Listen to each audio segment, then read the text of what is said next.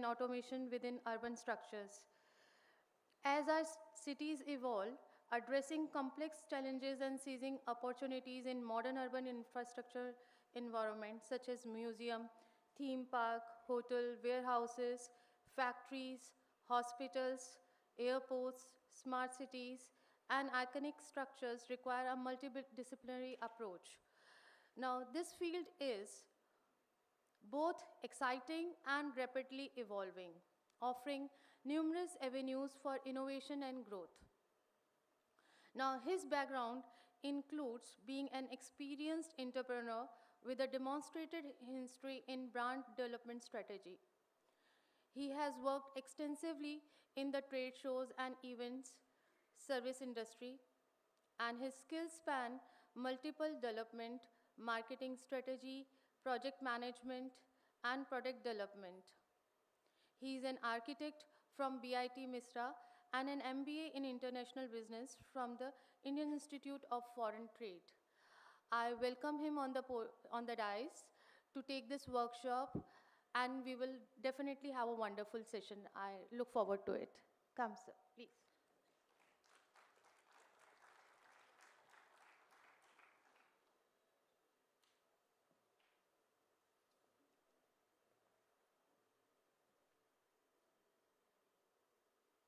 Somebody can help running this? The display.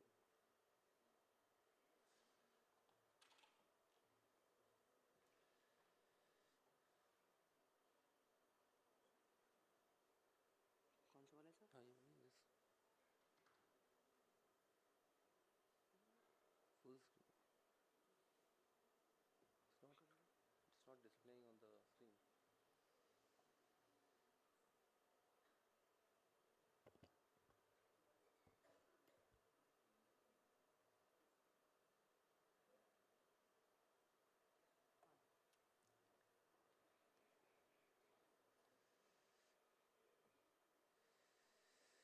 Okay, this is the talk on shaping the future of narrative architecture in the era of 6G and AI.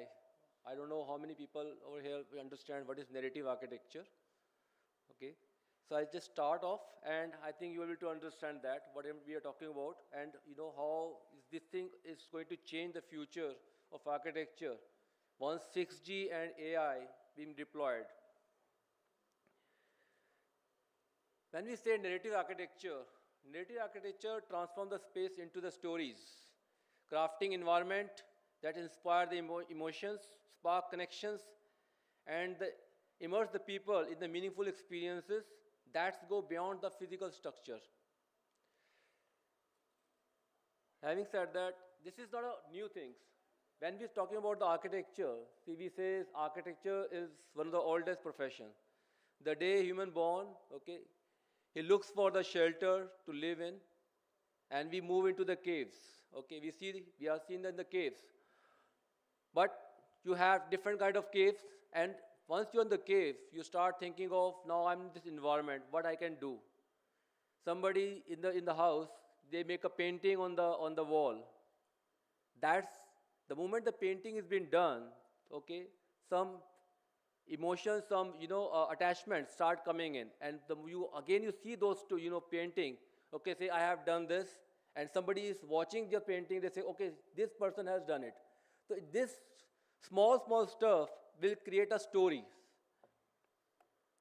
and these stories which engage. So as if we see our old structure like temples, we see the pillars over there, and there's a number of statues which is being crafted in different forms.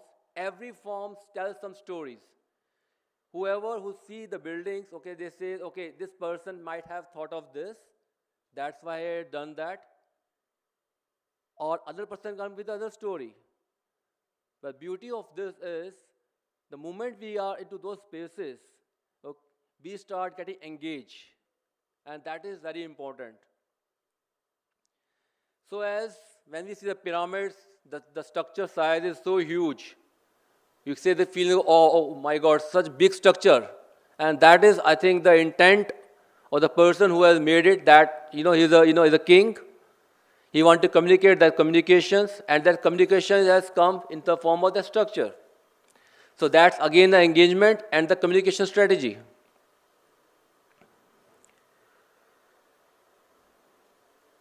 So from see the history, we find there's a lot of examples where we have used the senses like sight and the sound.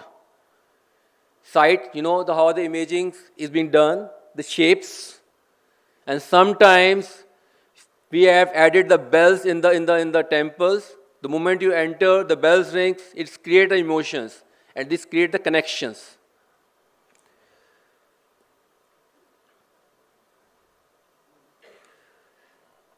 Further, we start seeing this. We are finding that our senses play a very important roles in creating the connections. So, sight and sound is being experimented. We say, okay, this works very well. Why not we add the touch and the smell? So, for example, the day you entered, okay, in the hall, and somebody is standing, with a with the dhupbatti, and the smell is coming up. It's very soothing smell, but it creates the emotion. You start, a different state. When you enter and when you pass that state, you are in a different state. So architects, when they design the houses or when they design the environment, they have to also have to think of how to engage beside the functions.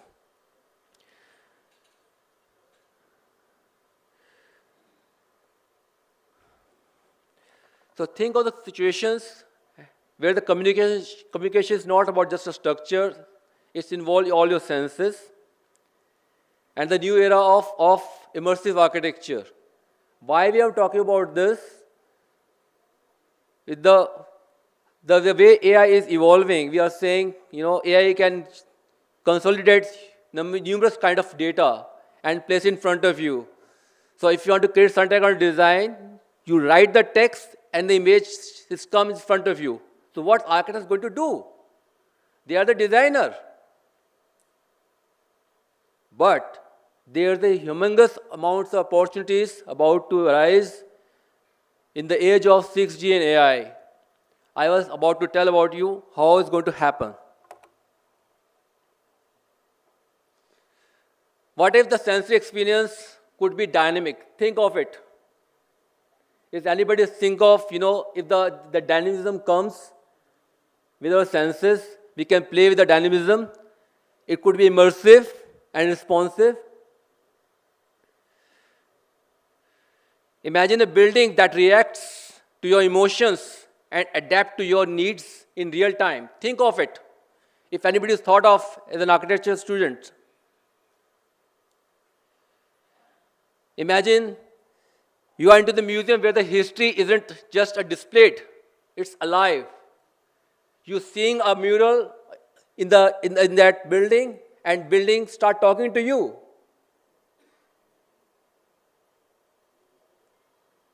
It's just a dream, or it's not possible. But with 6G and AI, it is possible. We can have a lot of tools where a building can talk. It's up to you now how you utilize those tools, and that's creativity give you the business to the new era of 6G and AI. So imagine, having said that, you have to think of how you want your surrounding to respond to you in the future. It's up to everyone.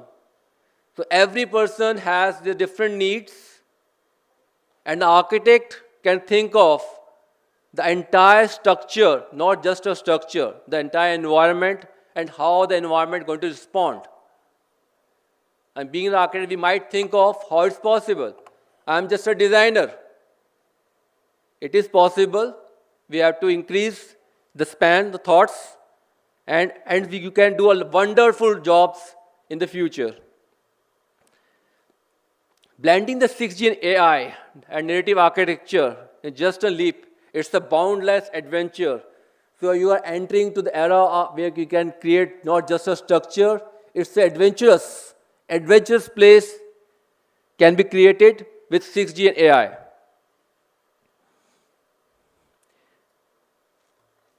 Where all the buildings can just tell the stories, every space is a canvas of creativity. This is the future we're talking about, which we are shaping now with the era of 6G and AI. The era of narrative architecture powered by secure 6G and Nexus, where technology meets humanity. Technology cannot overcome. Architect's role is how to combine and and how they can work with the technologies and create the bonds. And that bond is going to sustain. And that's the business model. This is an example. For example, you're walking on the street. You have a man-sized holographic window in front of your door. Think of a door. Your replica is standing over there, interacting with the people who are as a guest. How are the guests going to feel it? So there are new possibilities are arising, which we can incorporate in the designs, which was not possible earlier, but today it's possible.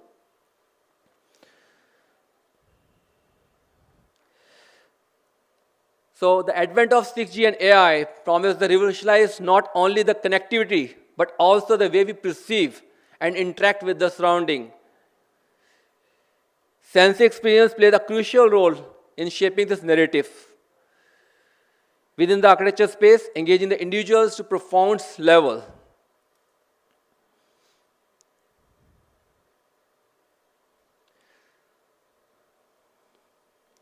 So, besides having said that, when we get the brief from the clients, we can think of the fusion of the technologies. That is something gives you the edge in the upcoming future of the architecture. What kind of technology you can fuse with your designs, how you can make it a narrative architecture, how you can engage the people who are living the space. That is something is something gives you the edge.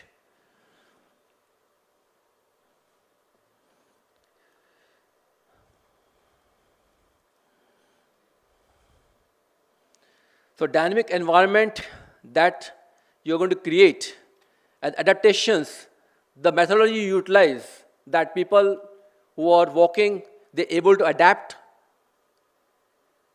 in real time. That is something is exciting factors which you can create in your designs. Having said that, there's one more thing which is important is the ethical considerations. See, why we are talking about this? From the day one, you start learning, you get the formula for mathematics, you remember that, you forget at times. You get the formula of physics, you learn that with your hearts, it changes, you forget. But the story you have listened from your grandmother, your father, it's sustained, it's stay in your mind. So it is very important while creating the story, what kind of data you are utilizing. Is the ethical data you are getting? And your story is utilizing those ethical data? So if you are doing that, you are doing the right things. But if you are not giving the right picture, it sustains the people's mind because people remember the stories. There's a huge responsibilities coming on the architects in the future. So we have to be ready for that. And we have to align ourselves how to get the authentic data, how to create the stories in your designs, and how to present yourself. That is the collective aspirations. So you have to interact with the historians, you have to interact with the technicians, AI expert, data scientists, and understand that what's going around. And then you have to create an ethical space and create your designs.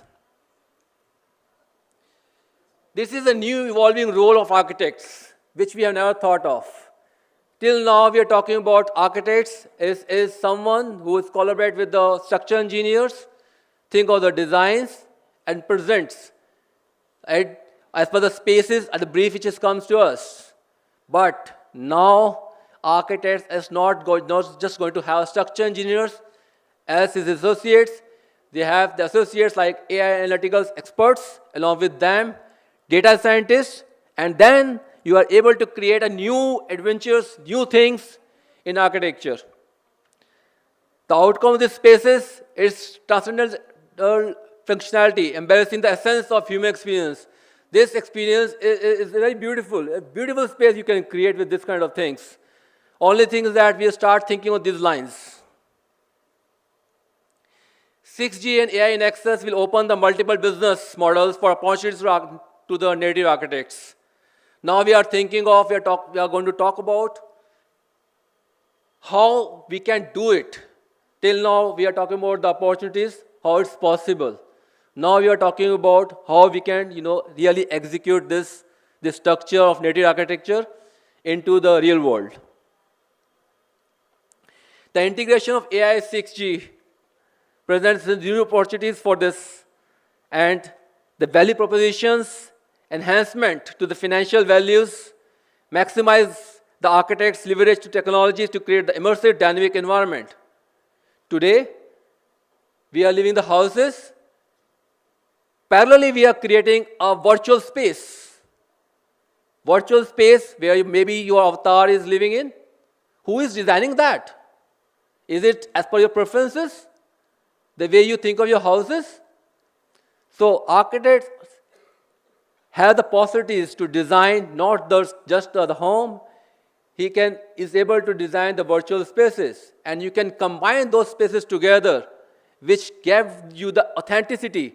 People able to trust you because all the spaces, which is maybe a virtual or maybe a real, people are able to connect. So you can create the authenticity, and that's another responsibility is coming to the architects.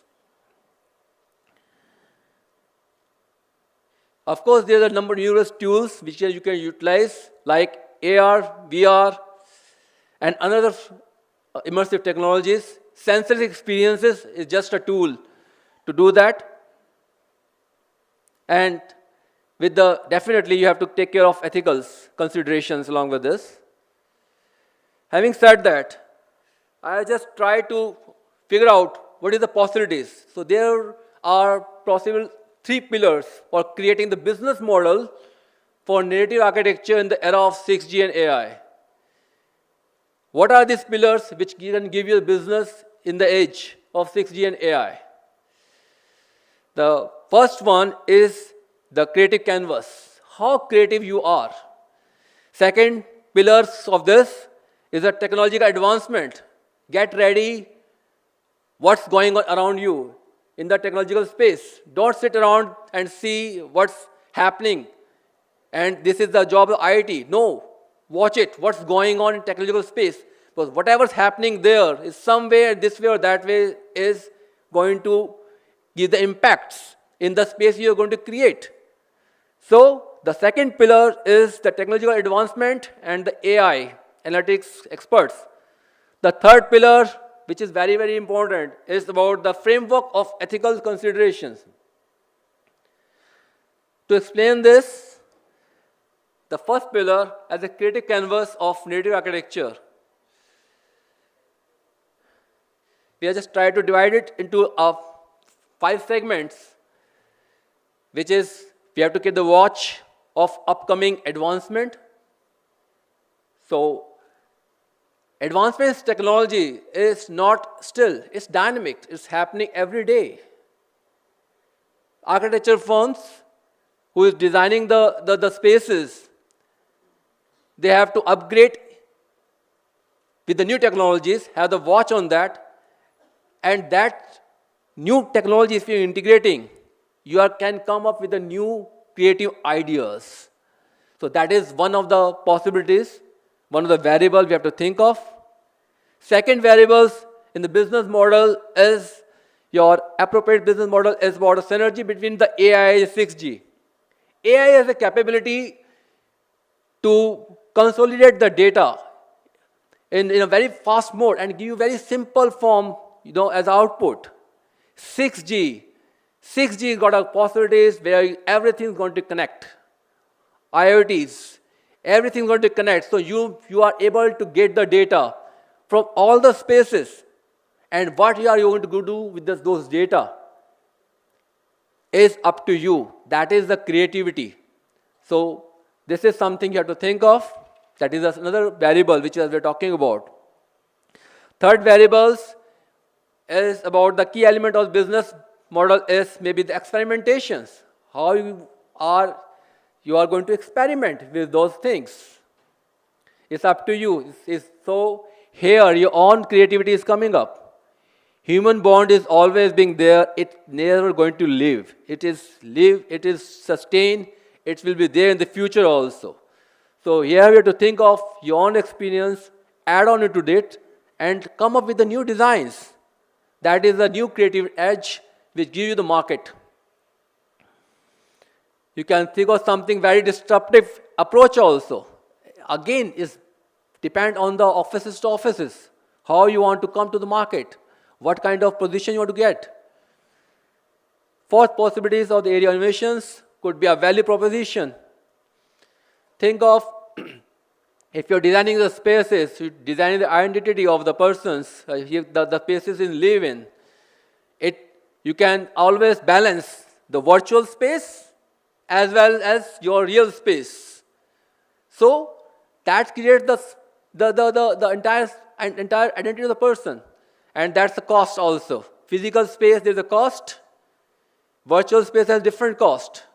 How you are balancing that is something is a part of architects.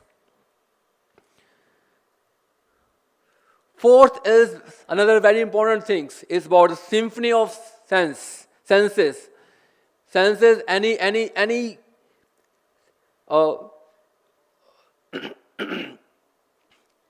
how you are engaging the senses, it is depends on that. For example, you're entering, you're seeing how you're utilizing your tastes, smells, touch. This is up to you. It depends on the architects. So this is another tool, another variable which you can utilize while creating the space. Further, to elaborate the creative canvas, Architect 6G in AI give you the real-time dynamic architectural environments. So the moment, why am I talking about this? The person is standing in the house. Think of this furniture. This furniture is right now is still. It could be a dynamic. It can change the shape. It's possible now. It can be possible with the 6G and AI. Think of those lines. With the advancements, see, robotics also has been started up. With another 5-10 years, robotics also going to evolve. And we start thinking of these lines. We can be always being creative. We can always be into the business. So we can leverage with these derivatives of this technology's fusion, experimentations, innovations, and disruptive approach. We already talk about that. So, for example, a house, okay, we are sitting all around, and everybody is engaged in their mobile phone. Nothing is happening, no connections. Architects are thinking of how to combine the family in that environment. Something can come out in terms of sounds. Something is dropping from the ceiling and create different shapes. So that engage the people who are sitting in the house instantly. They have the intentions. Another event started in the house. Another engagement. Who is thinking about it? Architects. So this is another narrative architecture which you can think of. So having said that, the various dimensions are opening up with opening of 6G and AI. value proposition of this, of course, is being there. Operation value, we discuss about this, how we can, control the cost in the virtual and the real spaces.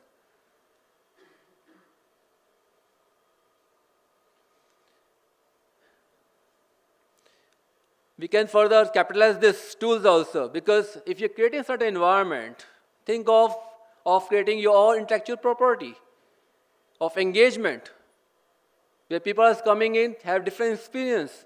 So tourism can be also be enhanced. You can monetize those spaces.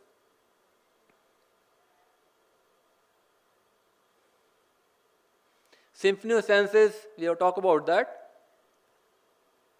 Second pillar is, as of now, we haven't thought of, is about the technological advancement, the analytical and the AI analytical experts. See, we have to start collaborating with the AI expert. Start talking to the AI experts in your colleges. What you are doing, what you are making. It gives you a different perspective, what you can do in your space.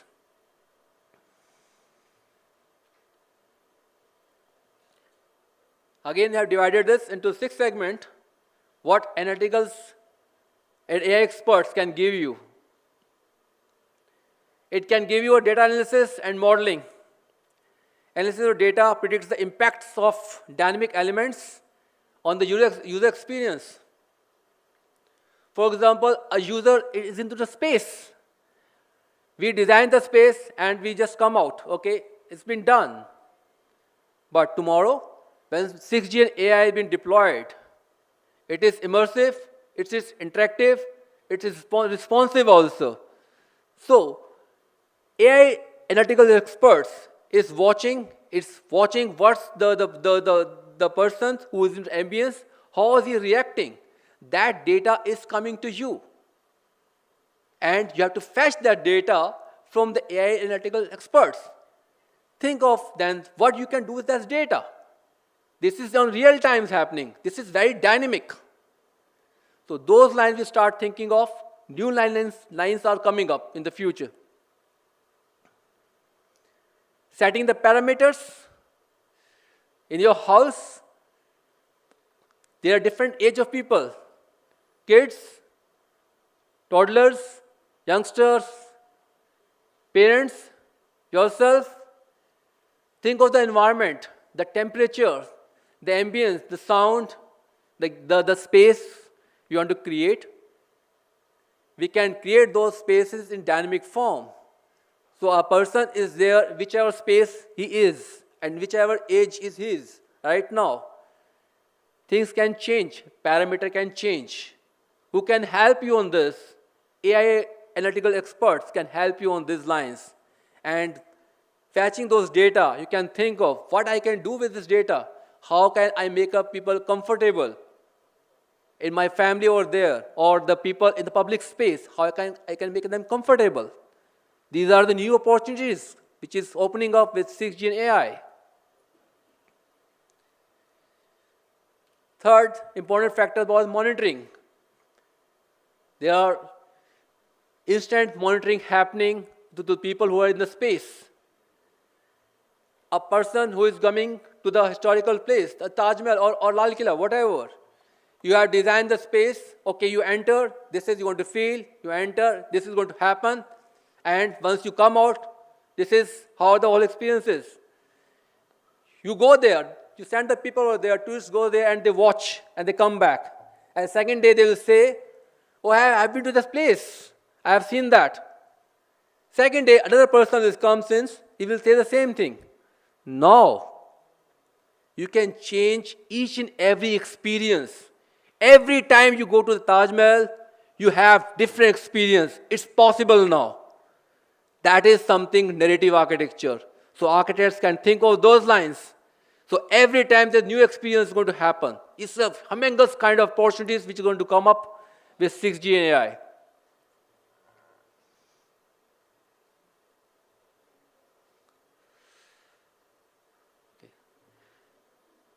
User experience, feedback, and adapting with the adjustment, ensuring the optimal dynamism also very important.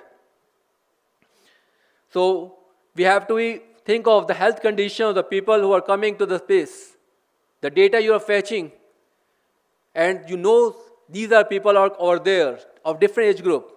If I have one person there, I can control the data. But we have the people in the public spaces. Different people are here. In this room, we have different people of all ages, all experiences. So we have to make them comfortable. So we have to optimize the dynamism in our designs so that everybody is comfortable, still they are engaged. That is responsibilities. And from where we are getting those data? We are getting those data from AI analytical experts.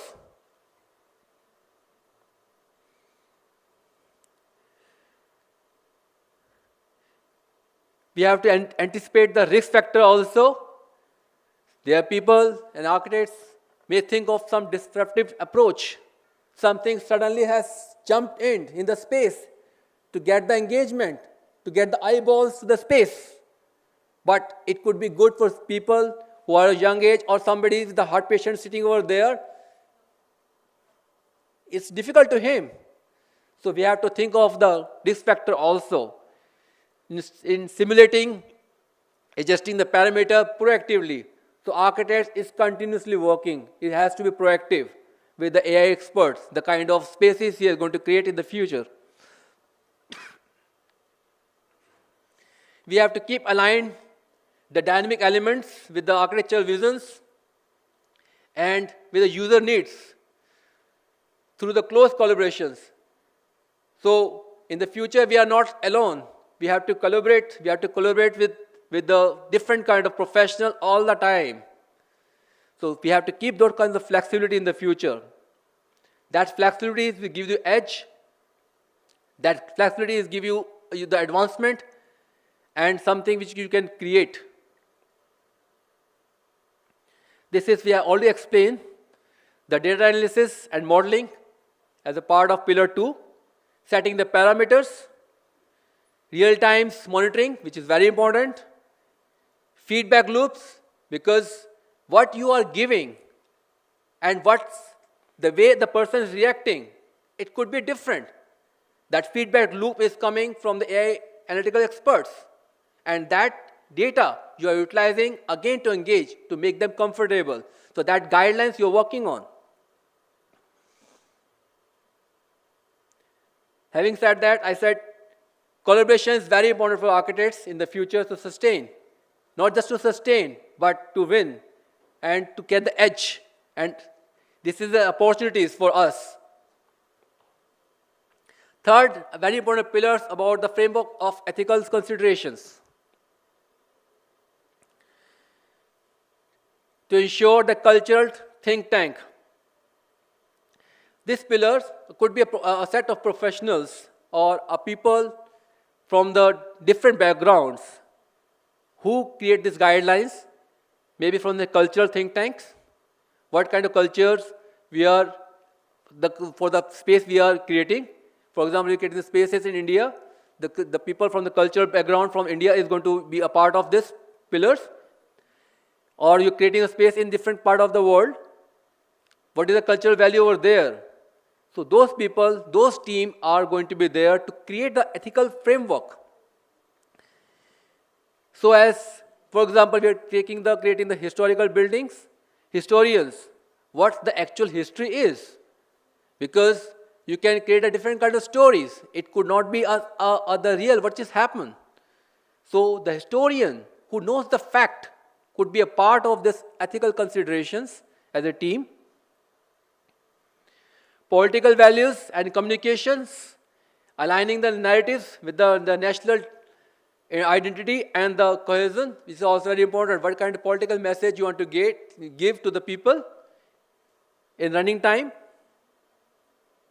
Uphold the equality, freedoms, and dignity in the design decisions.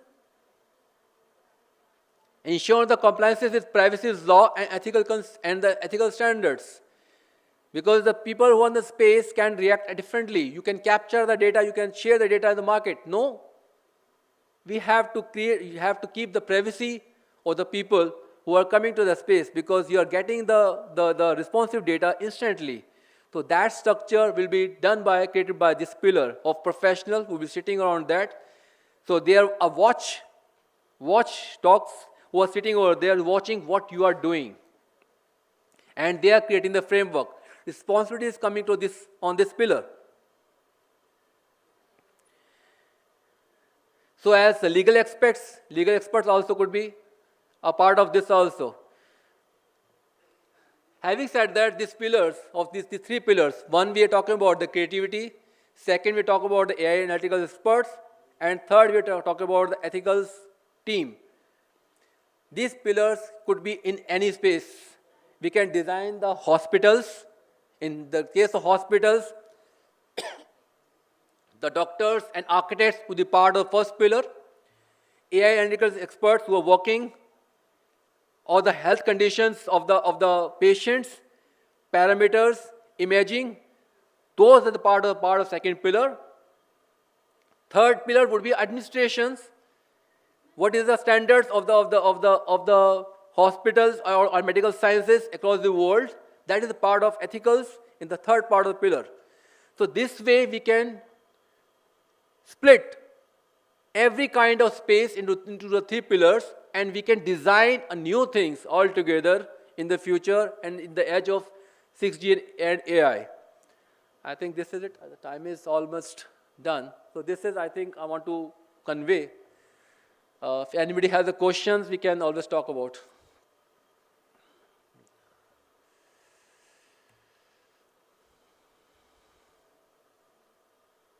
Sir.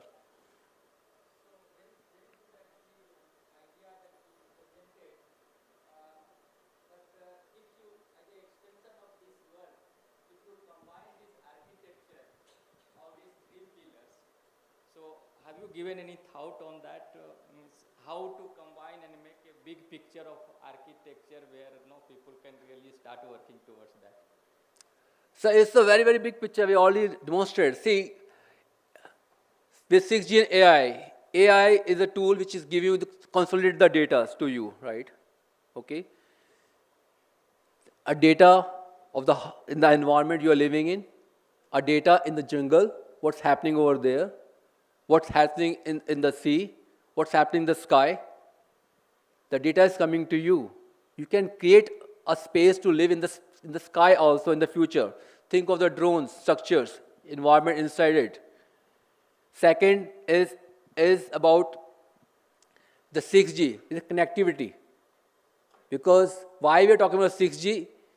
You are in the air, but connectivity is being there. You are to see, connectivity is being there. So that connectivity and 6G, or with the 6G and with the AI, it's a tool which is giving you the opportunities for the architects to create the spaces. My question, not question, but just I'm trying to say, so you showed three architecture and different blocks in this as a pillars, right? In three pillars, there are different main functions that it can be performed under these three. Yes, sir. Now, if we combine all together, that will give a architecture, complete architecture of this system. That architecture can be designed for wherever means applied. It is for hospital, it is for admin block, it is for house, it is for apartment. That can be done.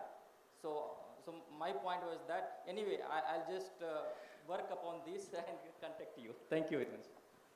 I can give you answer a little more about what you're talking about. I just give one framework on this. See, till now we're talking about the structure again in the kind of solid structure being there. Admin block, a house, a hostel. With the edge of, with the 6G and AI, you have everything, like for example in the mobile, you have all the data now. You're talking, which is not possible earlier, right? So dynamism happening around you. A port model robot is coming along with you as a servant, right? He is doing different activities. This was not possible earlier. So living spaces are going to be changed.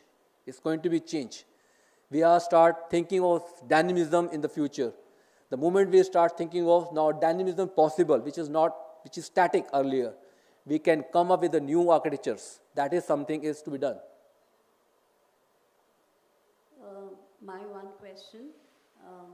Now, in architecture, we are talking about multi-use spaces with the space crunch coming. So we have a space which is used as an office at one point of time. Could be a studio apartment, could be a lounge. So utility spaces is the future. In that context, how do you think is narrative architecture relevant?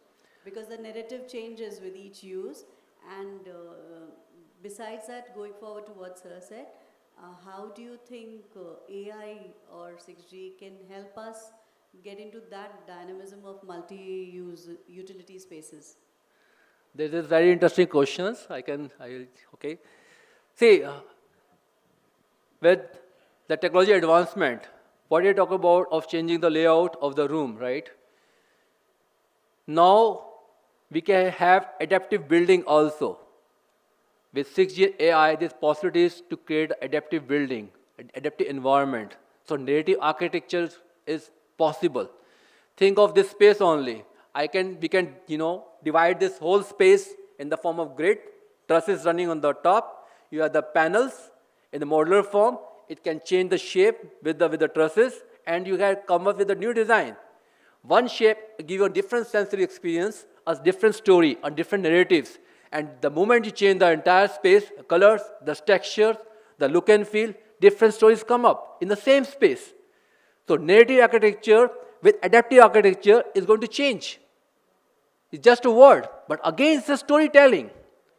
And why it is possible? It's possible because of the data. It's possible because of the connectivity. It's possible because of AI. AI make you responsive. So the entire this space can change in 5 minutes time as per your need, as per your mood, as per the architect's narratives. This is possible. This is it. I think I will be able to give the answer. Okay, thank you very much. No, we don't have time. Yeah, he is available in break, so please talk to him further. Okay, let us give him a big hand. Thank you, sir, very much. Thank you, sir.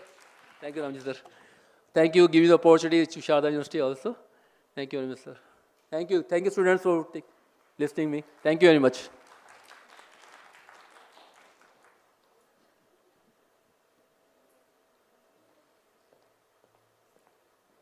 Yes. Okay, thank you, sir. Thank you, sir, for such a wonderful session. I'll request students to be here. We will start next session at 11. I request others to have a discussion outside, a break time, to use it for networking and all. We will start our next session at 11 sharp.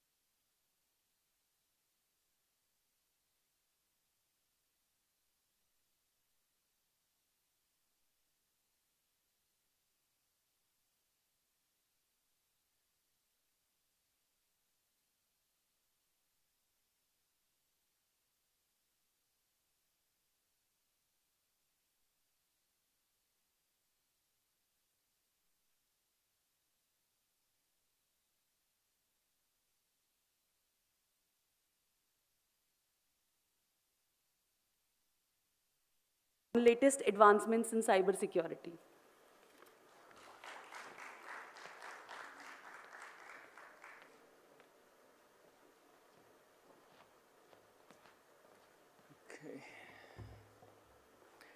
Everyone give me a second. I'll do some security things before I can start the talk. Yes.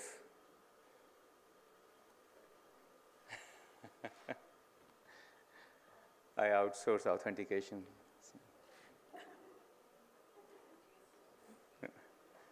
All right. Thanks for the introduction, and thanks everyone for being here. Thanks for the organizers for having me as well. And you're still welcome to come in front, especially this space could become very interesting. Listen, everyone, I'll keep my talk to the point, and to the point being that we are going to talk about securing 6G. I think that's also what the conference talks about, secure 6G and then other stuff after that. So my talk focuses on securing 6G. That's my, I would say, expertise or line of work that I've been doing since ages now. Had you been in front of me here, I would have liked to see your hands on how many of you know about 3GPP or standards, yes? All right. And then I guess you should be knowing about ITU for sure, yeah? That I should not be asking, yes. Good, good. Listen, I see some hands not going up for 3GPP, so I'll give you some background about that. But talking about securing 6G, we do have to see how things are today, what's the situation today, and then take it from there. Bringing a new technology is well and good. I have always worked on that, but whether that gets utilized is a different matter. And that really depends on whether people are interested in using the technology, whether people do have the monetary ability to use the technology, yeah? It will come later. Yeah, thank you. So, yes, I will show you my slides, and at certain points I'll point you to things that you can also collect from the internet. So, just to give some background on standards, standards make our life happen.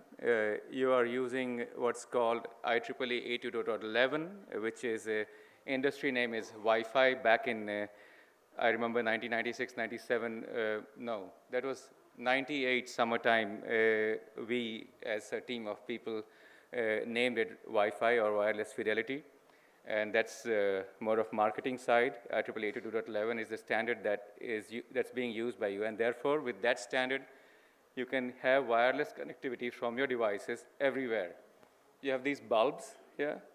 Bulbs, if everyone would make their own kind of bulbs and own kind of connectors behind that, especially, with all the parameters defined for those connectors, then you would not be able to buy things from anywhere, yeah? You'll have to just buy from a given company, given owner and stuff like that, and therefore have a monopoly, super increase in price and stuff. So standards give you the same kind of technology that can be used everywhere, makes your life easier, brings competition in market, and therefore reasonable price as well, yeah? But at the same time, that competition brings a lot of innovation too, yeah? What you standardize usually are the interfaces, how things can work with each other, yeah? The bulbs, that part on the back, how it connects and what it kind of communicates with the electricity, at which frequency, which power and stuff like that. So 3GPP is a third generation partnership project, interesting name, because that's when it started, and now it is going towards 6G as well. That's a body that gives you the mobile communication specifications, not standards, and each country then takes that in general and calls it a standard. It also goes through ITU process, of course, of ratification there and to the different countries, yeah. I'll keep it to that. There's a whole lecture that I can give you on 3GPP itself. What I want to do and I'll try to keep up with time. I think, and my time I'll keep up is 11:45. So taking 20-something minutes for my talk, so that's why I said I'll just keep to key points in my presentation today. So let's start from a little bit of historical perspective. So now, forget it. Listen, you can see the slides. I will speak what I want to speak. You can read what is up there. Yeah? So let's keep it that way. The triangle that you see is coming from ITU. It's a well-known triangle. I'm not making that up. And to be honest, you can download it from anywhere in the internet. Yeah, there are 3 parts for 5G. Yeah? There are three corners. That's EMBB, that's URL LLC, and then MMTC. Yeah? When 5G was happening, well, you know, my time comes from 3G era, and 4G I started writing specification, and 5G I was chairing the standards body for security. Of course, all this comes from ITU, and then we in 3GPP start the specifications. Couple of points that we have to think is any kind of new technology that comes in place should have some kind of compatibility, yeah, from the backward compatibility. At the same time, it should have some kind of business usability. Yeah. What is the business? Yeah. How does the business work in mobile communication? Many things in there. Let's break it down to a very simple point. The business works by finding and identifying who is who. If you identify the person and know how to charge the person, you can get the money. It's very simply laid down. How do you do that? Is, you know, you can, this is an iPhone. It depends on the phone. You can just take out the USIM, UICC, that's a card, and the SIM is the software on top, and that's what actually identifies you. Yeah? You have to have some commonality over there, even if you go through the generation. Getting into 5G, we came to an era where the technology, although not really used to its fullest, gives you much higher bandwidth, much higher data rate. Yeah? It allows multiple devices to work together. It decreases the latency, stuff like that came in place. You have possibilities for networks which are private in nature. Yeah? You don't need the mobile network operators, but have private networks as well, which are totally disconnected. And there are wordings for that, enterprise networks and things like that. Doing this, and I don't want to spend time on that, we really, security-wise, we really did quite a lot of enhancements, quite a different thought process about authentication, for example, including going up and saying that you could use authentication mechanisms not defined by us in 3GPP. Yeah. We discussed and thought actually from 4G time, we started thinking about how keying could be much more distributed in one sense. Yeah. So you have key based on the purpose. Yeah. You don't have to use the common key all the time. And we did that, we enhanced that further a little bit, and many other aspects came into place.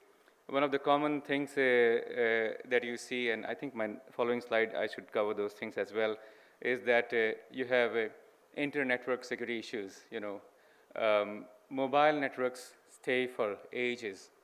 SS7, I don't know, was 30, 40 years back, still out there, and therefore being attacked because the idea of security, understanding of that changed over time. Yeah. And when we came to 5G, we enhanced those interconnect security aspects. Now, 5G came, and this picture I'm throwing in just for the sake to help you out. Even though we have 5G today, as I said, we are not using it to its fullest. Yeah.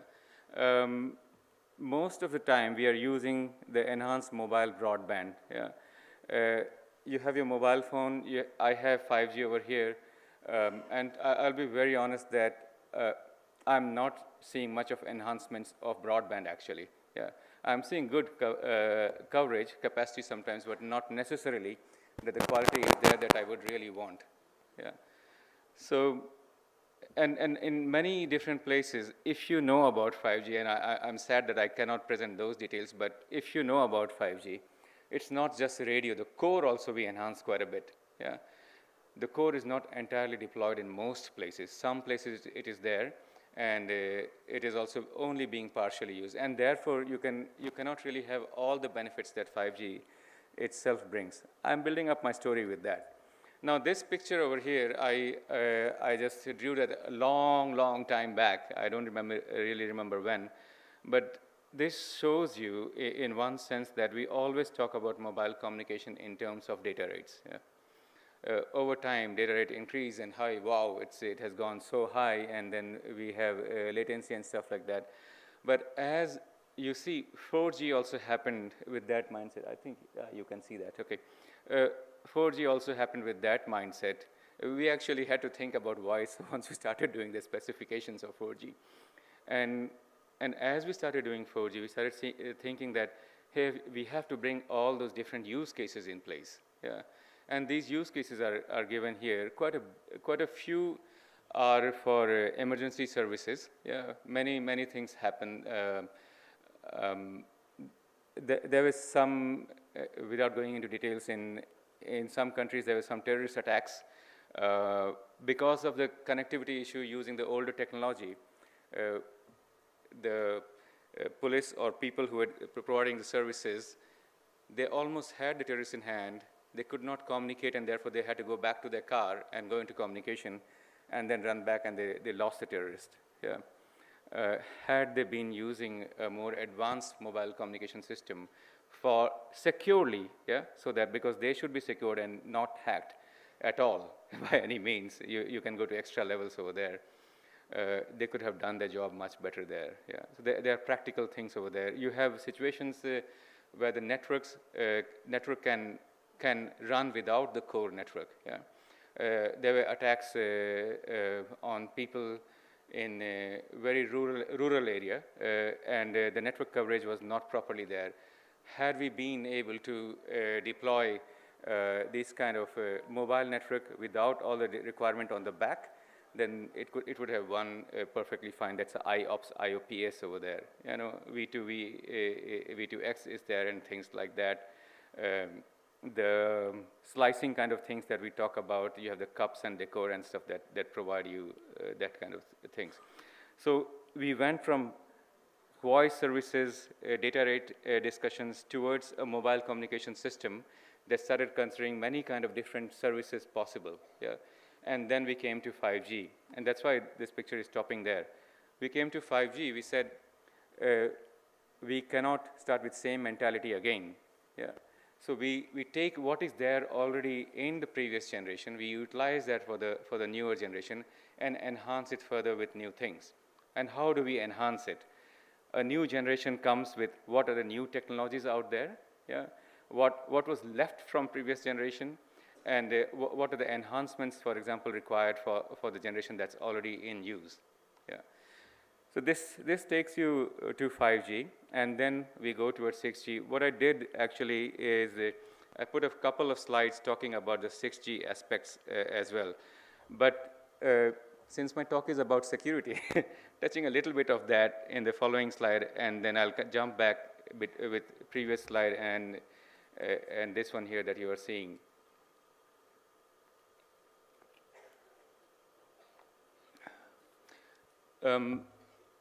You can see the slide. I think I have placed a slide somewhere in the internet as well, so it's also available there, and also in my book as well. So every time we start a technology, the mindset about security and attacks is also from that period. Yeah. I have to tell you that probably 10, 15 years back, things we used to joke about hacks that can happen are happening today. Yeah. Ransomware is one thing, but hacks, for example, that I personally have been through in operations environment is your mobile phone being updated, with the application being updated. Yeah. The application is made by some vendor, some app developer, but often open source is used and different parts maybe they have bought from other places. And one part of the application that was brought from elsewhere, there the hacker hid there, yeah? Basically hacked through that app and had a hole through that app on every mobile possible. So once the app was updated, the hacker could go through that hole and access all services of that given subscriber. Yeah. So these things enhance over time. At a time when you are developing your solution, developing and thinking of potential vulnerability, potential threats, you might not even imagine that this could happen because smartphones were not there initially, yeah, and not used as much.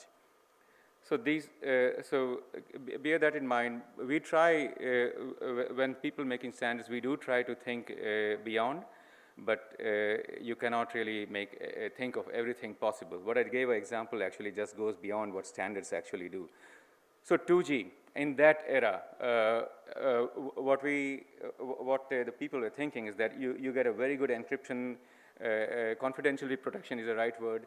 You give authentication, and authentication should be done by the operator because, hey, the operator is the right person to authenticate, and because that operator needs to get the money. That was the mindset. Attacks started happening over there. You might have heard about SMS-based attacks, and then at the same time, network-related attacks and stuff started happening. SS7 associated inter-network attacks actually started back then. Moving ahead, thoughts were brought in place, how to do mutual authentication, how not to let this authentication stop at the edge of the network. We got into 3G. Yeah. We moved, after some discussions, we moved things a bit deeper in the network. If anyone remembers 3G, you had one radio part, one in front and one on the back. Yeah. Fine, good. What happened is when we went to 4G, discussions happened, interests of people happened and stuff like that. It changed back again to what was there in 2G. You had the end of the network security coming more closer to the user. But then we argued and discussed and stuff like that. And when we started breaking up 4G in more a virtual environment, and then when we came to 5G, that's when the word Open RAN came into place. Yeah.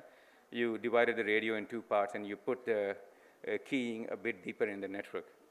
I know I'm going a bit detailed, but I hope you understand with that the complexity. The details here are for anyone to read and take it over, so I don't want to talk about these details. But the attacks, of course, continued as we moved ahead. But one point I do want to mention, you can't throw everything on the standards, yeah? Specifications and standards are there to provide interoperability so that this product from one vendor can work in a network which is run by someone and with products coming from different vendor, yeah? And inside the network also you have multiple vendors working with each other, yeah? So they can work together, they can interoperate together, and those interfaces are the key to define. So what I can do, I can define how the UICC is built, how the SIM in that works, how that then communicates with the network, yeah, with your mobile device from security perspective to do authentication, yeah. Everything should be understood by all the functions throughout the network, do the keying, do the confidentiality protection, integrity protection, things like that. But then that does not give you a network, yeah? You have hardware, you have software, you want to deploy on a virtual environment, you want to deploy on a cloud environment, you want to have your own orchestrator for orchestrating things in the cloud environment. You want to probably even implement those things. So those things are not part of the standards I am talking about, yeah, the mobile standards. Those are more operational, more management kind of thing, and deployment kind of things, yeah. There are different standards for that as well, but those also need to be taken care of to provide adequate security. When I gave you the example of the app here, that's where it is, yeah. You can provide a perfect standard and specification for mobile communication system, and that we do have. Anyone can try and come up and give me an example that you have broken the 5G AKA or our keying solutions, yeah? but you can always break by different means the same solution. Yeah. So having put that background and having used most of my time on that, but still I think that people here should have some more understanding of what 6G is, and then my thoughts towards the end. So first of all, coming few slides are taken from this given source, 3GPP SA 6G Planning and Progress Update, of course by 3GPP. Friend Puneet Jain, he is currently the SA chair, and he put it together. If you are interested, just Google that and download the whole PDF from him. You'll get much more information. First of all, that's a logo coming from 3GPP for 6G. And this is your ITU thing. Yeah. Again, you'll get much more detail from the source and going to ITU pages and picking this up from there. Couple of points. You saw the triangle there for what's called, ITU will not call 5G, 6G and stuff. They call IMT, yeah? And you had IMT 2020. Now you have IMT 2030, not 3030. I was almost going to say that. I hope not. That will be too long for 6G. So enhancement of what is there in 5G as expected, and adding few more aspects over there. That's a ubiquitous connectivity. We had a talk just before about AI, that aspect, and then sensing part. Yeah, these things coming in. And as you go in the outer circle, I'm very happy to see that security comes up front, yeah, over there. If you see at the palette here, and that's the kind of KPIs, capabilities written here, there are many different new aspects also coming in here. Honestly, I don't even remember all of them, but I leave it on you to read the details. But once again, security was always there, but it's still there. I think it is here. I can't read on my screen in terms of more holistic fashion. Yeah.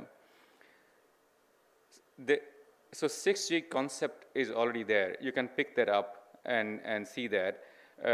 But that will connect to my latter part of my presentation. And this is what then 3GPP talked about the timeline. So you have the concept coming from ITU.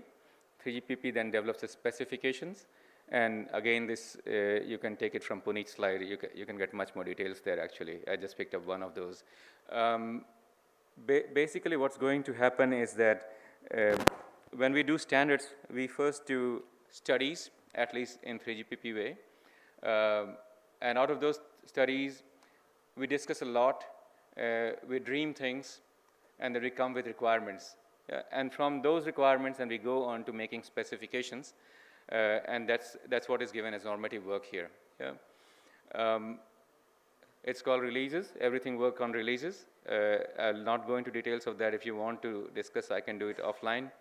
But roughly in terms of dates or years, it's release 20, you get the studies, that's 2026, 2027 time frame roughly, and normative work, guesswork, yeah? It's my guesswork looking at the things there, potentially 2028, 2029.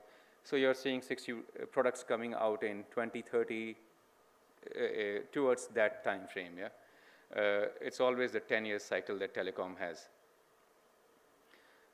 And these are the drivers that was put in their discussions, which kind of matches with the ITU palette, actually, and wheel, that you have sensing, you have AI, different kind of your smart, everything, security as a top priority, and then other aspects that you have to have backward compatibility. You have to have voice, for example, and many different things. These are based on a separate workshop that people had, and many different people gave their opinion, the highest to the lowest number of people, yeah, saying what they really want. So security, everyone said, is the biggest priority. I'm happy to hear that. Finally, we are in an era where we can say that. When I started working on security back in 1998, it was a tough job to even say that security is there for you.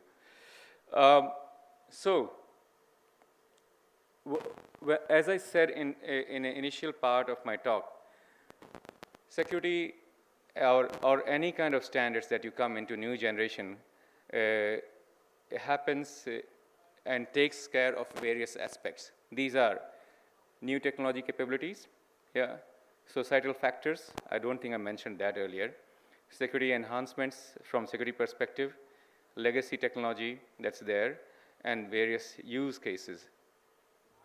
My following slides go into further details of these things. And being sensitive about the time, what I'll do is that I will discuss the details here itself in few minutes and slowly then move towards the end of my talk. So new technology capabilities, and then say novel use cases as well.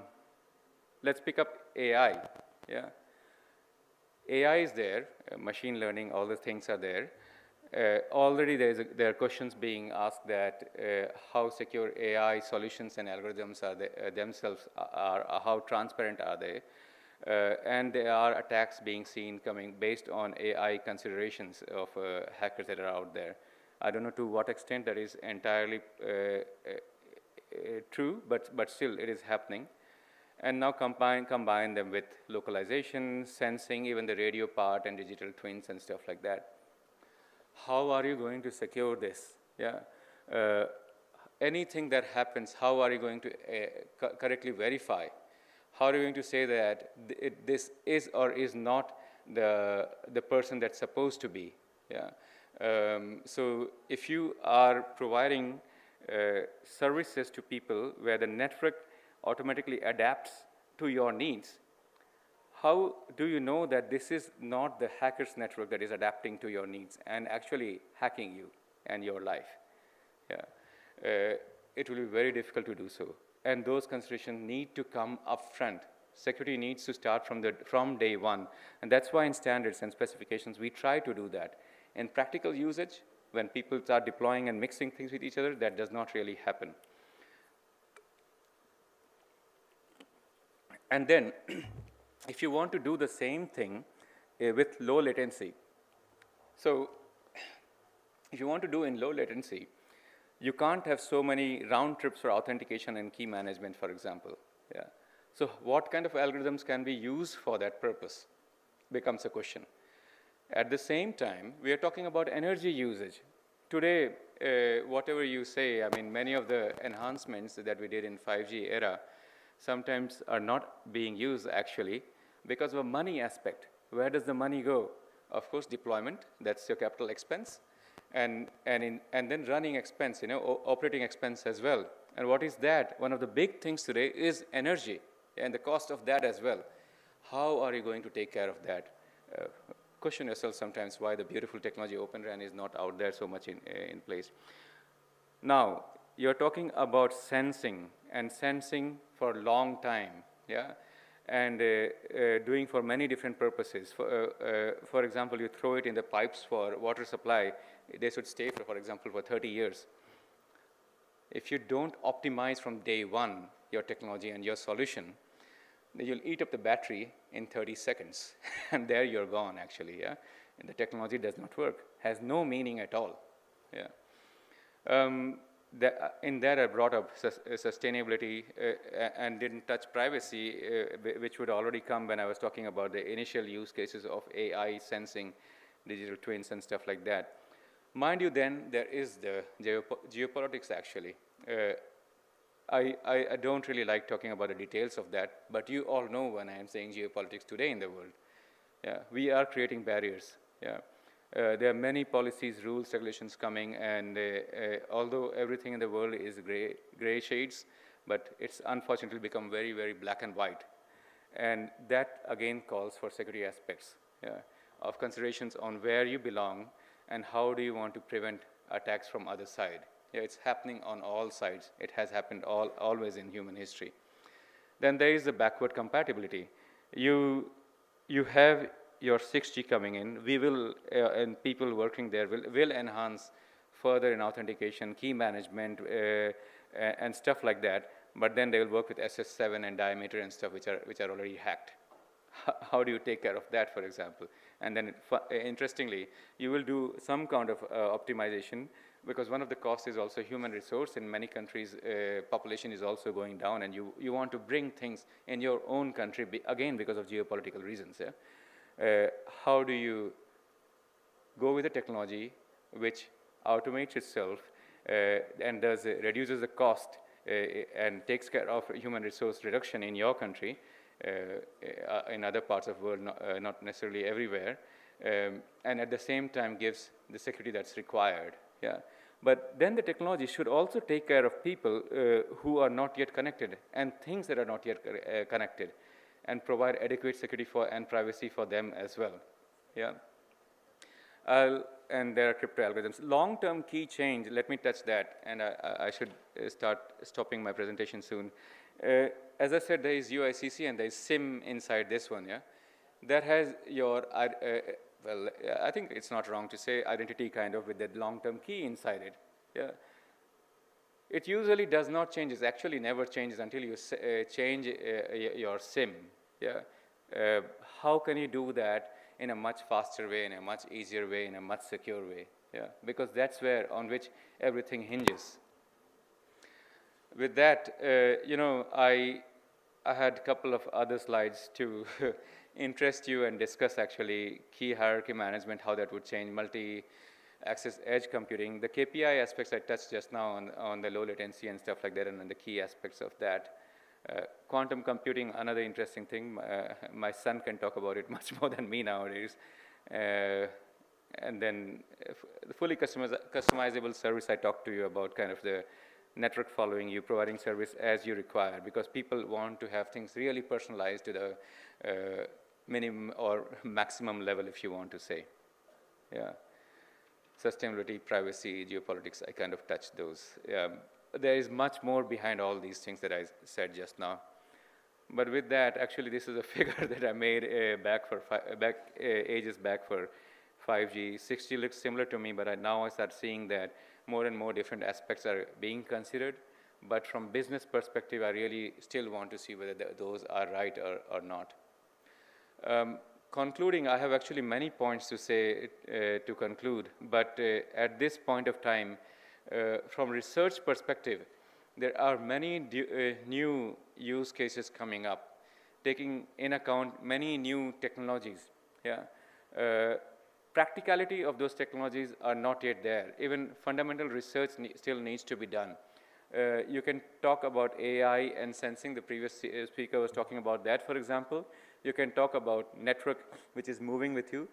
Now add the security aspects with that on how do you do keying with that, how do you do authentication with that, and stuff like that. Yeah, so that there are many points over there.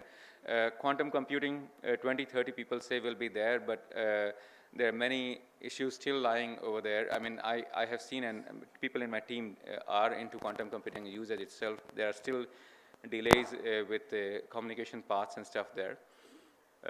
And then, of course, having your own quantum computer at home is another aspect, whether you can really have that. People are saying it is possible. Some have shown that. Point being collaboration over there. One person cannot do everything. You really have to work together, think of complete system. Global standardization, working together, even with the geopolitical issues, is a very important thing. And understanding the importance of patents in there and sharing of those is also very important. There are things written here that I have written a while back, but people in terms of having skills and capabilities to work towards more enhanced technologies in any part of the world. Yeah. And remember that you don't need to be a mobile communication person to do mobile communication. You can be in the IT side or other sides as well and jump into that. But at the same time, don't forget the value of technology. You have people. Don't forget the policies and processes in place. And regulators should be in proper balance, not to kill the market. Yeah. And sustainability, after all, I mean, we see the impact that we are having on the nature. I should not talk about it. We should take care of it and find ways as we have new technologies regarding that as well. Business sense and proper human sense as well. And with that, I would like to conclude my talk. I took a little bit extra, but I hope that the following sessions can start on time. Thanks, everyone. And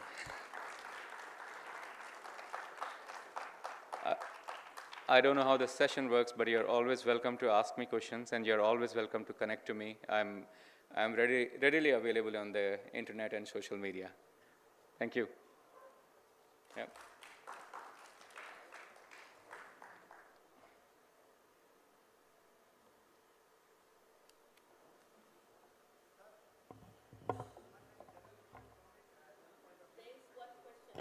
Okay.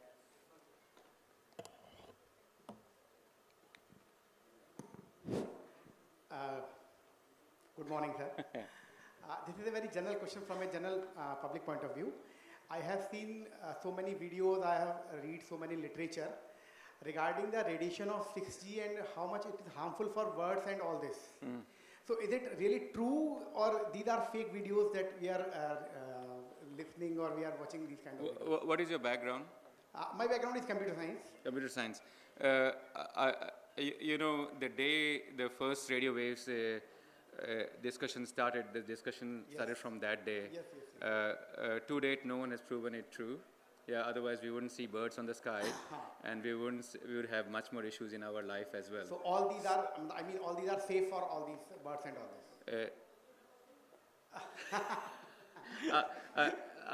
I would really say that with all due respect, to take it from more logical perspective and see appropriate research, because there were people saying that COVID started from 5G. I believe it is true.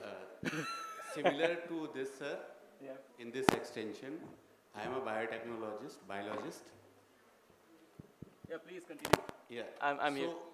Actually, the effect of such things on life cannot be observable in a very quick time. So when you will talk about the environment, the flora and the fauna, effect of radiations in any case is going to be observed after several years. And moreover, I don't know how many people they are doing research on that what is the effect is going on these wildlife or fauna, flora, I don't know. So is there any scientific or logical way that we can surely say, filter out this is 100% not affecting or not going to affect? You have too many questions in there. I would ask, my daughter is doing biotechnology, so I would ask her to answer that one. But when you talk about impacts coming in long term, when the first time radio wave discussion came into place, we did not have as much as enhanced filtering and technologies in place. So you would end up blasting out quite a big chunk of spectrum, yeah, and potentially causing much more issues. Today we are in much better shape. Since then, we are past many years now. I don't know when was the first experiments done. So Sharda's done since then, and it continues. There are always one side saying that things are wrong, but there is always the other side also showing that it is not. There are scientific works available there.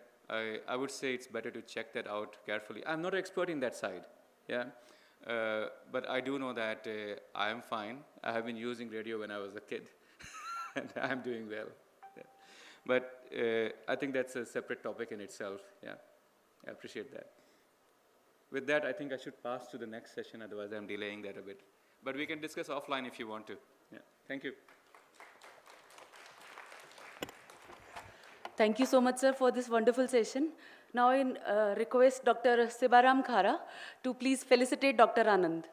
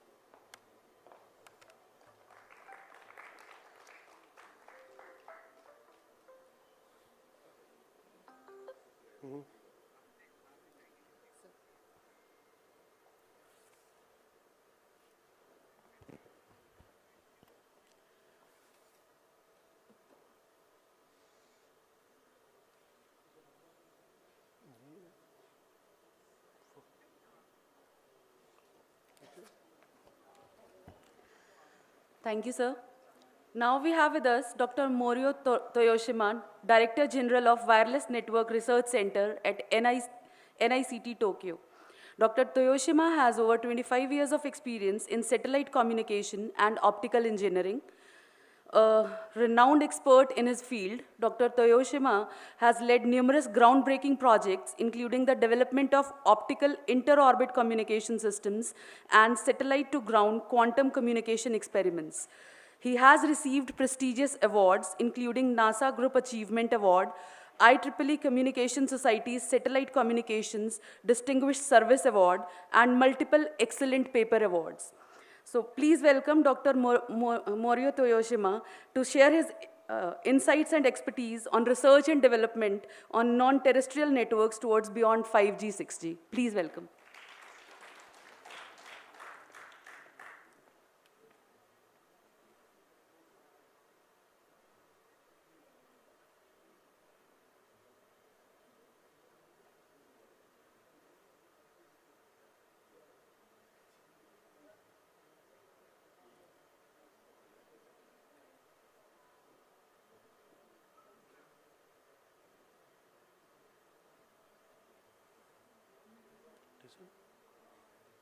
Already open.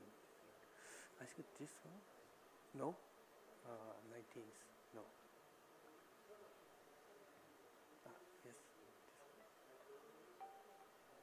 Oh no.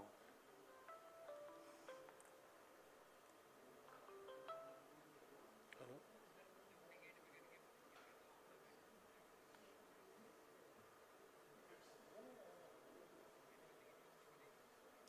वो नहीं कर रहा, folder नहीं कर रहा, यही वाला, yes.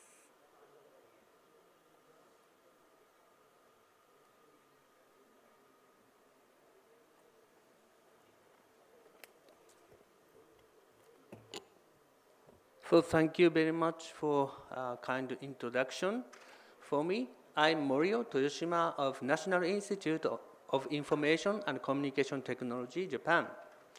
So now, from now, we have NICT workshop. So we organize the workshop. Theme is Future Wireless Technology for Next Generation Mobile Communications. So I will present an overview of around Japanese activity on NTN. And then there are 7 contributed papers. So 10 papers were submitted, and 7 papers were accepted. So please enjoy technical papers after my presentation. So first, I will introduce Japanese activity on non-terrestrial networks toward beyond 5G and 6G. So presentation here outline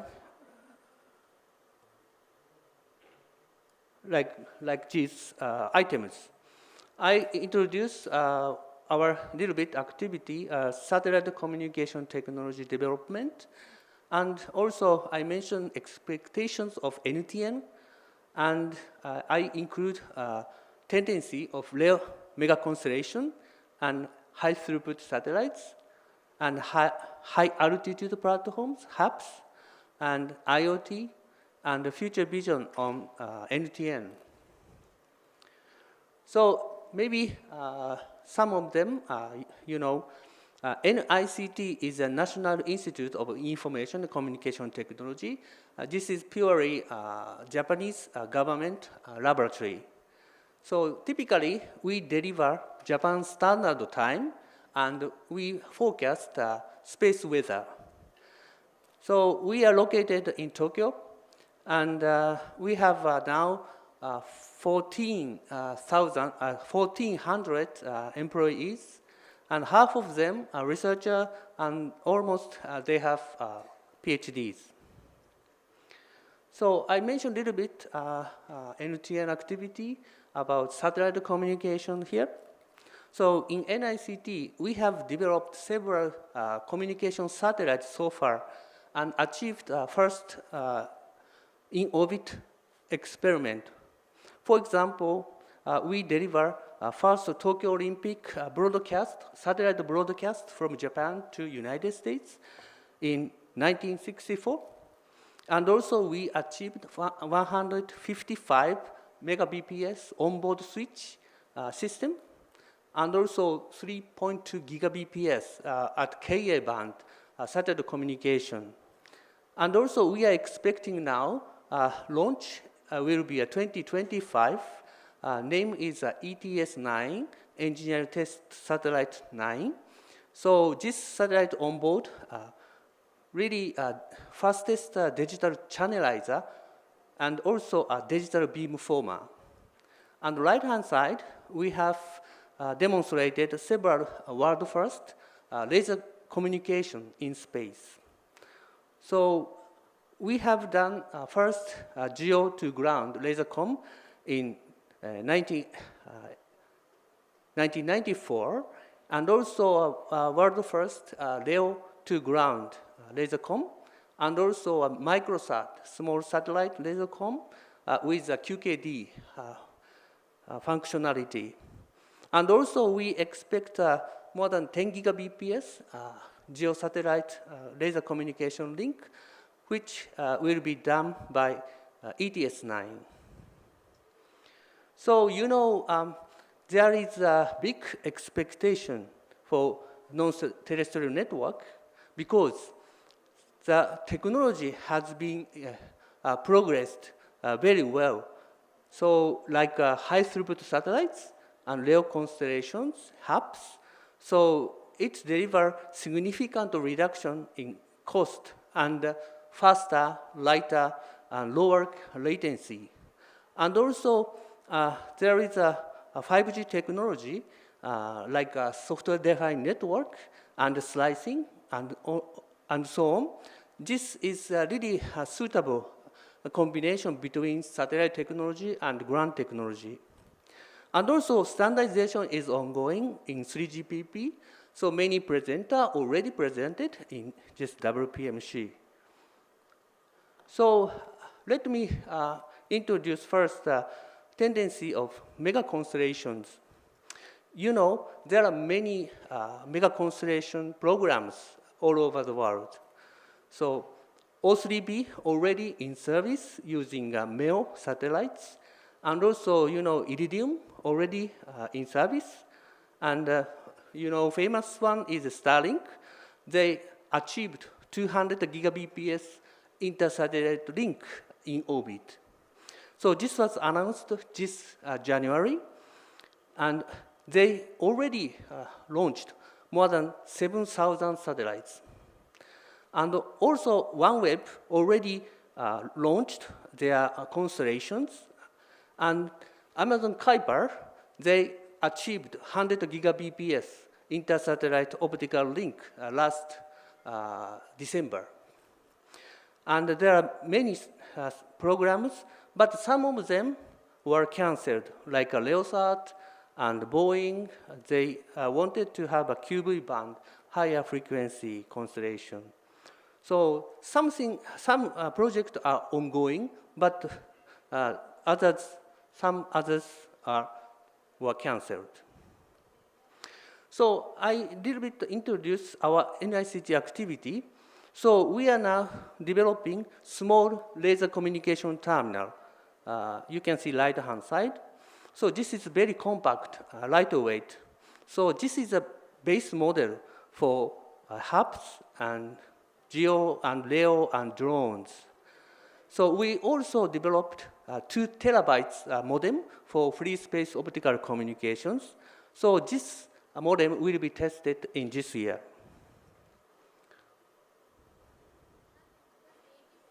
And I little bit show the tendency of LEO constellation in Japan. So Japanese Cabinet Office started this LEO constellation funding since 2023. So Japanese company, Space Compass, received this funding. So Japanese LEO constellation has started. So several small satellites will be developed. And also inter-satellite link and the ground-to-satellite link will be tested. So this funding will last for 7 years. So we also participate this program. Our role is to develop network architecture and also optical ground station. So these links are all optical. So this is a preparation of optical ground station in NICT. So we have prepared several optical ground stations. One is the biggest one, is 2 meter.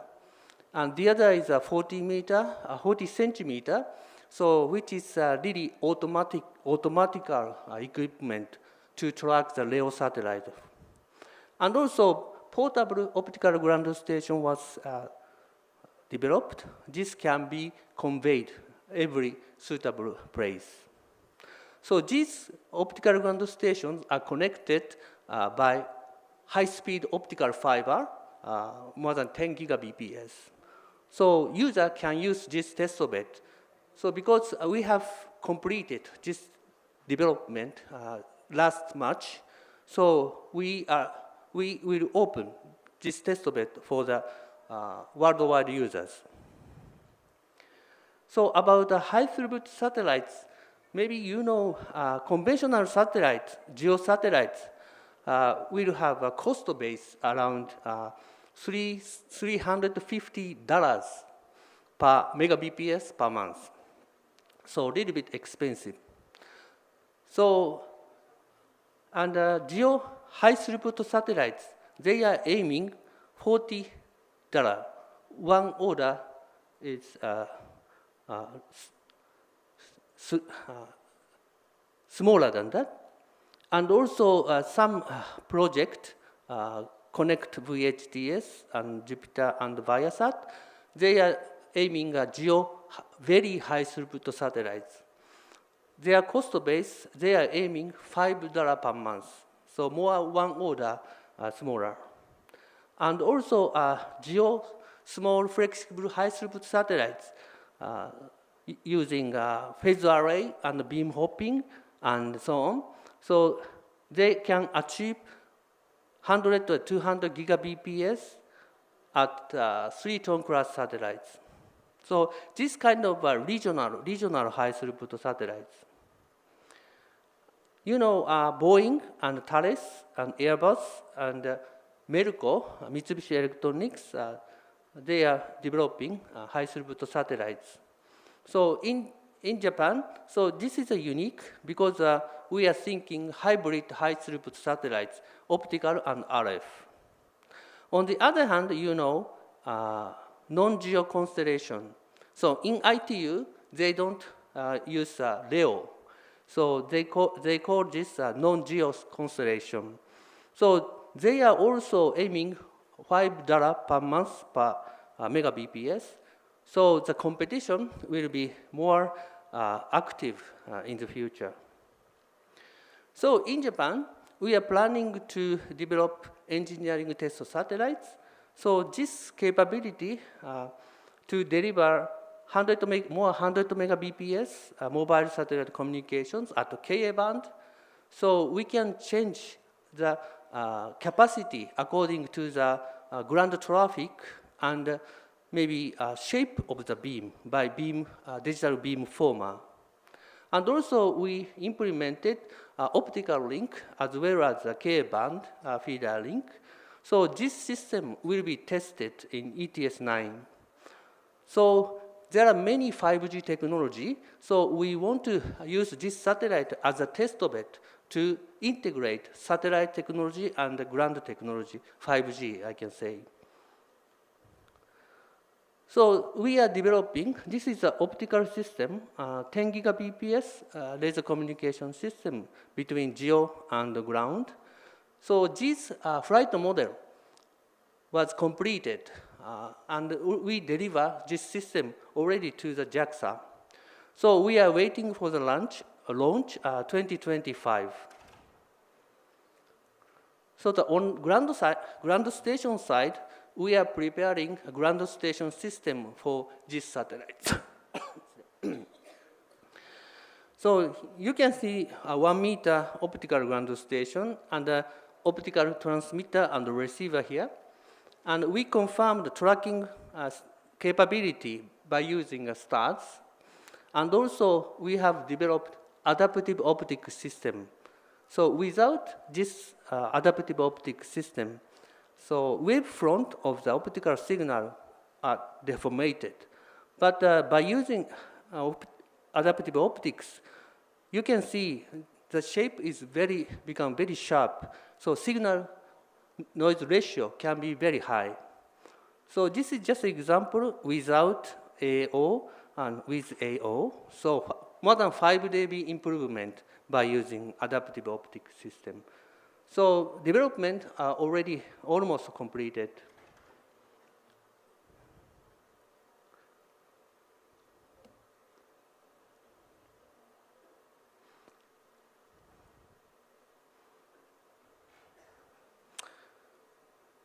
Restarted. PC restarted, so.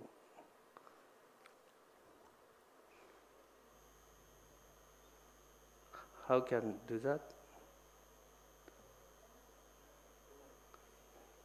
Oh, come back. Okay. So I move on to the HAPS topics. So you can see many HAPS program. So SoftBank, Japan, they are researching on sun glider capability. So HAPS Mobile announced they will do some services within a few years. So in this 2024, maybe September, they succeeded flight test in US already. And also Zephyr, so this program, Space Compass, collaborated, and they announced a collaboration. They will deliver the service at 2026. And also there are many balloon type or wing type HAPS system. So HAPS development are ongoing. So just an example from NICT. So we have developed a communication system for drones. So we fly 4 drones simultaneously, but one operator can control simultaneously 4 drones. Thank you very much. So this system can delay the signal. So on line of sight communication can be possible by using this system. So this was a press release 2022. But today, after my talk, progress result will be given. And I move on to the mobile direct and satellite IoT. So you know, Apple and Global Star deliver already worldwide emerging service, but they announced maybe they will increase the number of satellites and also with messages. And Link Global already deliver services, message services. So satellite mobile direct means direct communication from satellite to your smartphone. Okay. So AST Mobile, they have launched 5 Bluebird satellites last September. So test phase was finished, and then they are entering operational phase. And Starlink and T-Mobile, they are doing direct communication. And Japanese KDDI company, have a collaboration with Starlink. And also, SoftBank collaborated with Skylo, maybe Indian system. So they deliver some IoT service. And also there are many satellite IoT systems because so low power LPWA signal and maybe LoRa signal can be detected by only cube satellites. So cube satellite means that one U satellite corresponds to a 10 centimeter, 10 centimeter, 10 centimeter small cube.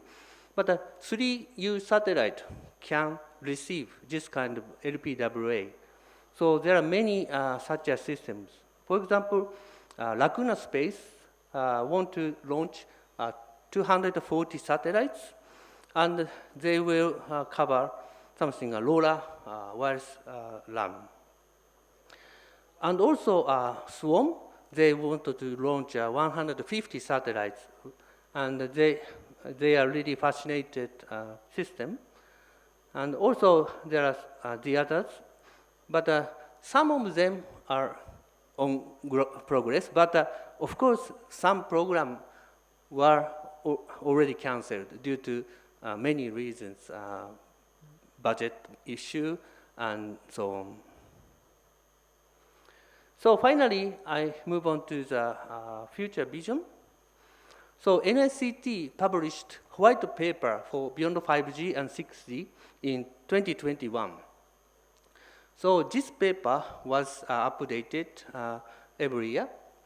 So this is a really big challenge in NICT because more than 200 researchers discussed this white paper. So first we imagine 2030 vision. Then we did backcast from this image. Then we wrote necessary technology in this white paper for 2030s. So if you have time, please take a look. Maybe there is an English version. And also, there is a short YouTube movie, so you can see this. So there are 3 stories, but 2 stories we collaborated. So one is a cybernetic avatar. So in the future, avatar will be controlled everywhere on the Earth, for example. And also a city on the moon. So maybe 2030, some construction will be started on the moon. So we imagine necessary technology for that. So 3 years ago, we don't have any concrete activity about that, but 2022, so this is the biggest national funding project called Moonshot. Our director, Dr. Matsumura, unfortunately, he couldn't come today, but he was adopted as a project manager as a wireless infrastructure side. So objective is to realize a society that human being will be released from body and brain and space and time by 2050. So we want to contribute a communication, a technology side to this project. Maybe after my talk, one of the papers will mention about this progress. And also a story on the city on the moon. So in the maybe 30 or 40, the construction on the moon maybe will be started. Maybe first, not human being, but the avatar will construct on the moon. So at that case, 60 base stations on the moon will be needed, and the high-speed communication, low latency communication will be needed. First, maybe some crews in lunar gateway will control, but after that, broadband communication link from Earth to Moon will be needed because many workers will control avatars on the Moon. So these necessary technology were written in white paper. Please take a look. And also, 3 years ago, there was no activity about the development for the Moon. So 2021, JAXA funded some R&D for communication, navigation for the Moon. So some private company received. And also, KDDI announced Mugen Lab Universe, right-hand side. So they want to realize a 60 base station on the Moon like this. So, and also NTT announced NTTC 89 and 89. So they, there are C88 so far, but they want to create C89. So this is their brand to focus on this technology. So in Japan, so there are two main consortium for 5G. So one is 5G Mobile Communication Forum, 5GMF. The other is a Beyond 5G Promotion Consortium, B5G PC, until last year. So they are cooperated and also they are merged. So new XG Mobile Promotion Forum was created since this April. So this body will proceed 6G matter in Japan. So they are really welcome international collaboration. They are aiming sharing the 5G, 6G global information, and also strengthening international coordination and promoting international industry and academia collaboration. But there are maybe good matching, I think, between India and Japan and so on. So in this forum, there are several projects. So these projects are controlled by project management office. So everybody can propose project and your aiming issue for the 6G and beyond 5G.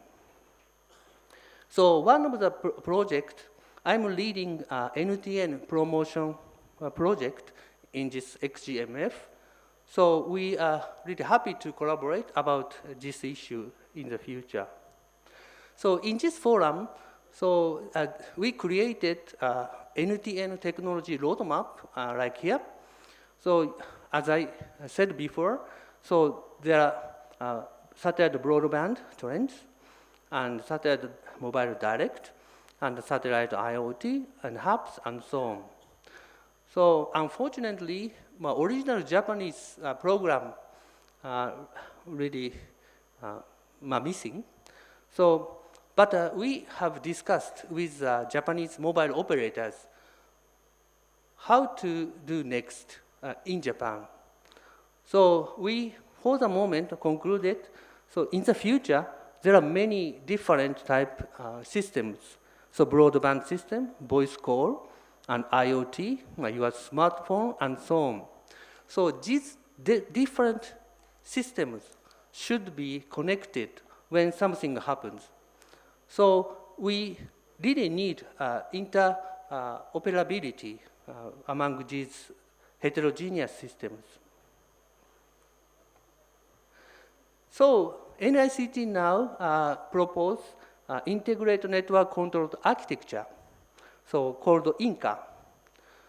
So in the future, there are many NTN operators and also many 5G core edge already access network operators and 5G core center operators and data centers.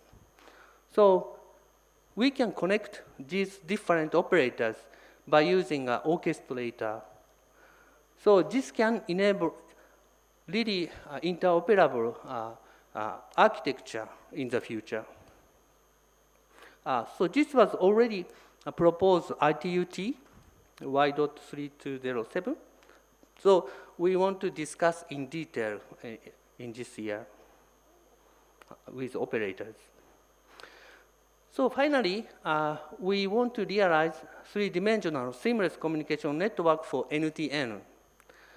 So there are, in future smart city, there are many promising applications like automatic vehicle and remote education, remote medicine, and XR and so on. So it is really important to develop integrated network control technology and also interoperability among mobile operators. So we want to connect maritime area to a space up to Moon or Mars also. So some technology is really important.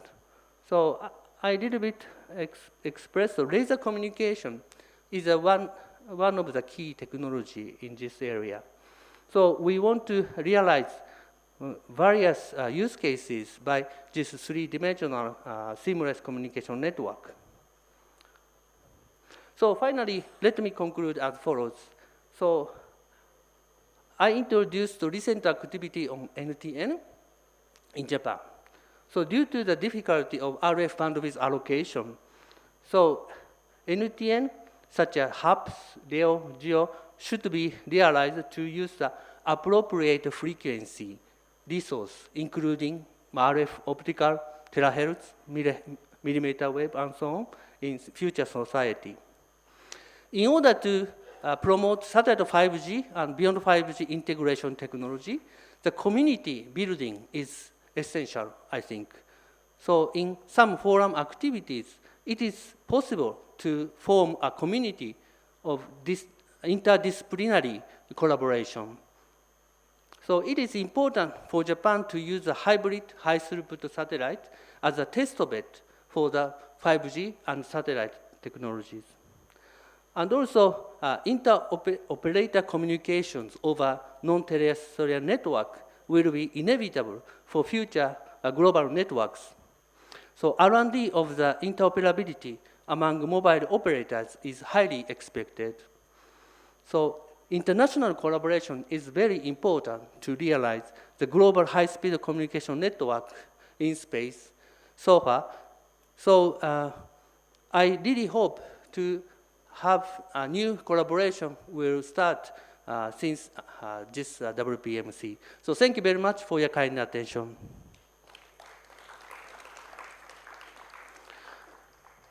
So, any question or backside, please?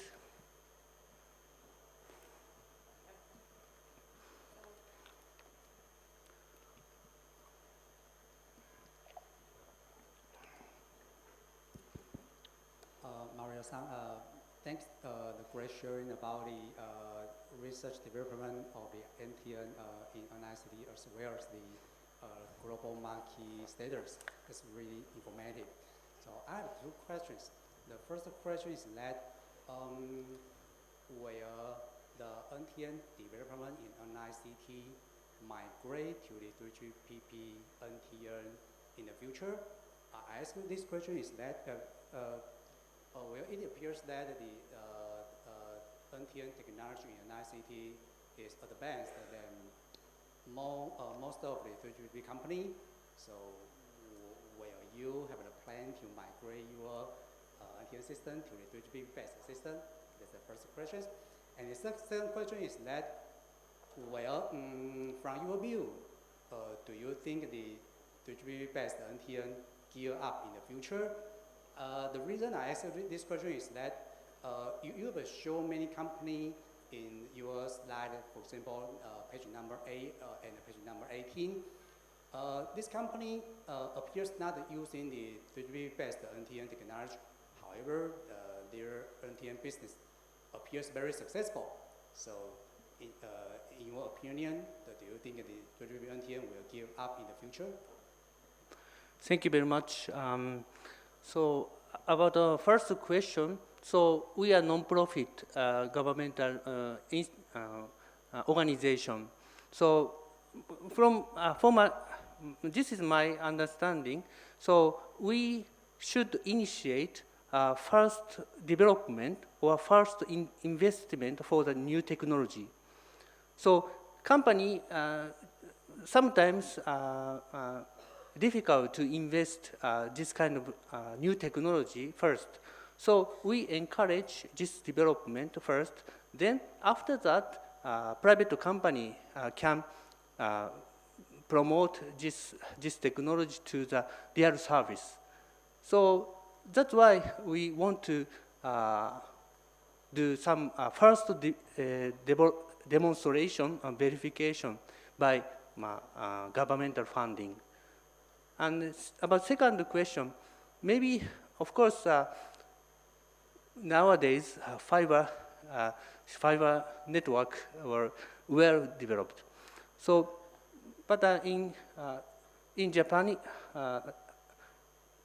circumstance of Japan, so our land is very small, but this kind of hub system can cover all the area. But even fiber was well developed, but not 100% coverage. And also, they don't cover ocean area and so on. And disaster, when disaster occurs, so fiber system cannot be used. So we have to think about several use cases. But for my personal opinion, for Japan, this not their constellation, but this kind of hub system suitable for not wide area region service like Japan. So maybe we will see how to proceed in the future. Can I answer your question? Just a little clarification.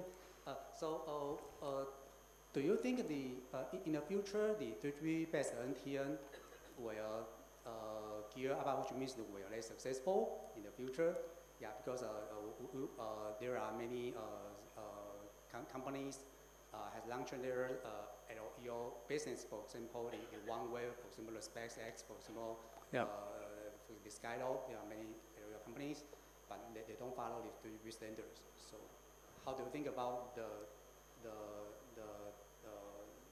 business of the 3G-based NTN? Yes, I think some studying will currently they are succeeded, but sooner or later there will be a big competition between them. Then maybe this is also my opinion. So in the future society, maybe future society will be a shared communication network society, I think. So communication risks will be shared by users as well as companies.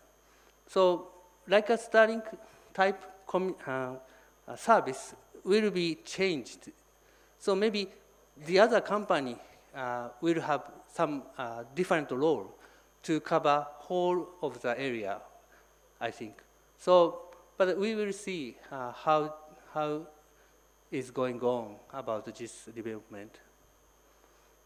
Okay, thank you very much. Any other questions? Okay.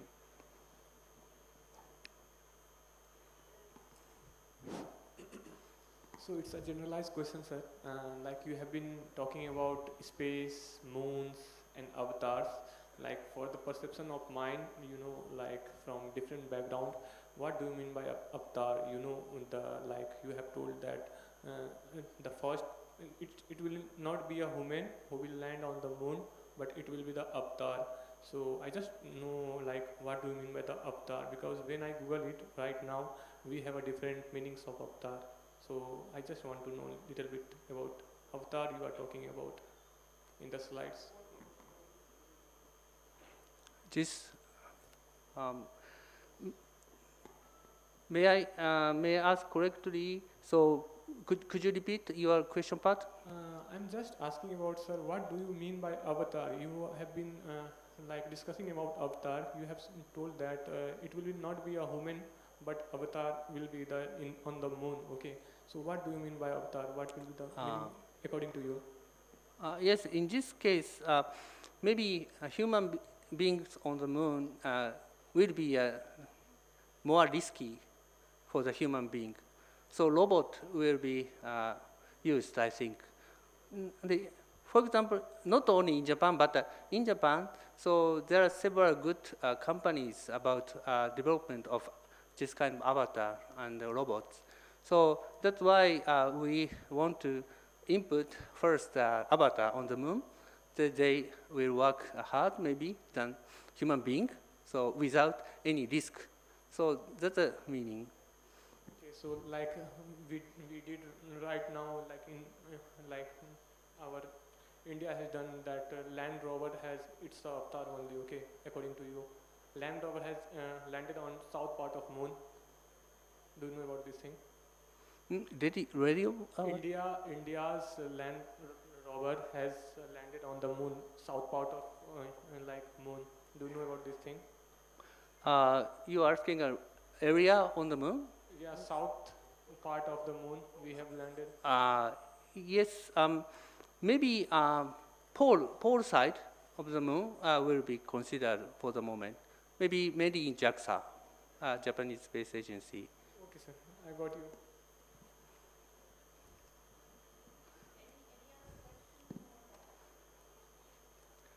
Okay. Thank you very much. And so I will introduce another present. Just a moment. Which one? Oh.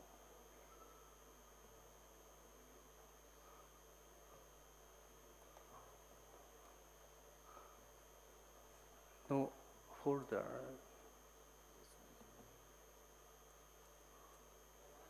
What?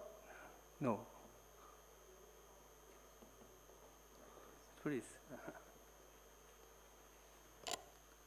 So during this, I want to introduce. So first speaker is Masafumi Moriyama. So paper title is a basic study on FSK transmission using convolutional code in terahertz band. So presenter will have 15 minutes, maybe including Q&A. 森山さん、ファイルどれかな？森山。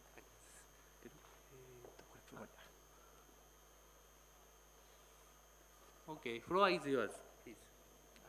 Thank you very much.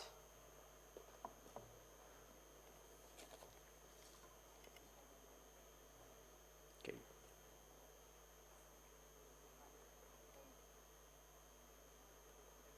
Hi. Thank you very much for this opportunity to present my research. I'm Masahi Moriyama. Today, I would like to discuss the basic study on FSK transmission using a convolutional code in terahertz band. This is today's table of contents. First of all, I would like to discuss the research background. Then I will explain the frequency shift keying FSK, and then I would like to explain the convolutional code CC. After that, I would like to show you the result of the experiment in the terahertz communication. Finally, I would like to make a conclusion. In the research background, let me explain the potential of the terahertz communications, and then I will show you the challenge of practical application of terahertz communications. In the potential of terahertz communications, the use of the terahertz band for communication is expected to increase due to its ability and utilize a very wide band width.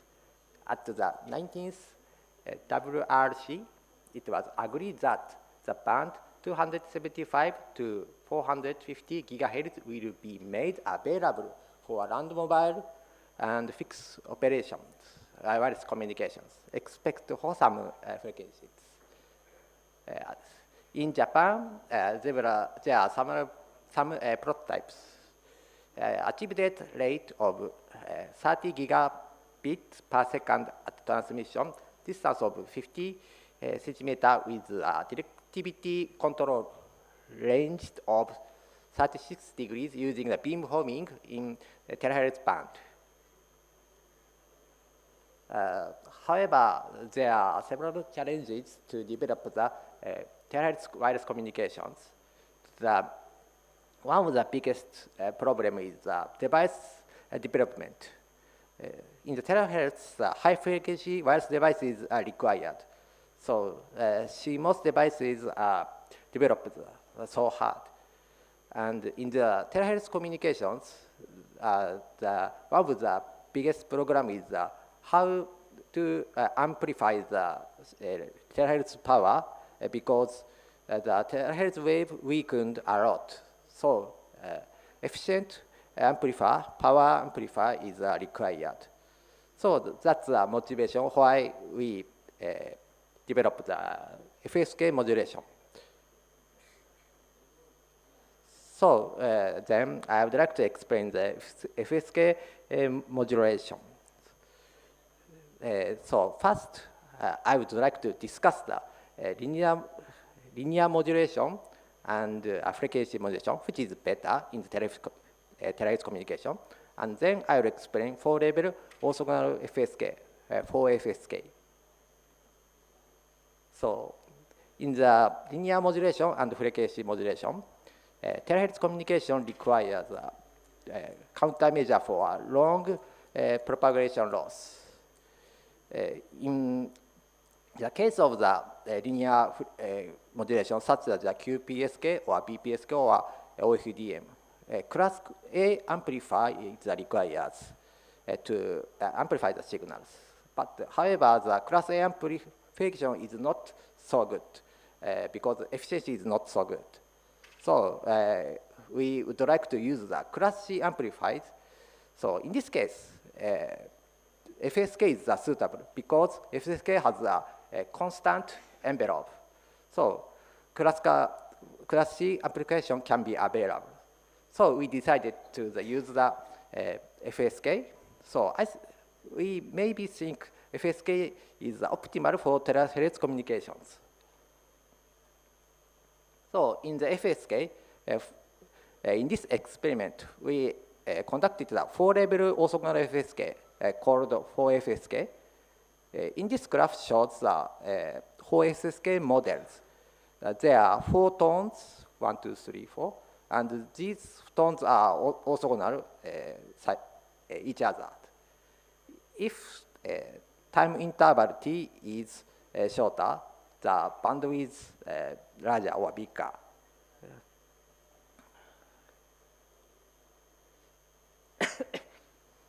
I'm sorry. Now I would like to explain the convolutional code CC.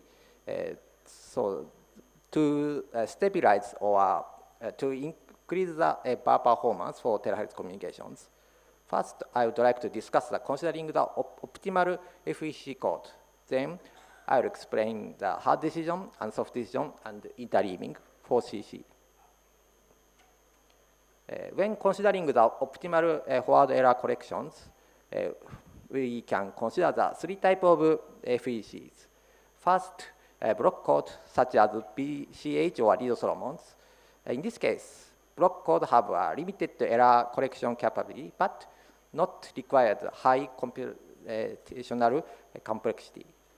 In the case of the convolutional code enables the maximum likelihood sequence estimation (MLSE) and can reduce the computational complexity by using the beta-B algorithms. So we think that it's suitable for terahertz communications.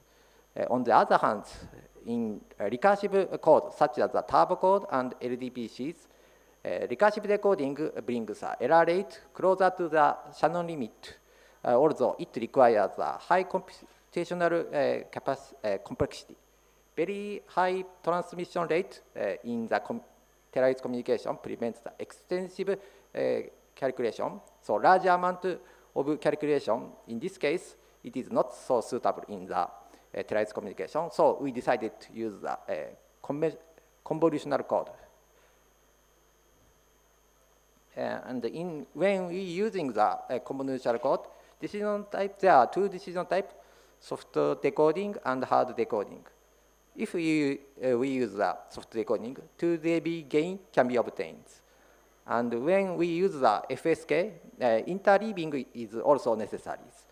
The interleaving, this is because if one FSK symbol was error, contains the error, so burst error occurs. To spread the error, so interleaving is necessary.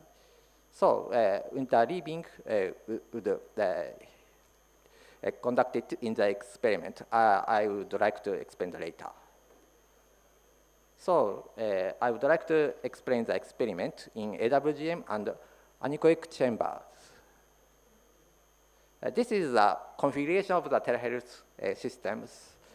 So we set to the 289.44 gigahertz as RF signals. So in the AW situations, we connect mixer directly, and then AWGM adds the receivers. So this processing is processed by the MATLAB in the offline processings. This is the result of the AWGN. This brown line is the this blue line is the theory, and brown line is the no FEC line, no convolutional code. And when we use the convolutional code, bar can be improved, and soft decision is better than hard decision. And also, the interleaving is, if we employ the interleaving is employed, the bar performance can further improved. This is the experiment in the aconic chambers. After the mixer in transmitters, the horn antenna whose gain is 25 dBi is installed. In the receiver side, the same horn antenna is also installed. In aconic chambers, the distance between horn antenna, receiver and transmitter and receiver, the distance is 0.3 meter to 5.5 meters.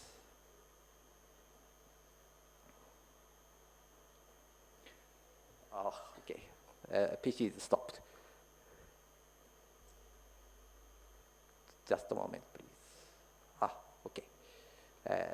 This is the characteristic of the bar performances. The horizontal axis is the distance between the four antennas. The bar can be reduced at the same distance using the convolutional code. Blue line is the no FC, but bar can be improved. And when bar is 10 to the power of the negative 4, this line, the transmit distance can be extended by 75 centimeters for hard decision. When we use the soft decisions, 1 meter can be extended. So I would like to make a conclusion. I discussed the telehealth communications, and the telehealth communication requires a modulation scheme with high power efficiency because of large propagation loss. In this study, for SK, which is constant envelope modulation, was employed. Convolutional code, CC, was adapted as FEC. And then in the experiment, transmit rate of the 500 BPS were conducted in radio frequency of 289.544 gigahertz. The results show that 2-meter transmission can be achieved at the power of the 10 to the power of negative 4 by employing the soft decision and interleaving in convolutional code. That's all my presentation. Thank you very much. Thank you very much. So now floor is open for discussion. So any question and comments from the floor? Please. Yeah. Thank you. Good talk. One thing I would like to suggest, have you considered using MSK or PSK with a different kind of, pi over 4 QPSK, so that still you have orthogonality and you have much better efficiency and also, the power efficiency as well. So that could be another option instead of just using the FSK. Because creating FSK is a problem, as you know, because you have to worry about the Bessel's function, you have to worry about a very, complicated receivers. So make an easier receiver. It's better to use some sort of PSK with some kind of Gaussian filtering or something like that. Thank you very much. So, as you said, so MSK is maybe best FSK modulations. This project was started. So the next time I would like to try the MSK. I think it's a best performance. I tried it. Thank you very much. Thank you very much. Any other question from the floor? So I have one question. So you did something offline processing. So what is the main issue to make the real-time system from the offline system? So far as to so next time,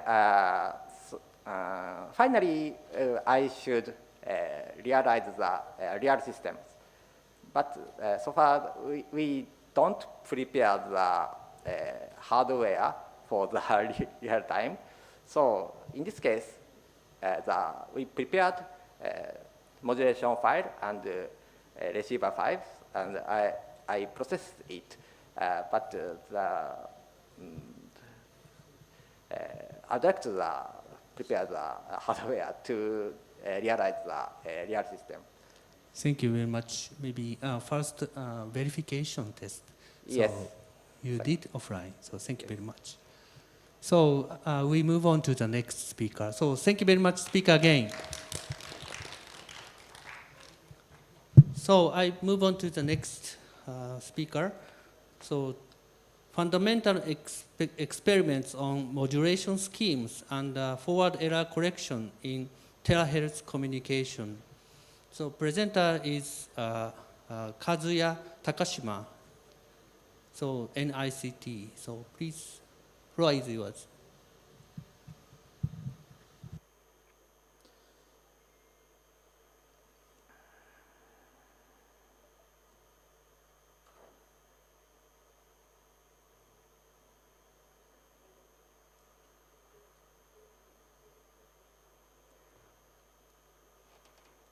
Good day, everyone. My name is Kazuya Takashima, and I will be presenting our research on fundamental experiments on modulation schemes and forward error correction in terahertz communication. This work was done in collaboration with my colleague from NICT. Here is the outline of my presentation. Introduction, theory, experiment setup, results, conclusion, and next step. With the rapid growth in mobile traffic, there is an increasing demand for higher data transmission speeds. Current frequency bands, such as sub-6 GHz using 4G LTE, have bandwidth limitations that restrict data rates. In response, new technologies are exploring high-frequency bands like millimeter wave and terahertz communication. Terahertz communication offers several advantages, including wide bandwidth, high data rates, and low interference. However, it also faces significant challenges such as atmospheric attenuation, free space path loss, and signal blockage by obstacles like walls or even the human body. BPSK is a modulation scheme that uses two distinct phase shifts, 0 and 180 degrees, to represent binary data. It offers strong noise resistance but has lower spectral efficiency.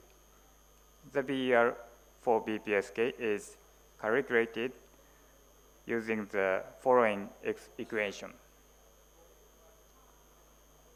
QPSK modulates 2 bits of data per symbol using 4 phase shifts. This allows for higher spectral efficiency compared to BPSK, but it is slightly more prone to errors. The BER for QPSK follows a similar calculation as BPSK. 16 QAM combines both amplitude and phase modulation. It transmits 4 bits per symbol, offering very high data rates, but it is more susceptible to noise and requires a higher quality signal environment. The BER for 16 QAM is more complex to calculate, as shown here. Convolutional code a form of forward error correction that balances error correction capability with computational complexity. The Vitavi algorithm is commonly used to decode convolutional codes, providing maximum likelihood sequence estimation. In this experiment, we set the coding rate to 1/2 and the constraint length to 6. For our experiments, we use the carrier frequency of 289.44 GHz, which falls under the IEEE 802.15.3D standards for terahertz communication. The experimental setup included horn antennas, baseband signals modulated using BPSK, QPSK, and 16 QAM, and processing done using MATLAB. Here are the key parameters of our experiments.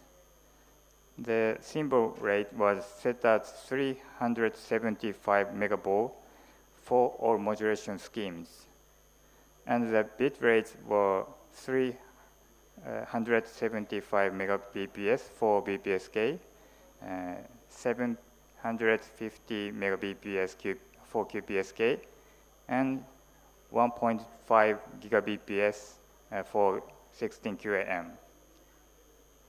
Input power levels varied from -11 dBm, -1 dBm, and 2 dBm. This graph shows the relationship between the distance of the home antennas and the received IF power. The blue line is the measured value, and the red line is the theoretical value of the free space path loss. As expected, the received power decreases with distance. We measure the continuous wave without modulation to establish a baseline. The BER performance was evaluated across 3 modulation schemes. We measured the BER as a function of the distance between home antennas. Each color indicates different modulation schemes. Solid, dashed, and dotted lines show results without FEC, with FEC, and theoretical values, respectively. Now, looking at performance across all input power level, we can see a clear trend. Consistently, the closer the distance or the stronger the signal, the better the BER. Additionally, the BER improves in the order of BPSK, QPSK, and 16 QAM. The figure on the left is a repose of the IF -1 dBm diagram. The figure on the right converts the x-axis components of the left figure into the SNR measured at each distance. Introducing convolutional codes significantly improves BER at shorter distances. However, if the BER exceeds 10 to the power of -1, the SNR becomes too low for the error correction code to function effectively. In conclusion, we have evaluated the BER performance of 3 modulation schemes in a terahertz communication system. Convolutional codes are effective for improving BER at short distances, but further research is needed to optimize error correction for longer ranges and high-order modulation schemes. We are considering the implementation of soft decision decode and other coding schemes as a next step.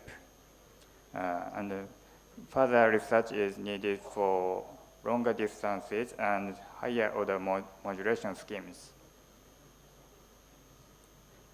Thank you for your attention. I am now happy to take any questions. But could you tell me slowly and simply? Thank you. Thank you very much. So the floor is now open for discussion. So any questions and comments from the floor?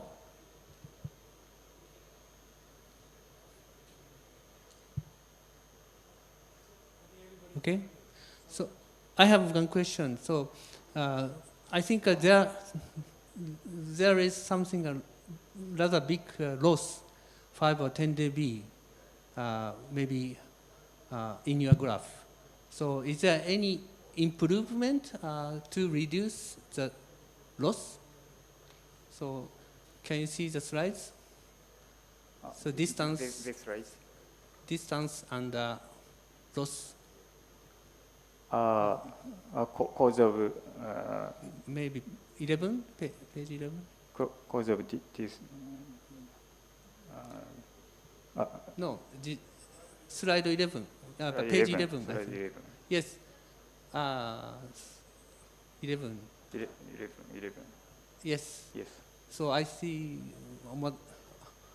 maybe 5 or 10 dB loss. So is there any idea to improve this loss? Sorry. So how to reduce this loss in the future? Because this loss is very big. Yes, yes. I'll cut the. I want to cut the loss and.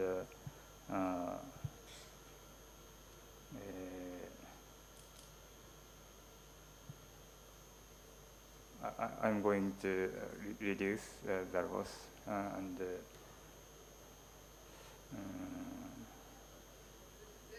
maybe alignment or something. Yes, direction of antenna is incomplete, yes. So more accurate alignment will be needed, I think. Okay. So thank you very much for your support. So no question? So thank you very much for the presenter. Thank you. Thank you so much. So I'm sorry, there is one talk before lunch. So this is last talk in the first session. Maybe second session will be in the afternoon. So the title is Development and Basic Characteristic Verification of Hardware Wireless Link Emulator for Large-Scale Wireless Emulation. So presenter is Takeshi Matsumura, but unfortunately he couldn't come to India due to visa issue. So on behalf of Matsumura, co-author Dr. Kojima will present on behalf of Matsumura. Okay. So floor is yours. Okay, thank you very much for introduction. My name is Fumihide Kojima of NICT, and on behalf of Dr. Matsumura, I'd like to present his presentation as one of his co-authors. So, presentation title would be the Development and Basic Characteristic Verification of Hardware Wireless Link Emulator for Large-Scale Wireless Emulation. So first of all, we'd like to show the contents of my presentation. First, we show an overview of wireless emulator, what wireless emulator means. And then we'd like to report on the performance evaluation of the hardware wireless link emulator. That is one of the key mechanisms deployed in the wireless emulator. And finally, I conclude my presentation and research. So this is the overview of wireless emulator. Wireless emulator is a technology to evaluate the future very complicated and very advanced radio system without any radio emission. And because this is those evaluation, preliminary evaluation could be conducted in so-called cyberspace. That means a huge computing environment. And owing to those calculation or the investigation on the cyberspace, it can heavily reduce the cost for preliminary evaluation for the future systems. And this slide is showing the total configuration of wireless emulation. And currently, as I said, basically wireless emulation are conducted in the such as virtual environment or cyberspace by employing the virtual node or the vertical node.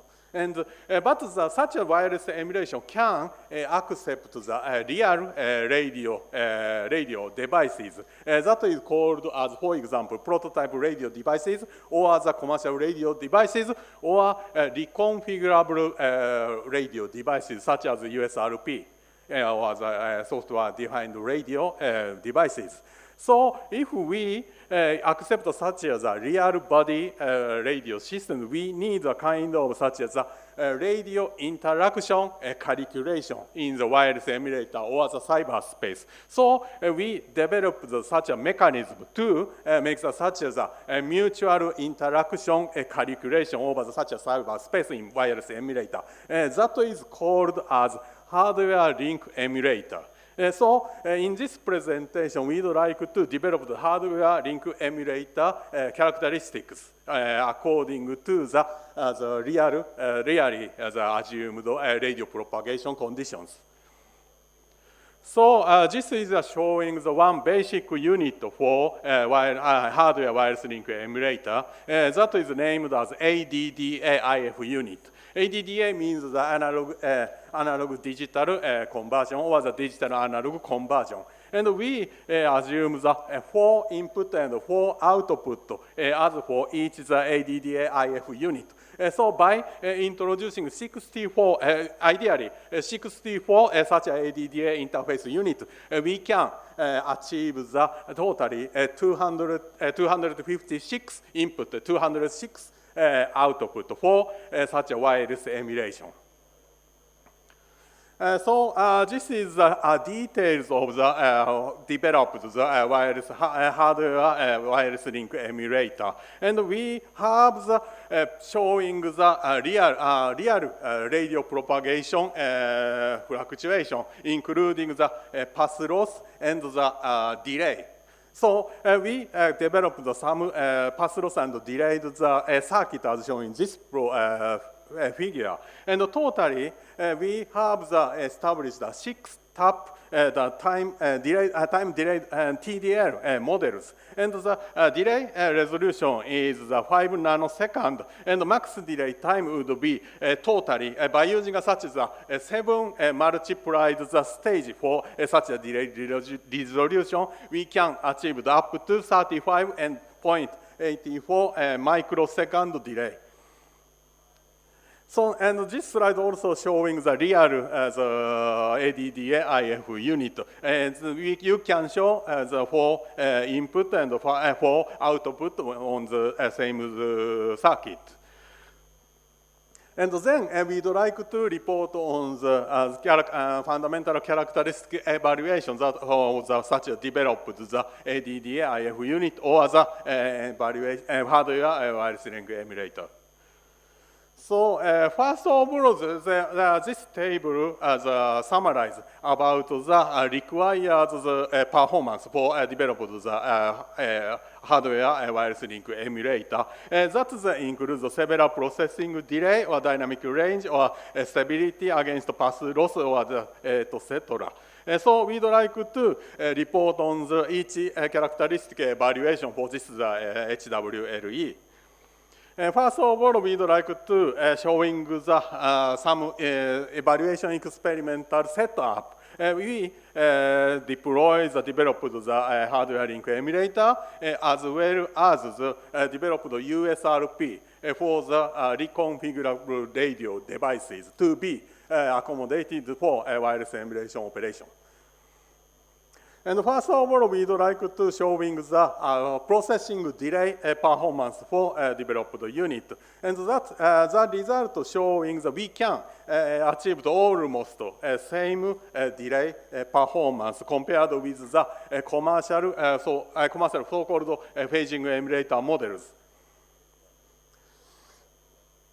And then we should report on the required dynamic range. That is very important for the input for USRP or the real radio devices. That is presented for the output for that hardware link emulator.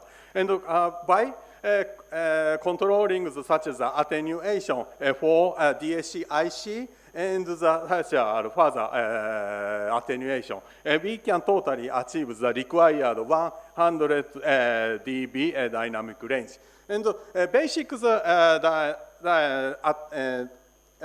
dynamic range characteristic or capability for DSC-IC is only as 50 dB. But we can deploy the further additional attenuation dynamics. So we can totally achieve the target as 120 dB dynamic range. So we are also showing about the stability of such as output level because we control about such a DAC-IC attenuation or the other attenuation. It could propose a sudden change in such a power level. So in order to avoid such a degradation caused by such a sudden change, we have introduced the interpolation technology in our circuit. And this slide showing the developed interpolation as shown in this waves. And this is the evaluation results. And that results showing that we can accept the up to 3 dB change per 2 milliseconds. That means almost the unrealistic situation. Therefore, we can accept all of such as a sudden change up to the fluctuations attenuations. And we are also showing, evaluate about the Rayleigh phasing or the phasing characteristics that could be caused in the hardware link emulator. And this is the basic mechanism for Rayleigh phasing. And the performance is compared with the theoretical value and the commercial phasing emulator module. And that is very suited to each other. So this confirms our developed mechanism can usable for as the wireless emulator. And in this evaluation, we also investigated about the correlation among such paths and taps. And by introducing a randomized mechanism, we can reduce such a correlation as shown in this slide. And this total result showing compared with the commercial phasing emulator, as our developed wireless hardware link emulator can investigate about the further higher level in power level that is more the superior to the conventional commercial phasing emulator. And that is showing some evaluation over the frequency dependency. And because we are targeting about the beyond 5G or further future systems, up to 400 megahertz bandwidth could be evaluated in our emulator. So we are checking about its frequency characteristic. And as a result, our development, such as frequency dependency, is accommodated into the 2 dB difference as shown in this report. So finally, this slide summarizes about the characteristics for developed hardware link emulator. Thank you so much. Thank you very much. So now the floor is open for discussion. So any questions, comments from the floor? It's okay. So just a quick question. Okay. So you can create a 35 microsecond delay, you said? Yes, yes. Yes. So is it enough for the real environment, to simulate real environment? I see. Yeah, currently, if we assume some the evaluation, deploying the real radio devices, it could be accepted. This is not so but worse than as a commercial phasing emulator. Thank you very much. Thank you. So because LEO and GEO, we think about satellites, yeah. More millisecond or 10 or 100 millisecond will be, but it's okay. Thank you very much. Thank you so much. So, any question? Okay. So thank you very much. Speak again. Thank you. So now NYCT workshop first part was finished. So please go for lunch. But second part of workshop will start 2 p.m. In this floor. So thank you very much for your kind attention. So we'll be meeting back at 2 p.m. and there is a little change in the program as well. So just after this workshop will be finished, we will be having the valedictory session first. Thank you.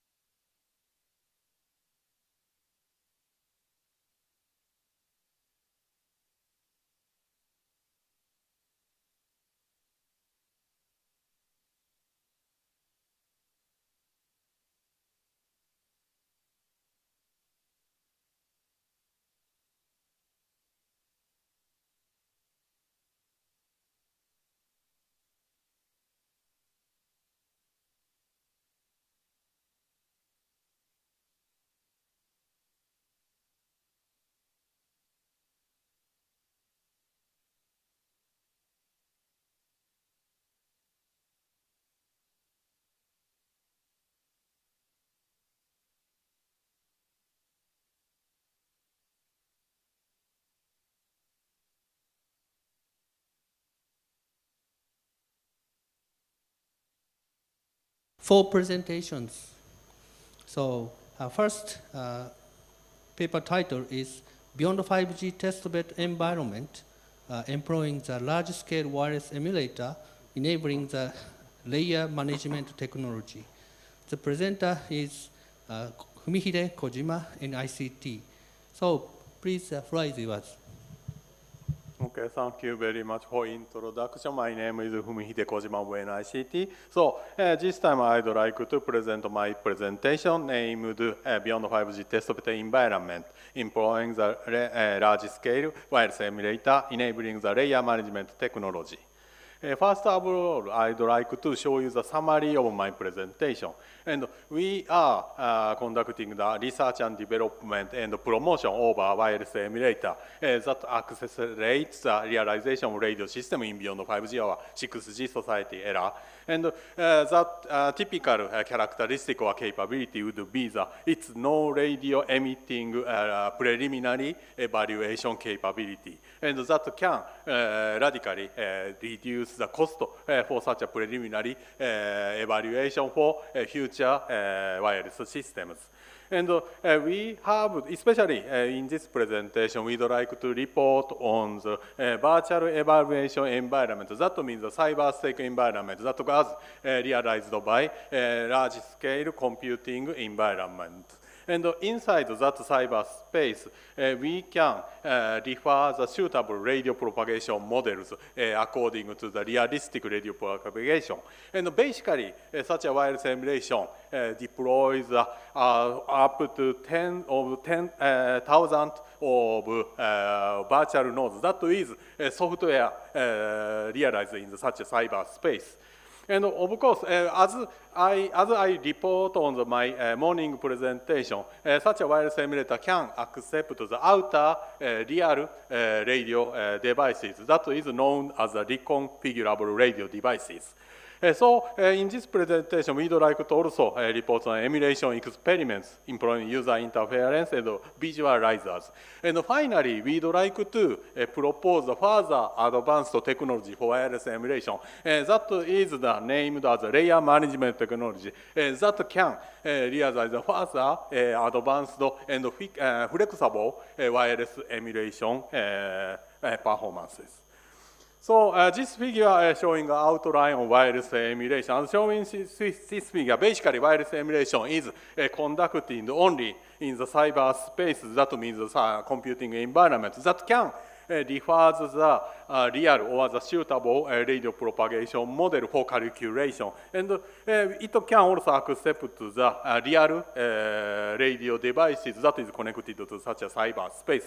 And then such a calculation is made on such a cyberspace. We cannot, we don't need the real radio emission or some experiments. So concrete the configuration of such a wireless emulator is just shown in this slide. This one is a very detailed model, and that one is a summarized model. And as I show the previous slides, one of the most important mechanisms is the link emulator. That's the calculation mechanism for the radio interaction among the radio devices according to the suitable radio propagation models. So, according to the employed radio devices, that is the software radio device and the real radio device that is connected from outside. And so, according to those radio devices kinds, so two different radio link emulator is implemented in the wireless emulator. And first one is the hardware link emulator that is introduced in my morning presentation that can enable the radio interaction implementation between the real devices such as USRP or the commercial or the prototype devices. The other one is the software link interfaces. That is the calculation mechanism among the virtual nodes. That is the software nodes implemented in the cyberspace. And for the former one, conducts the such a computing based on like for example the phasing emulator as introduced in the morning, but that latter one conducts such a computing by referring the statistic model like a bit error rate or block error rate like that. That's some difference. So how to conduct the wireless emulation among the virtual node and configurable radio device is one of technical problems. So this showing two possible implementations. This one showing the computing process that is conducted on the receiver side. And this one showing the some assumption or one option that such a computing is conducted only in the hardware link emulators as introduced in the morning. That there are several options. And this figure showing the last explanation about wireless emulator, that means the user interface, because we need several information about the some terrain or the emulated area or some kind of the devices. And we need input several such a lot of the information into wireless emulator. So in order to make it such an input as easy as possible, we developed several user interfaces as shown in this outline. And this from this slide, we'd like to show you some example of some evaluation using a wireless emulation, mainly based on the emulation result among the virtual nodes. This figure showing the IEEE 802.11ax based systems performance. And as you know, one of the typical features of such 802.11ax would be the MIMO transmission capability. So therefore, we introduced some virtual node using the virtual node as the AP or station. Moreover, we are introduced some real radio devices that is known as reconfigurable radio devices as shown in this figure. And this showing the 1 AP plus 4 stations MIMO transmission. And one typical characteristic of such a wireless emulation would be it could apply the higher layer communication protocol such as IP-based application. So this result showing the kind of some typical application known as IPAF performances for stations.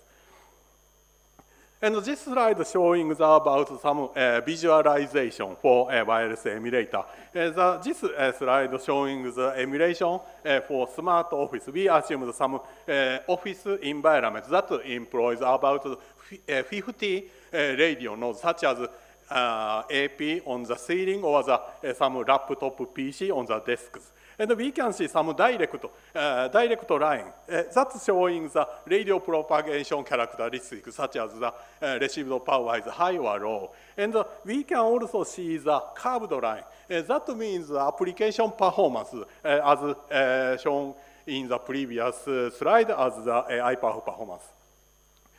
Same wireless emulation are shown as in this outdoor as a 5G NR cellular system that is shown is we are assuming some Yokohama outdoor areas. And this figure also showing the report that wireless emulation is employed for the evaluation for coexistence with wireless power transmission systems. We assume the coexistence among the WPT wireless power transmission system and existing 802.11g systems. And we can establish a kind of some WPT interference model. We can suitably conduct the system performance degradation as shown in this slide. So finally, we'd like to propose a further advanced technology for wireless emission. That means a layer management technology. And this figure showing the concept of such a proposed technology. According to the proposal, we should clarify some wireless emulation as shown in this figure. That is a connection layer and system layer and service layer. And the connection layer means some several radio topology or located area such as related to the radio connection environment. And the system layer means the related to the employed systems protocol stacks, such as I said, the 802.11 or the 5G NR systems. And furthermore, we assume the service layer management. Service layer means the application level or the data, that's exchanged data itself.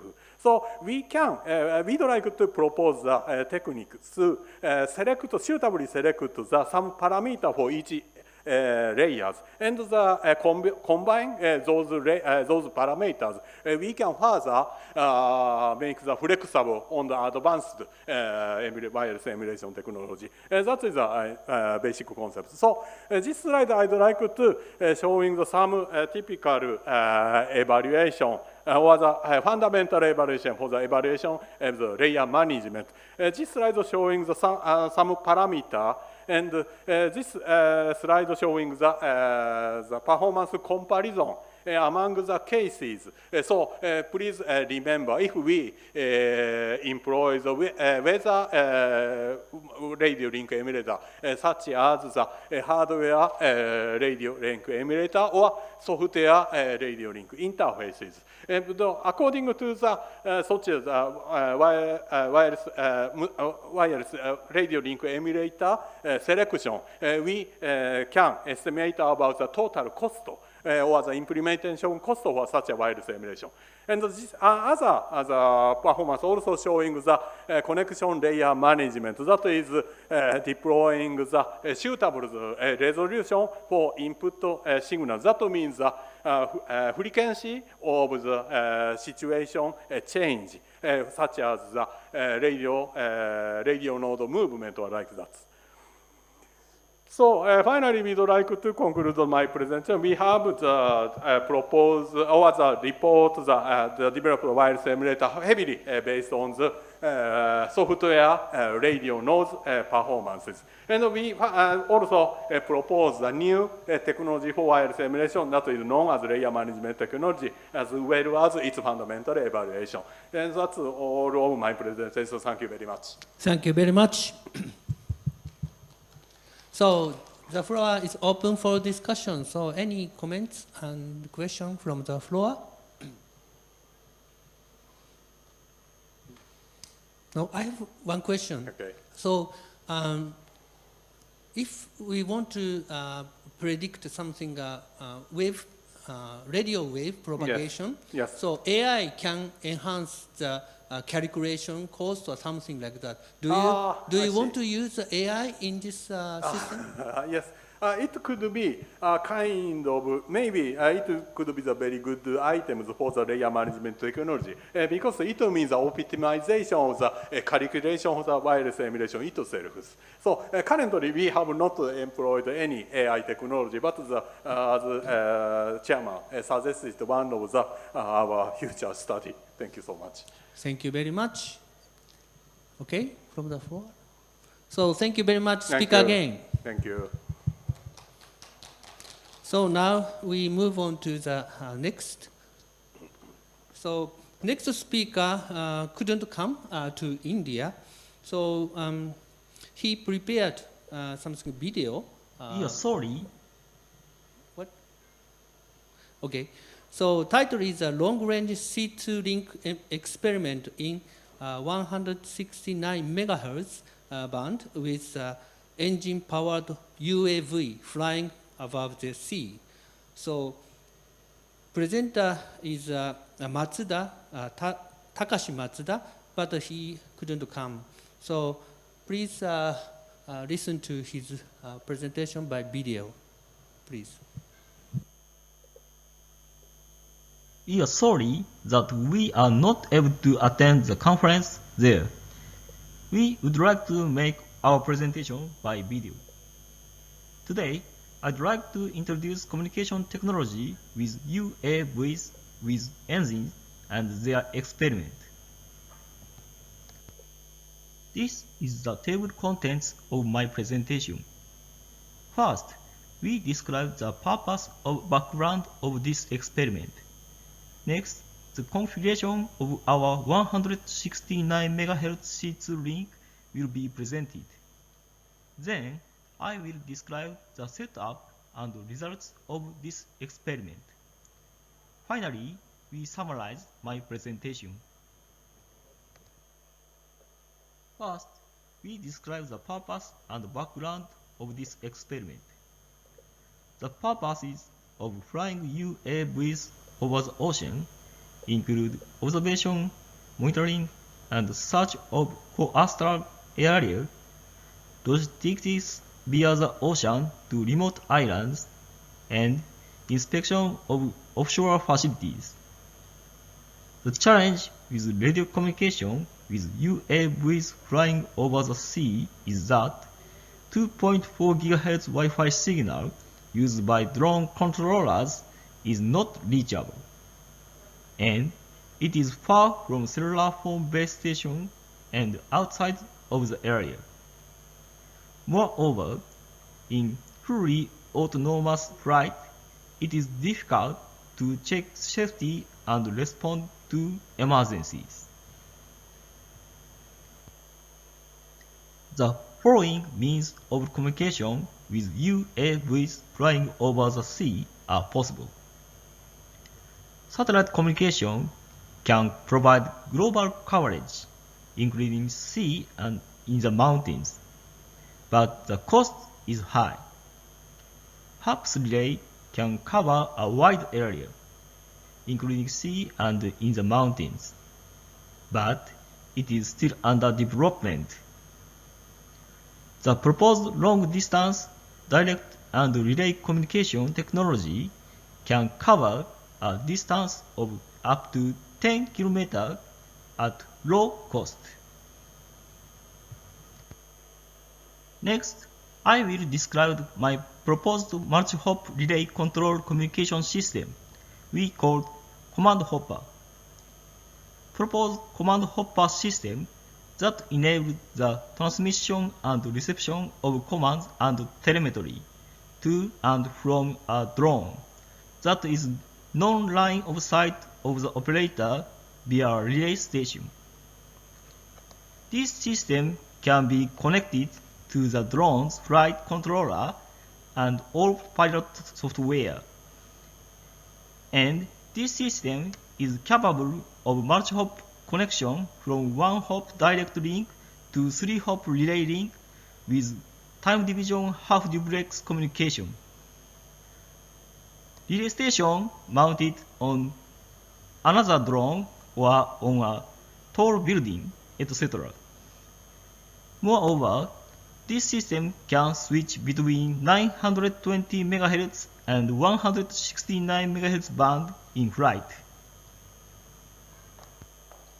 The unmanned mobile image transmission system frequency band is allocated in Japan. All frequencies require a radio station license and radio operator certification. In addition, prior operational coordination with other operator is required. 2.4 GHz and 5.7 GHz bands are suitable for video transmission and are characterized by high speed, multiple channel, and resistance of interference. On the other hand, 169 MHz band has a narrow bandwidth and is considered for minimal backup communications. These bands are expected to be used in combination with existing 2.4 GHz system and LTE, either as main or backup lines. Next, I will describe the outline of experiment. In this experiment, we use a control station, a relay station, and a terminal station. We evaluated direct and one-hop relay communication. We used UAVs with engine capable of flying long distance and for long periods of time. We installed proposed command hopper station on 2 UAVs engine aircraft flying over the ocean to verify propagation and communication characteristics in a long-range environment. A monopole antenna was mounted on the center of the main wings with a copper ground. The radio transmission power in 169 MHz band is 0.5 watt for ground station and 10 milliwatt for relay and terminal stations in compliance with the radio law in Japan. Next, I will describe experimental results. This figure shows flight trajectory of terminal station and uplink receiver power of one-hop direct link. Up and down link could be connected to 10 km. The communication link was lost depending on the aircraft bank and orientation. This may be due to the anisotropic of the antenna radiation pattern. Frequent and temporary communication loss also occurred. The effect may be due to noise from the UAV. This figure shows simulation of radiation patterns of airframe mounted antennas. The upper left figure shows the fuselage simulation model of the aircraft, including the engines. The material of the fuselage is wood, and the material of the engine is iron. As you can see, the calculated patterns are not isolated, which might affect the link performance. Antenna gain is reduced depending on the orientation of the aircraft. This slide shows the time variation of received power at one-hop direct link and flight position and altitude. The upper graph shows RSSI by time, and the lower graph shows a distance by time. In the upper graph, the blue and gray dots indicate the RSSI of the terminal station and the control station, respectively. Regardless of the distance, the communication link was frequently lost. Relay station was flown at the same time, but the two-hop link was almost never connected from the takeoff to landing. We assume that this is due to sensitive degradation caused by noise inside the aircraft. This figure shows one-hop direct link distance attenuation characteristics. Distance attenuation characteristics were almost consistent with free space attenuation. Sea surface deflection had an effect when the elevation angle of the flight position from the ground station was less than 10 degrees. Attenuation of received power and instantaneous breakdown of communication occurred due to noise, disturbance of radiation pattern, etc. We estimate the maximum communication distance from the sky to the ground and from the sky to the sky to be from 20 km to 30 km, assuming the reflection sensitivity to be around 90 dB.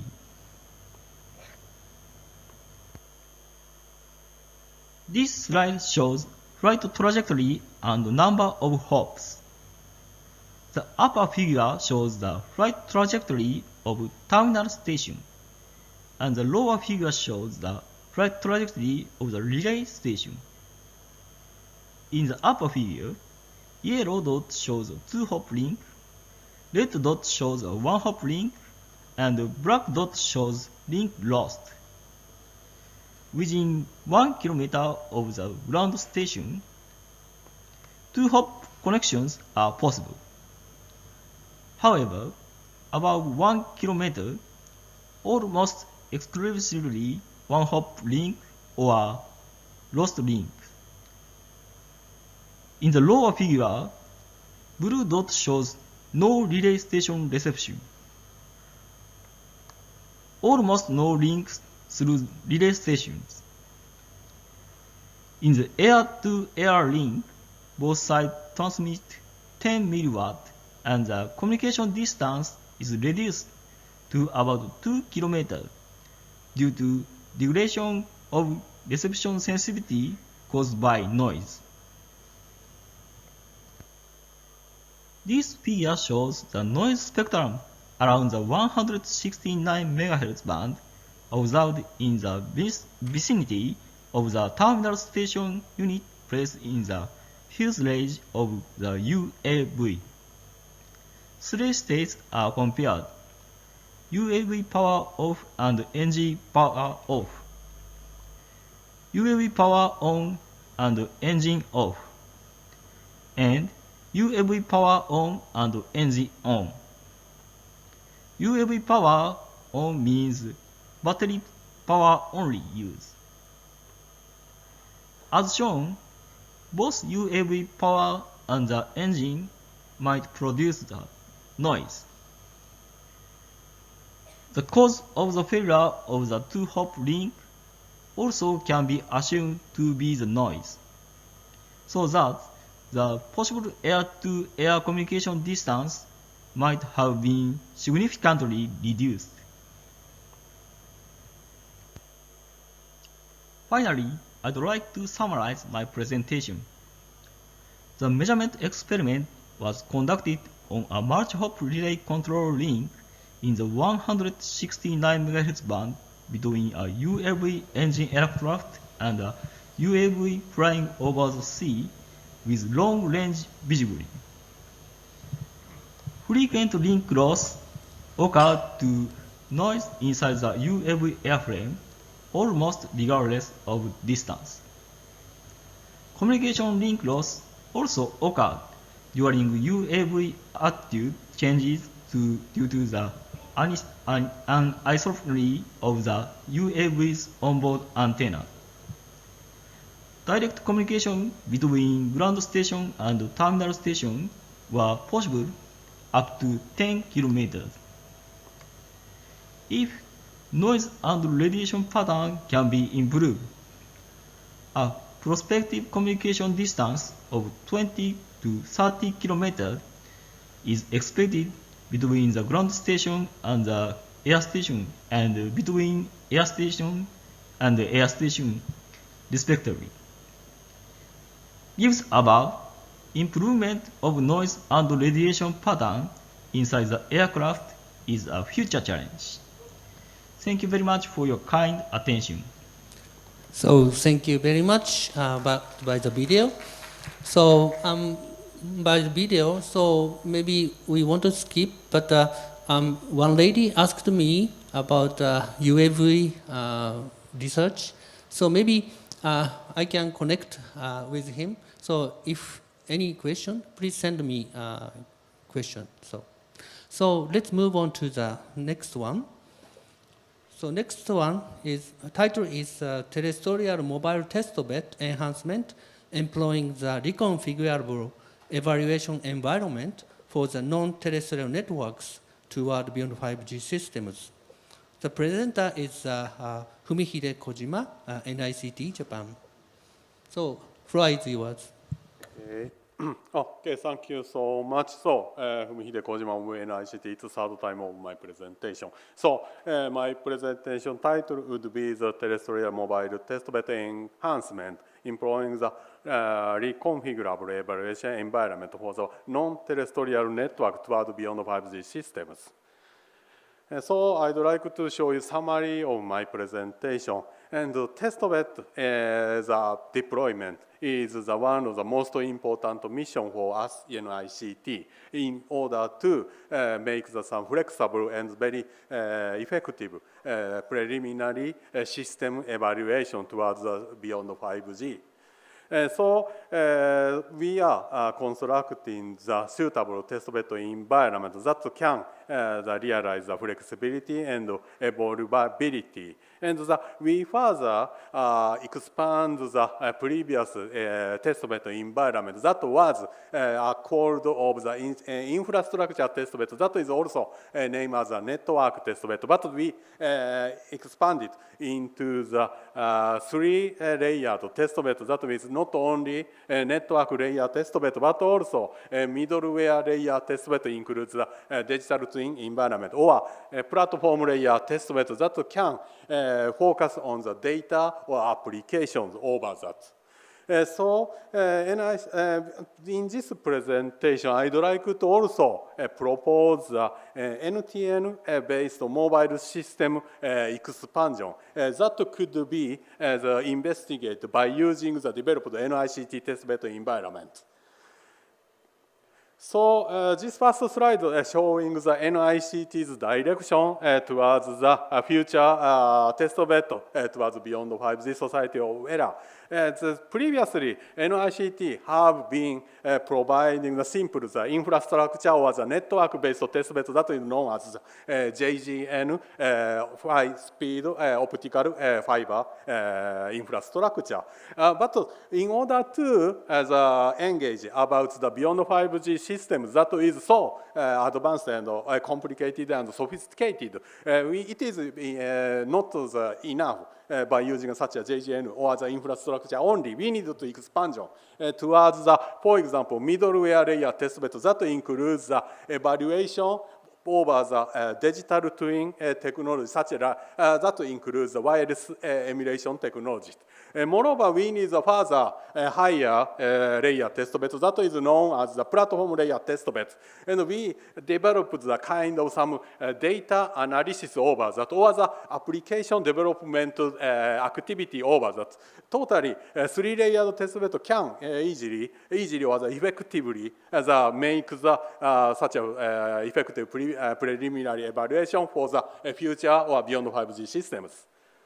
So we have developed the namely beyond 5G IoT testbed with higher reliability and high elasticity on the 2022, and begin such as a service for the beyond 5G R&D and promotion activities. As I said, there are three-layered testbed, including the network layer testbed that includes the JGN and wired testbed. Moreover, we have developed the beyond 5G mobile testbed that employs the local 5G base station and UEs. Local 5G means a kind of the Japanese standards that is out of the 5G. That's the restricts the usable area and the system bandwidth.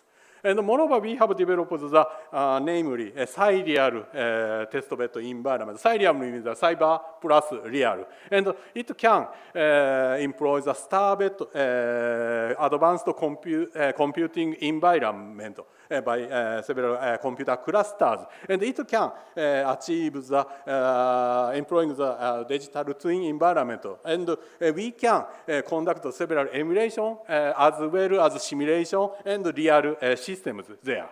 And finally, we have developed the other platform layer. We have developed the testbed environment known as the DCCS, Data-Centric Cloud Service. There, we can analyze the several data, or we can make some AI-based analysis over such as the so-called big data. And we can also develop the application performance or application development environment on such platform layer testbed. And in this presentation as a report, this is heavily related to the network layer test bed of the wireless technology. That is the beyond 5G mobile environment. And this slide just summarize about the feature of the beyond 5G mobile environment. There are several parameters. For example, local 5G that is realized by using the hardware technology, or local 5G environment that is realized by the software technology by assuming the several customization according to the user demand. Furthermore, we have assuming the band expansion into not only sub-6 GHz, but also 28 GHz radio band. That is also assumed in local 5G or 5G systems. And this is the location of the beyond 5G mobile environment. And not only NICT headquarters Tokyo, but also we have deployed several beyond 5G mobile environment test bed points, such as Osaka area or the Kyushu area. And that was connected via a JGN wired network. And we assume such as a software-defined 5GC or the 5G core infrastructure as shown in this slide. And by using, as I said, such as a softwareized technology over such a softwareized developing of local 5G systems. For example, we can apply several slicing technology according to the user demands. And moreover, we have developed such a kind of very remote the 5G core location as shown in this figure. We can conduct some federation of 5GC core deployment over our test bed. So in this presentation, I'd like to propose enhancement of terrestrial mobile communication system into the non-terrestrial system, that is NTN system. And that slide showing the basic concept of the NTN-supported enhanced terrestrial systems. And one of the most important features of the system is that it introduces a concept of expanded C-plane and the control plane. And expanded C-plane means a C-plane that is supported by using NTN links. As you know, NTN has a very big features of the continuity, ubiquity, and scalability, as you know. So such as a great feature should be exploited for such a C-plane in the beyond 5G or 5G or beyond 5G system. That's my proposal. So in order to evaluate the basic characteristic of such a NTN as a harmonized beyond 5G systems exploiting the expanded C-plane, we use the previous mobile beyond 5G test bed. And this showing the location or configuration of the beyond 5G mobile testbed environment, assuming the NTN links. We don't have real NTN network, but we have such a remote or distributed 5GC infrastructure as I introduced. So we use such a kind of Tokyo site and Kyushu site. We can make some experiments over such a beyond 5G testbed environment.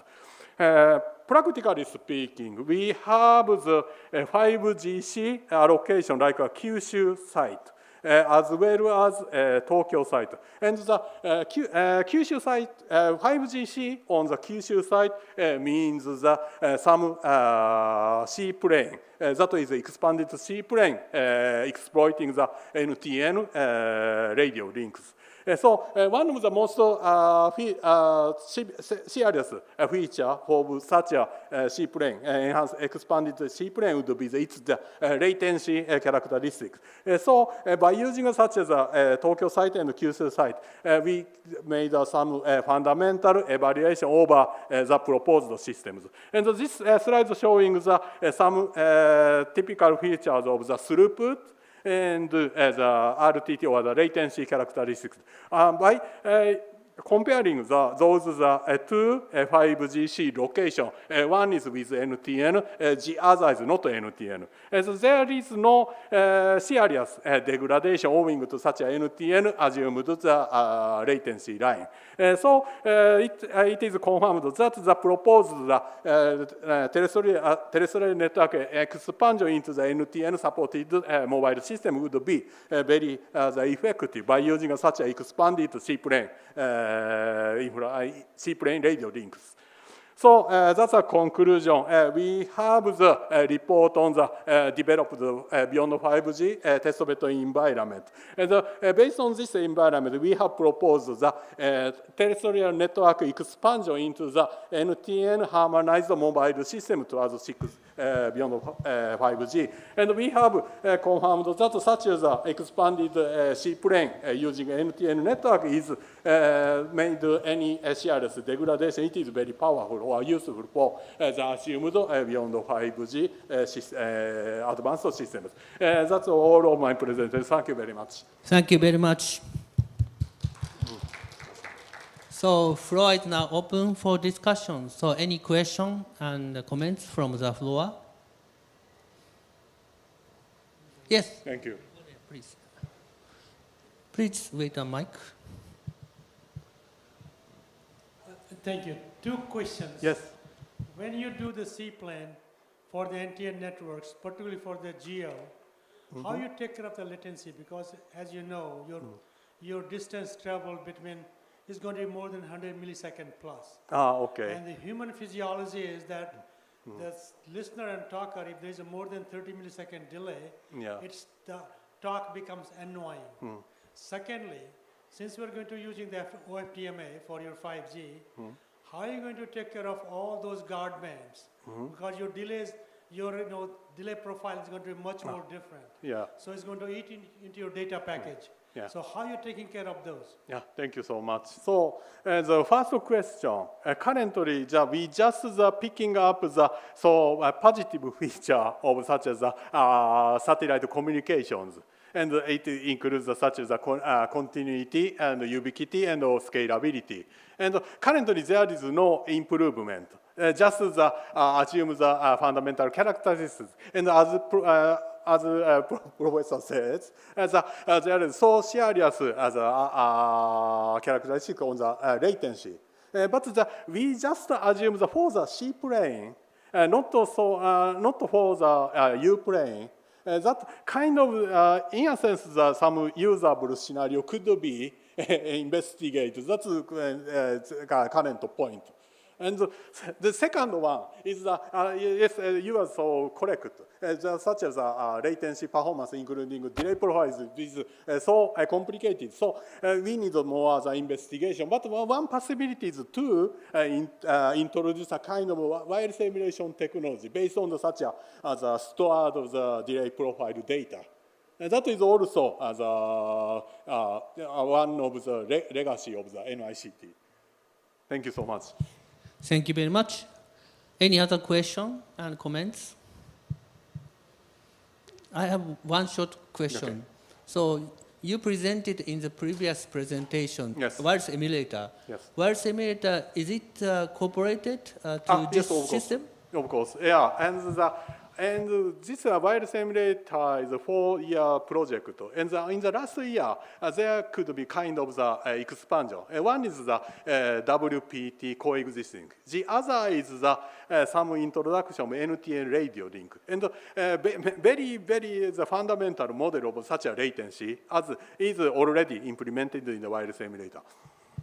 Okay, thank you very much. Any other comments? Okay. So thank you very much. Speak again. Thank you. We move on to the last speaker in this workshop. So title is Multi-Layer Resource Management Strategies for Cybernetic Avatars in Dynamic Local 5G Environments. The presenter is Arif Dataesatsu, okay, NICT Japan. So, okay. Floor is yours.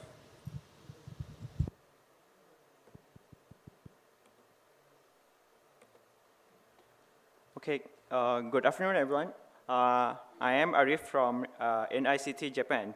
Today, I would like to talk about the multiple layer resource management strategy for cybernetic avatar in dynamic local 5G environments. Here is an outline of my presentation today. This roadmap will guide us in optimizing resource allocation in cybernetic avatar in local 5G networks. Before diving into our research, let me introduce the cybernetic avatars, Moonshot project, and local 5G. The cybernetic avatars, or CA, are an advanced robotic system that extend human physical, mental, and sensory abilities, and it can be controlled remotely by user in the diverse environments.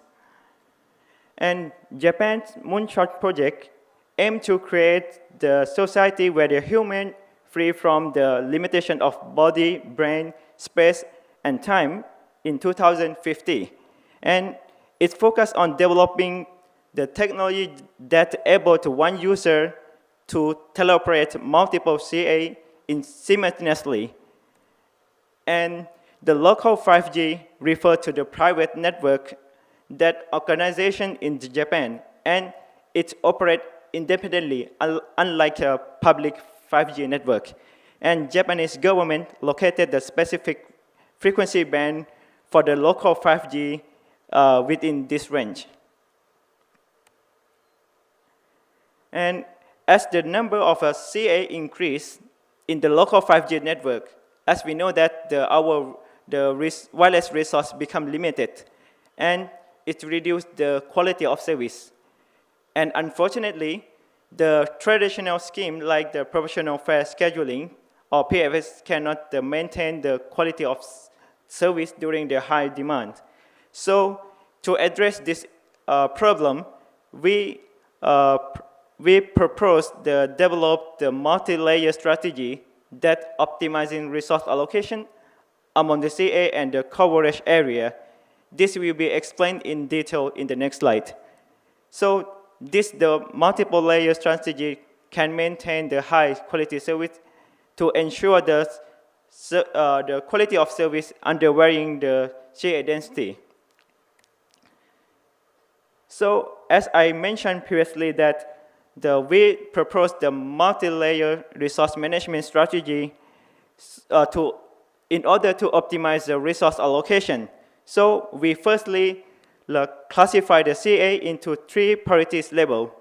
The high CA with the high priority used in the emergency situations such as the natural disaster and requiring the highest throughput, for example, 25 Mbps. And the medium CA with the medium priority and for moderate operation and needing moderate throughput of the 7 Mbps, for example. And the last one, low CA with the low priorities and essential baseline service and requiring the at least 3 Mbps. And we also classify the service area based on the closeness to base station. As you can see, the red coverage is the high area, which is close to base station with the high signal quality. And the medium area, which is, as you can see, the green coverage, which is the moderate from distant from base station. And the last one is low area, which is far from base station, and low signal quality. The main important point is that we will employ the dynamic downgrading that adjusts the system level in the real time based on networks condition and CA density. For example, if the total required resource block exceeds over available resource block, so some CA need to be downgraded. For example, CA with a high service level of 25 Mbps need to be downgraded to medium service level of the 7 Mbps, or the medium service level of 7 Mbps need to be downgraded to the service of the 3 Mbps. And in this paper, we focus on two different scenarios, the normal situation and the emergency situation, such as natural disaster here. In the emergency situation, it is important that we need to prioritize the service that ensure the safety and critical operation, while in the normal scenario, the maintaining a balanced QoS crossing the OCA is our main goal. So by this consideration lead us to propose the resource management scheme. This first one is the scheme 1 emergency, the priority allocation. So this scheme prioritizes to maintaining the service requirement of high CA, even other CA need to be downgraded first. And for the scheme 2, balance service allocation, which is in the normal situation, so we can maintain the balanced QoS by downgrading the high CA first when they are not critical needed. So then we can keep we don't need to downgrade other service level.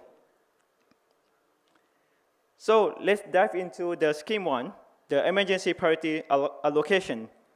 So which is specifically designed for the emergency situations such as natural disaster or the critical incident while maintaining the uninterrupted service. So this scheme is mainly focused or prioritized for high CA, that we need to ensure that high CA can necessarily get a resource to operate effectively. So firstly, we downgraded the medium CA based on medium service based on the SNR.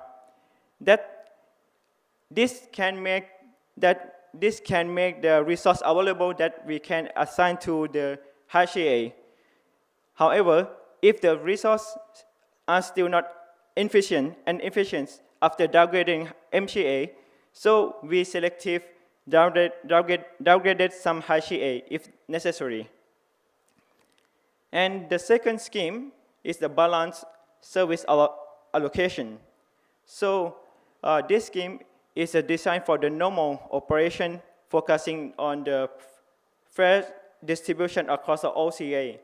So we firstly downgrade the high CA, as you can see here, from the medium service to the green, from high service to the medium service, as you can see here, from the red dot to the green dot. And this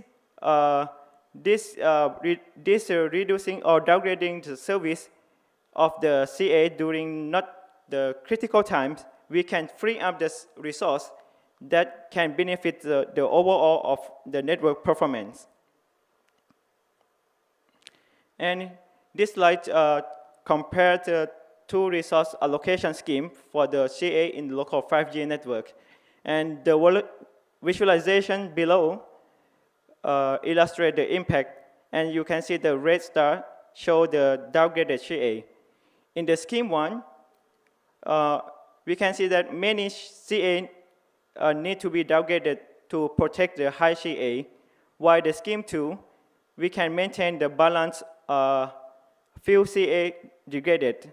So the overall this scheme highlight that trade-off between prioritizing the critical service and promoting the fairness. And these simulations parameters are summarized in this table, where we vary the density scenario for the low density of high CA with the 50% of the number of high CA, and the high density of CA with the 30%, and the high CA with the 50%, as you can distinguish in this figure.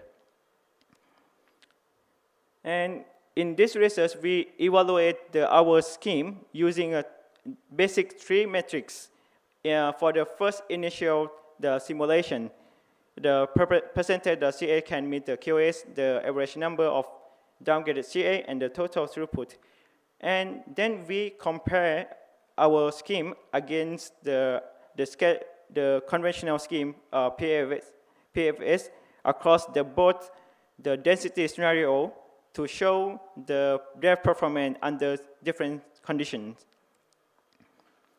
And let's look at the percentage of the CA meeting the QoS first. So as you can see that both scenario with the low density of CA and high density of CA, so both scheme 1 and scheme 2 can maintain 100% QoS performance up to 60 CA. And for the high density, both CA1 and CA2 begin to decline in the QoS performance early due to the increased resource demand.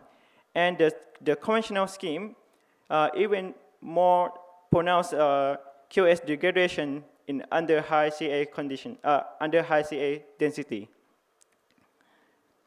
And for the number of downgraded CA, so in the scenario 1 here, so as you can see that the scheme 1, which is a blue line, show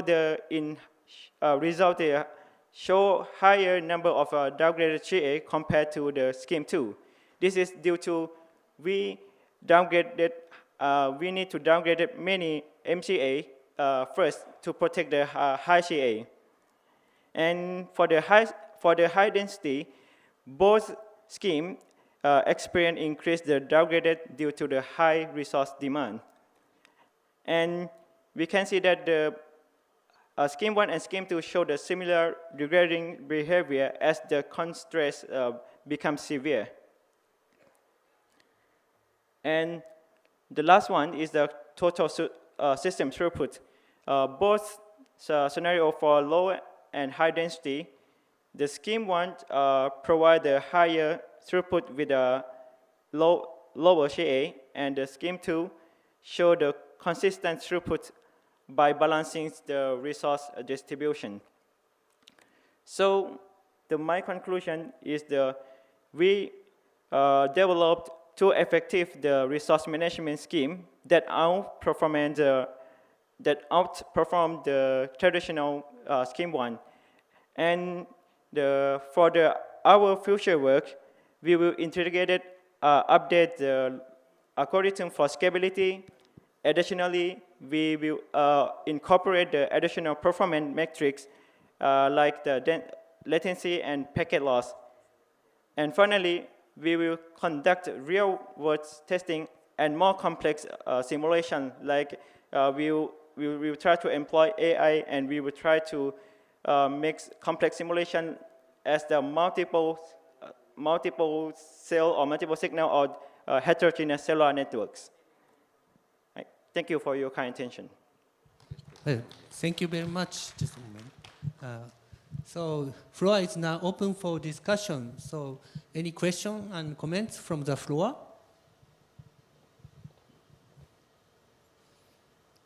Okay.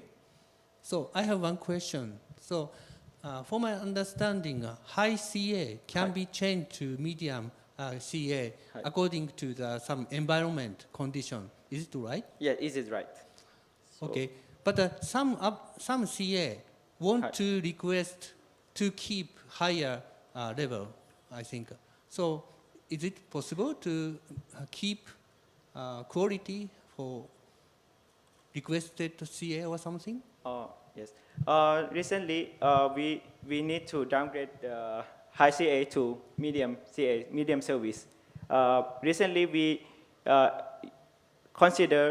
investigate the downgrading by using the SNR. So the high CA with the lowest SNR will be downgraded first. Mm-hmm. This is our recent algorithm. So your question is it possible that some CA don't need to be downgraded by itself? So this is our future work to investigate the more real situation that which kind of CA that don't need to downgrade it. Because recently we forced the CA need to be downgraded by the lowest SNR. Okay, due to the SNR. Yes. So I saw some downgraded CA require less bandwidth. So maybe requested CA can gather some resources from the other CAs. So yes, exactly. Yes, exactly. You're right. Okay, thank you very much. So any question from the floor? Okay, thank you very much. Present again. So now I want to close the workshop on future wireless technology for next generation mobile communications organized by NICT. So finally, to express sincere appreciation to excellent speakers and good Q&A audience. So please give me your big hands. So thank you very much. This session is closed. Thank you. Thank you, sir. So we'll be having the valedictory session at 3:30. Thank you.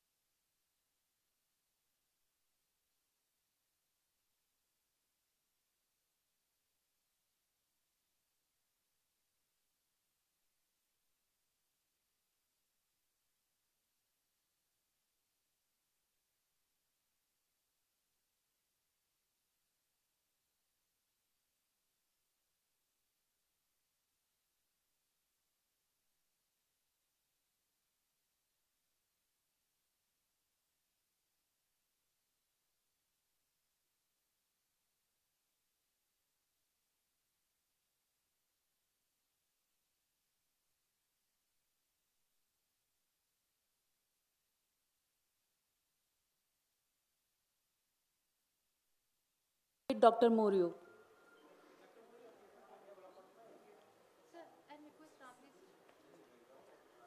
We will request our VC sir, Ramji sir, to come on the podium, please. और कौन है?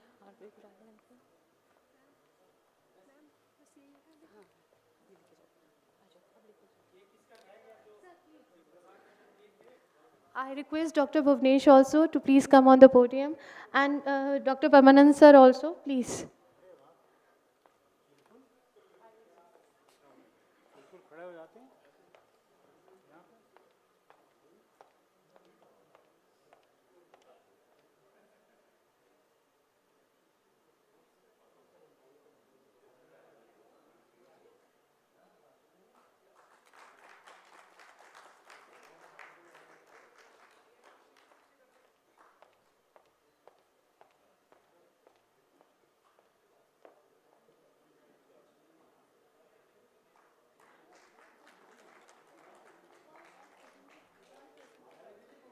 All presenters are also requested to come on the dais, please.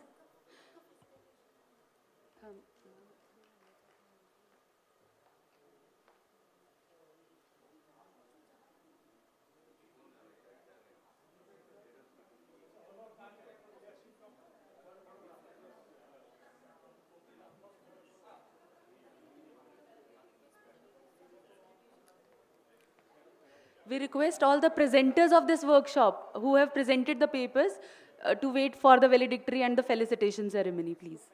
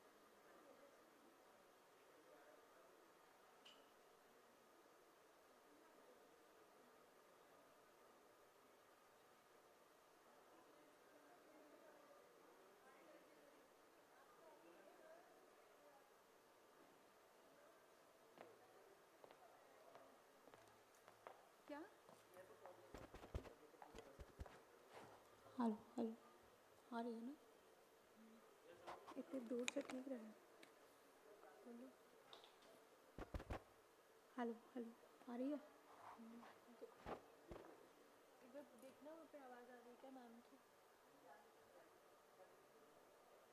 Clear voice is clear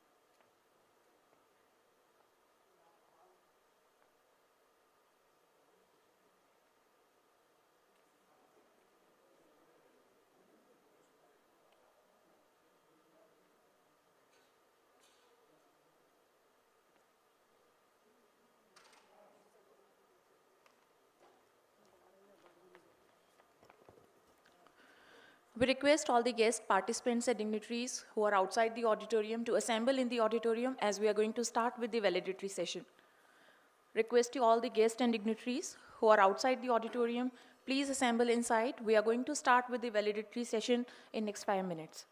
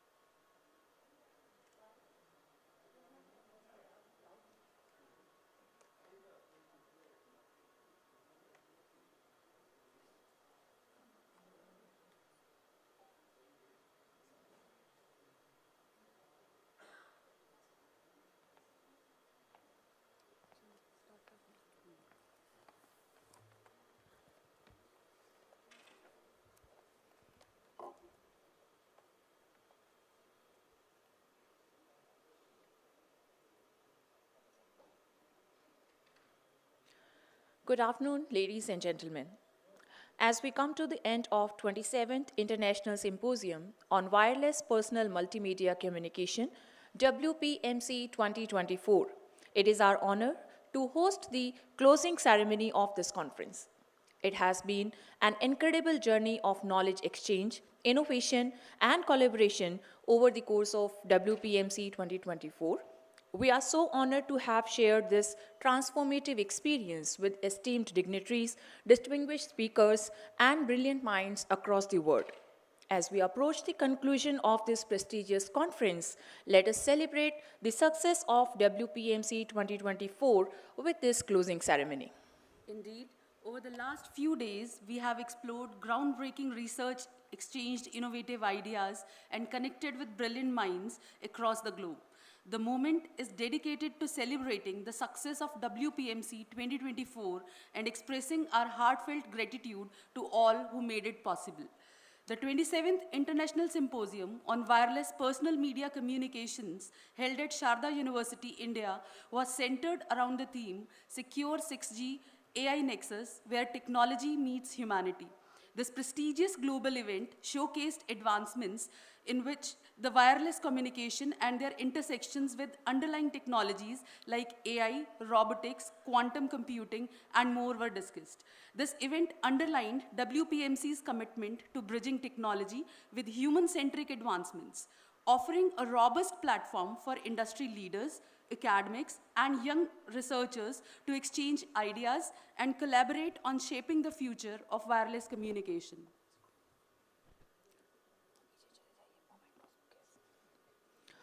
Without further ado, let us commence the closing ceremony of WPMC 2024. To honor the presence of our esteemed dignitaries, we now invite Shri P.K. Gupta Sir, Chancellor Sharda University, and Professor Dr. Sibaram Khara, Vice Chancellor Sharda University, to present bouquet as a token of gratitude to our guests and dignitaries.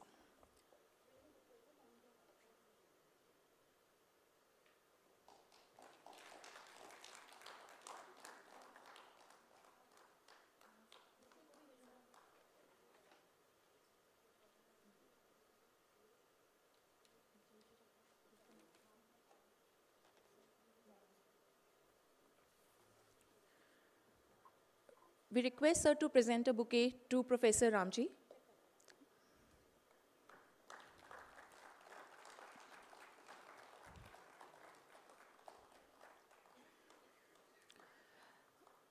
Next would be Professor Shingo Morio.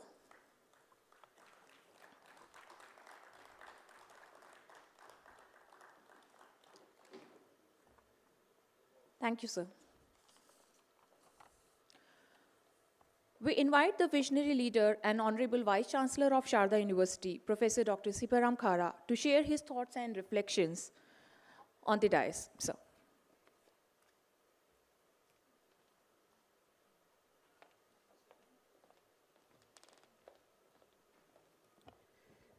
Good evening to all. WPMC 2024 has been organized in India in 2024. This is the third time out of 27 such events have been organized worldwide. This was the third time in India. And Sharda University has tried the best and put its all efforts to make this event in the global standard, maintaining the global standard. And I am sure that the participants from more than 20 countries, of course, the papers were contributed pertaining to more than 25 countries. Those are accepted. And submission papers is much beyond.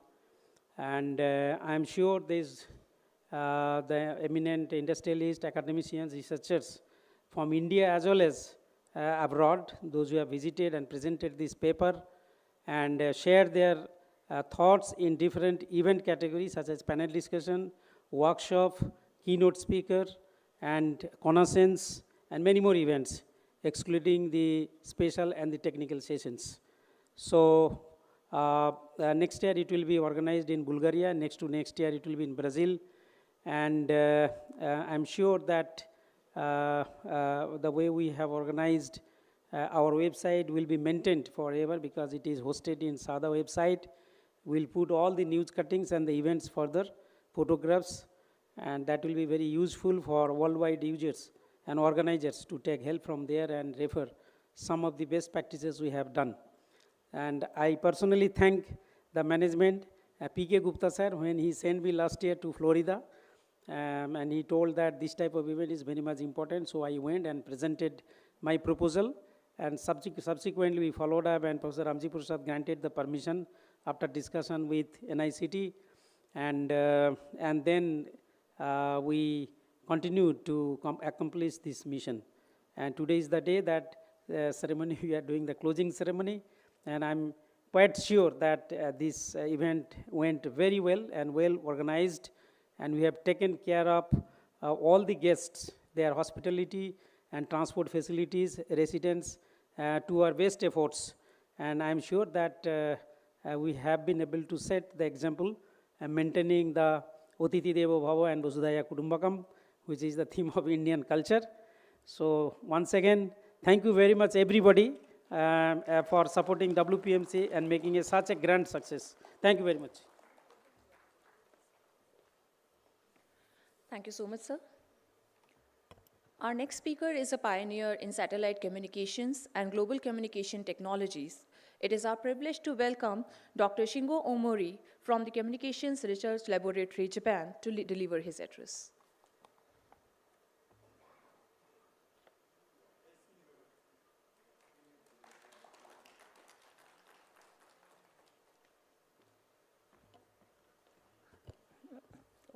Good evening, ladies and gentlemen. I was very upset.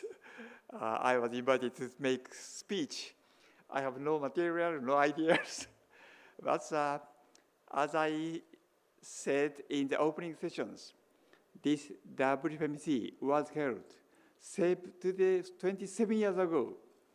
So at that time, I was appointed a new research center of the present NICT. So I have to draft, I have to make a new policy, how to carry out the new style of R&D activities. So I have a meeting with Ramji Prasad. At the time, he was in Delft University of, Delft University of Technology in the Netherlands. And we have several discussions. And we got the conclusion that we will have a new conference as an open platform to promote the industry, academia, and the government. And from that, 7 years has already passed. So I am still, I think I am young, but I am getting older. So 25 years, 25th anniversary of WPMC 2 years ago, I decided to retire the co-chair, founder of WPMC, because for the further improvement or further, further steps, the young generation are very, very important to push more the WPMC. So that is the reason why I retired the WPMC. So I hope the younger generation will join the WPMC and get the new idea or the new human connections, which will make a great resource for their selves. So I hope WPMC will be more advanced and more strong and more improvement from the future and in the near futures. So thank you very much especially for Sharda University, the founder of this university, and all staffs who are engaged in this workshop make success. So this is maybe the last greeting from me. So I will be absent future WPMCs. Thank you very much for great support.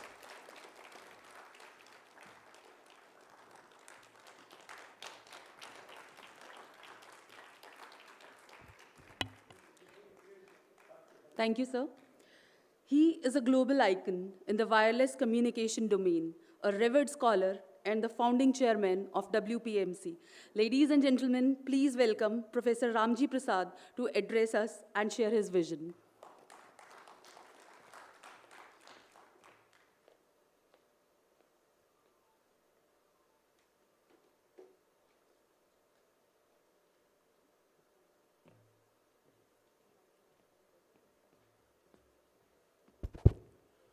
Good afternoon to everyone. This is the last point for the WPMC 2024. Still, I'm happy to see, I thought there were only 15, 20 people now, but I'm sure we are more than 20. Anybody who can tell me what is the number present in this hall? Just have a guess. 50. It's a good number.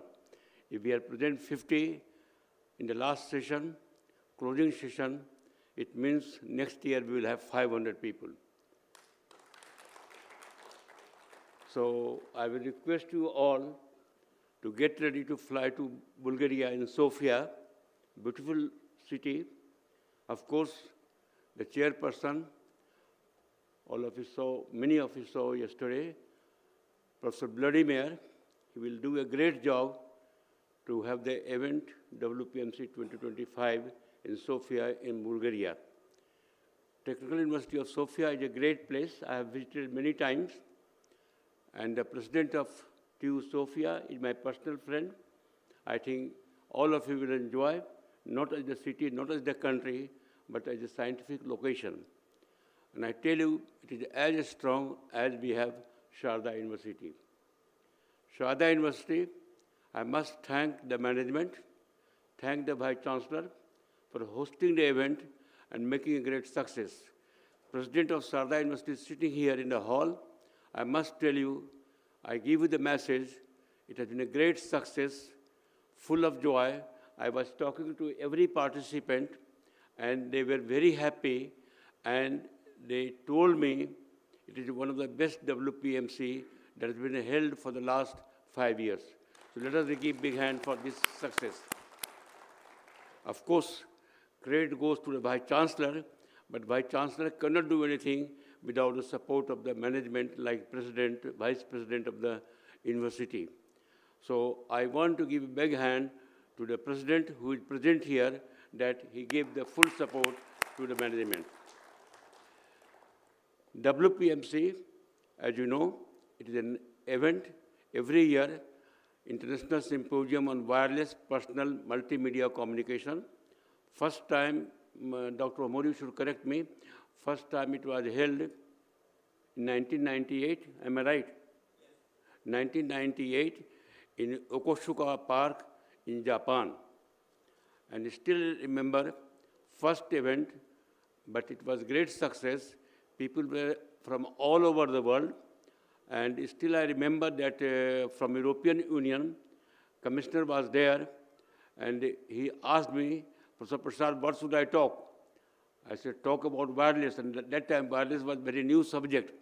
He said, although I am the Commissioner of European Union, but I don't know the meaning of wireless. Now everybody knows the meaning of wireless, but you can imagine the Commissioner of European Union was asking me the meaning of wireless. So he asked me hurriedly, can you write a 2 minutes talk for me? And then I will know what I have to talk. And really he gave a very, just I wrote something for him, but really he gave a wonderful speech, if you remember Dr. Omori, and I forgot his name. He was from Portugal, I think, Portugal. And he gave a very good speech, and really he announced that Europe will always support this event. Wherever it will be held, European Commission will give the full support. WPMC moved around the world. This is the third time we are having in India. We had first time in Jaipur, second time in Hyderabad, and the third time happening here. And I don't want to compare, but definitely I should say that it has been one of the best events globally, nationally also. I don't want to say it is the best. I don't want to say Jaipur was better or Hyderabad was better, but definitely this is the best among all. And by heart, I am very happy and delighted to decide to have the event at this location. Because naturally, when we decide the event, first we decide which part of the world, then the country, then the venue. And first it was decided it will be held in Asia. It was decided it will be held in India, and by chance, Professor, always I forget the names, Professor Sivaram Khara was there with his wife, and both of them impressed me that this place is the best in the country. And I listened to them, I discussed with the committee, then we had the board meeting, and he presented his proposal. It was approved unanimously that let us go to India and have the conference at this place. So it has been a great success. I think people who are here, they will agree with me, each of you. Anybody is going against me, that it is not the good conference? Anybody who want to tell me, is it a good conference or bad conference? Good. Those who have attended many WPMC, Dr. Uma, can you say it is one of the best? One of the best conference. Yeah. She has also attended many WPMC. So it is not my opinion, personal opinion, to please the management. It is a public opinion. Really, it has been a great success. Let us give a big hand to the management of Sharda University. WPMC really creates a platform to exchange the knowledge, exchange the information, and to make the friendship. When you attend the international events, you create new friendship, new relationship, and here also there are many faces even I don't know. And I could know them, personally I recognize them, and we will have good contacts for the future. So let us wish all the best for the next year WPMC. On behalf of Bulgaria, I invite you all to attend the WPMC 2026. Exact date has not been announced, but yesterday I was asking Professor Vladimir. He said mid of October. Please mark in your calendar now, mid of October, to come to Bulgaria. Sofia is a wonderful place, one of the best locations in Europe. So you will be all welcome, and I will be definitely there to welcome you all on behalf of WPMC management. Thank you very much.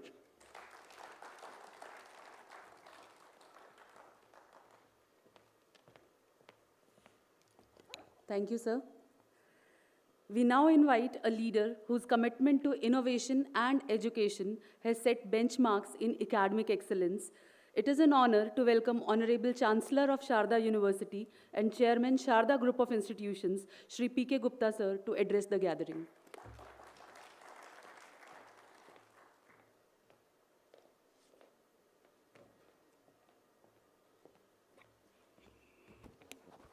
Good evening, everyone, and I would like to first say thanks to Ramji Prasad and their colleagues who has chosen Sharda as a destination for this conference, and I also want to congratulate, and our Vice Chancellor and the team to conduct this program, and so passionately he has been working for this conference. I'm happy that you have recognized his contribution. So big hands to Sibaram Khara and your team. The subject chosen by this wireless communication, this is the biggest revolution that happened in this 20th century. I remember in the 80s, when I was in Chennai, I used to take a call. I have to wait for 2 hours, 3 hours in PCO to get a call. If you see the economic growth after 1990, it is all because of internet and this wireless communication. Because there was a time when you go out from the home, you will come back in the evening and your productivity was 20%. Now you send your, like your servant to home, to market, but get me something this, again you remember something. So now everybody is on toes. So I would say that my point of view, I think productivity of human outcome has gone in multifold. And I think that has converted into the wealth. If we see before 1990, the kind of per capita income, the kind of comfort level across the world was different than today. And India is lucky that because we do not have much infrastructure in terms of manufacturing, in terms of technology, but our IT services, our health services has made this country what we are today. And I'm so proud of our friends, working in abroad, because whatever little we have as in India, because till the 80s, 90s, it was very hard to survive. No job was there, the skill was very less. But because of this IT, because of this technology, has changed this whole Indian landscape, and I'm sure that the vision of Prime Minister Modi, the 2047, I'm sure we will be able to do it. So all I wanted to say, my Indian friends who has been working abroad, our scientists are bright because as good as you are when you are young, you have opportunity to go to US and then got somebody's hand and guidance and made a great contribution in the world economy and world technology. I think similar thing has to be done give back to India, because everybody is not lucky to go to US and get this kind of training. If we get the training, again he will become a US citizen, he will not come back to India. So India needed, a very large number of bright students to pursue the higher education, creativity in terms of innovation, fulfill their aspirations under your leadership. So I call upon all our Indian friends and maybe, like our Japanese friend, because Japan is also a very close friend, or all India-friendly countries to give us some hand-holding to our young scientists and young professors to perform the best of input of, like a talent what they have. And that's the only reason we can make 47. Otherwise, it's a great time for India we have a young population. We have a large number of medical colleges. We have a large number of engineering institutes. But we are short of good faculty in either way. We have seen, one of the best teachers, you have the best scientists, best research, you have your publications are across the world. If something comes to India, I think we can perform very well. And I think it's a time for India to grow, because I believe there's nothing consistent in the universe. Something goes up, something goes down. Nobody can live forever in the top position. It has to go down. So world has grown at the multifolds. It is India's time that it will grow, maybe next 20 years to become one of the leading 5 economies of the world. And because India still need, large manufacturing, large technology, because you can't depend on import. Prime Minister has doing a great job on PLIs, a lot of scheme has been introduced, a lot of manufacturing has improved, but long way to go. And I don't think that any country can grow without universities research. whatever corporate has been doing, this is all commercials. But the best technology, best ideas come from the universities and where the young children think about it and then seasoned professors nurture them, and that became the intellectual capital, and that transformed the wealth. Without creating the wealth in the university, I don't think that India or any other country can reach to the height. Prime Minister is doing it, but I think we need to do more as an institution, because private institution, we have a free hands. We can definitely deploy funds as on demand. Immediately, it will take for me a minute to take a decision. Same thing happen in government, you have to go files and bureaucracy, so many things happen. So there is a definitely big opportunity for Indian private universities to perform, compete globally, and create the new technology, new intellectual capital for India to make India as a global successful country. Thank you very much for all our delegates who came and delivered their ideas, debated about the new technology. I'm sure that everyone who came here would take some valuable ideas and inputs to further to do the research. And I would request all our delegates to keep in touch with our faculties. We are a newly growing institution. We have to go a long way because universities are built over the 50, 60 years. We are just 15 years old institution, and with a lot of difficulties, bureaucracies, shortage of faculty. But still, Sharda is doing reasonably good. But our aim is to become, maybe in my lifetime, or maybe after 50 years, it should become a top 100 university in the world. I think this is the dream I'm living, and I'm putting all my efforts and all my focus how to become great institution, how to create a great culture, and all the financial support is available to our faculty. It's only their idea and their stability who can transform. Thank you very much. Again, Ramji sir, that you're choosing Sharda, and you appreciated from whole open heart that what we have done. Thank you very much.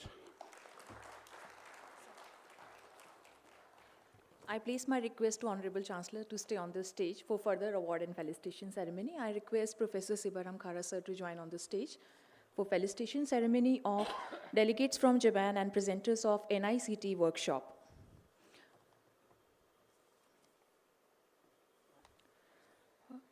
First we have Mr. Takashi Matsuda. We request you to come on stage for the felicitation. I'm calling the names of the presenters of NICT workshop and delegates from Japan for felicitation ceremony. Sir, आगे आ जाइए please. बच्चों आगे जाओ, आगे जाओ.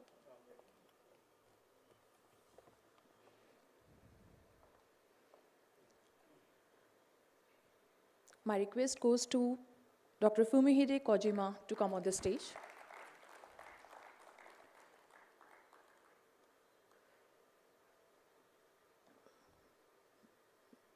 Do we have Mr. Fumihide Kojima among us?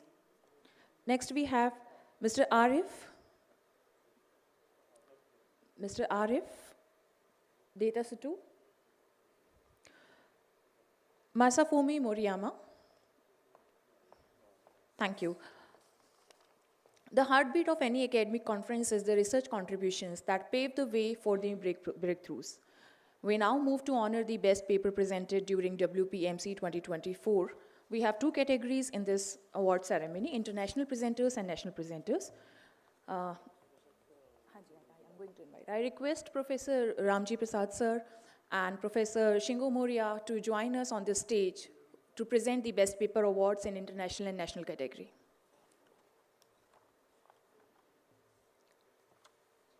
I'll be telling the paper IDs, paper title, and the delegate's name. First, I'm reading out the international presenter's name. First presenter, we have Fumihide Kojima, Best Paper Award in the international category. Paper ID 1571078020, and the paper title is Development and Basic Characteristics Verification of Hardware Wireless Link Emulators for Large-Scale Wireless Simulation. Next, we have Mr. Frank Wiley, if we have him amongst us, Mr. Frank Wiley. Mr. Chang Woo Pyo. The fourth award goes to Mr. Albert Baron Dinkins. I think he's also not amongst us here. Next is Mohammed S. Khan. These are the recipients of Best Paper Award in international category. Next, I'll be reading out the names of winners in Best Paper Award category national researchers. The first award goes to Mr. Venkata Reddy for the paper ID 15710662113. Mr. Venkata Reddy, if you are around us. Next award goes to Mr. Ranjay Hazra. Mr. Ranjay Hazra. Then we have Mr. Sanjeet Kumar. These were the Best Paper Award recipients in international and national category. Thank you so much. Thank you so much, sir. I would like to call upon delegates that Agra is a very nearby place. It takes only 2 hours. It's my hometown. So I hope that many of you would have visited, but again, it is a opportunity to see the Taj Mahal and recall your memories for the wonderful days you have spent in Taj Mahal. Thank you.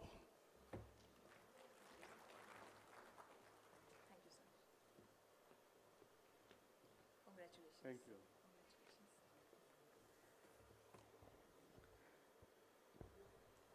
Innovation thrives when creativity is encouraged. The CTIF has been a platform for groundbreaking ideas. At WPMC 2024, CTIF Global Capsule organized a tutorial and a Danish Industry Challenge on multi-business model innovation from 17 to 20 November, led by Professor Peter and Dr. Purnima. 3 teams of up to 6 students participated in this competition. During the tutorial held on first day, Professor Peter trained the students on the business model innovation tools. On the second day, a real Danish industry challenge from selling Autogenberg was given to student teams. For the next 3 days, the student teams worked on the Danish industry challenge using the BMI tool. There was a business pitch competition held today, and each team was given 20 minutes to demonstrate their solution to the Danish industry challenge. There were 2 teams from Sharda University and 1 team from North Cap University, Gurgaon. A team of esteemed judges were invited to judge and interact with the teams. And the jury included Mr. Vivek Ahuja, a consultant and architect, an immersive environmental creator. We have Mr. Pablo Sergio Rufino Henrique, CTIF Global Capsule Scientist. He's an expert in 6G and quantum computing. Then we have Wagner de Oliveira.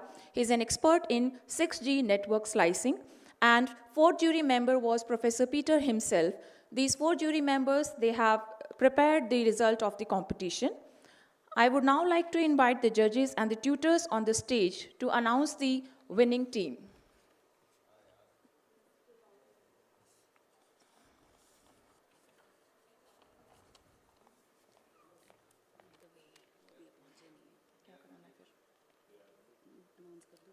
I request Mr. Paulo to brief us a little further about the competition.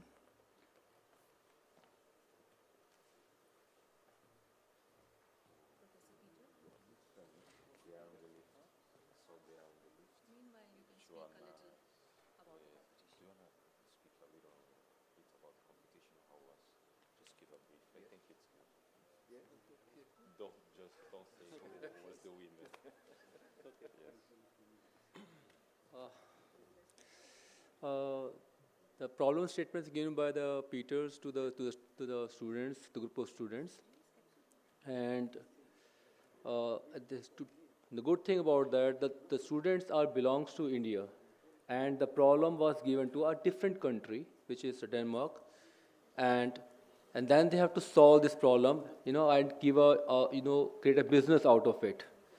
So this is very interesting because they are not aware of anything about that. So only way to create a business is first to learn the problem, learn the situations and the policies which is the country is offering.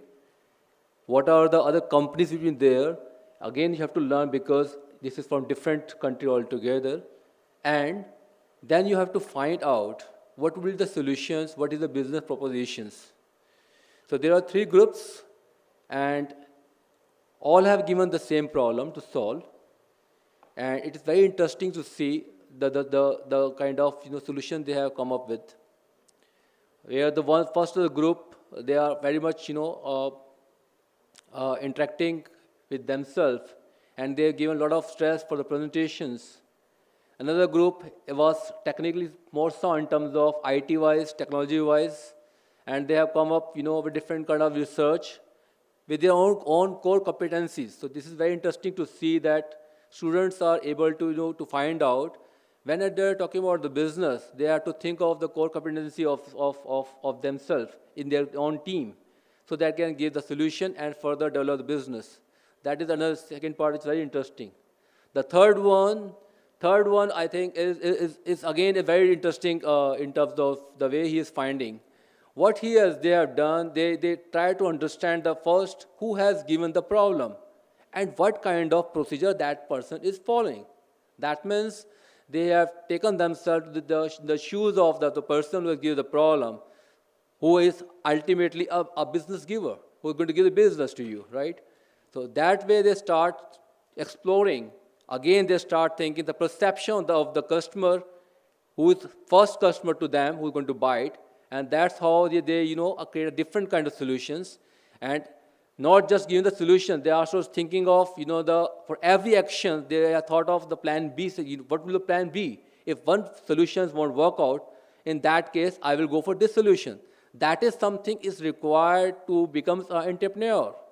So I think it's a very, very interesting and very beautiful exercise, which I think Peter has given to them. And this should be learned, I think, to be by everyone in every stream. In every stream, the way, the technologies are now coming up, this is very much required, very much required. Yeah, that's it. Thank you.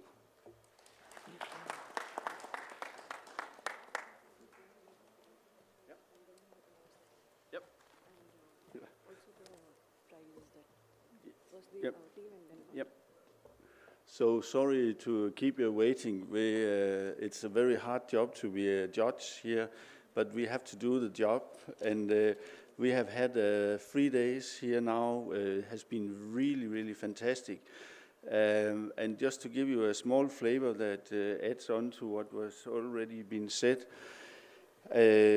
this is not just a technical challenge. It's a multi-business model innovation challenge where you try to combine technology with business and also the social, the triple bottom line, how to optimize it in a circular perspective. And this is actually very actual because it's right now what industry has to do. They have to optimize on the 3 parameters and then in a circular perspective. I would like to thank you, all the students, for participating in this event. We were 18 students in the sessions, and we had actually 4 extras, but they missed the train, unfortunately, so they didn't reach for the challenge. So we would have 24. We judge the different groups and teams within 7 categories, and the categories were in different areas. And we have commonly agreed on that we want to give the first prize to the team B.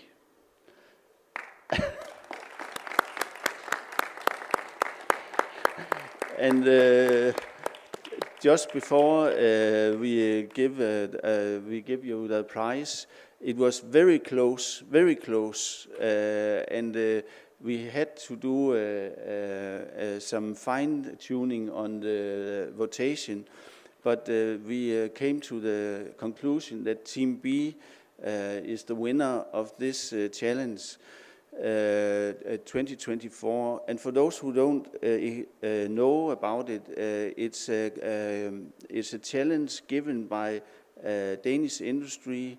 It was a scrap business that had to embed AI, 6G, and advanced sensors. And they had at the same time to try to, as I said, optimize on triple bottom line, which is not easy. And it was circular. They had to do a work and a pitch within internet time, I would say RAMD time. And they did it, and I'm very much looking forward to see if we might be able to do the same in Bulgaria. If the board of WPMC, they accept it, we would be very happy to bring it to Europe. So please, Team B, can you come on the stage? They're from Sharda University. Please join us in giving the awards. Yeah. I request all the jury members to come forward to give away the awards. Congratulations to all the winners and all the participants of the competition. The winners are Atul Yadav, Kapil Gupta, Swati Gupta, Utkarsh, and Shravan.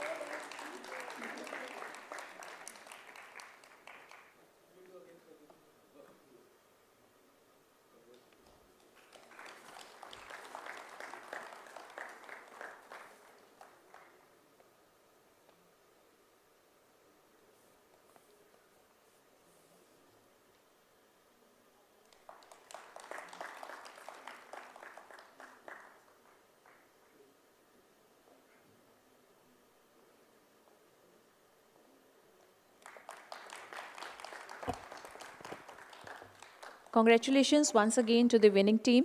Thank you, Professor Peter, Dr. Purnima, and all the jury members.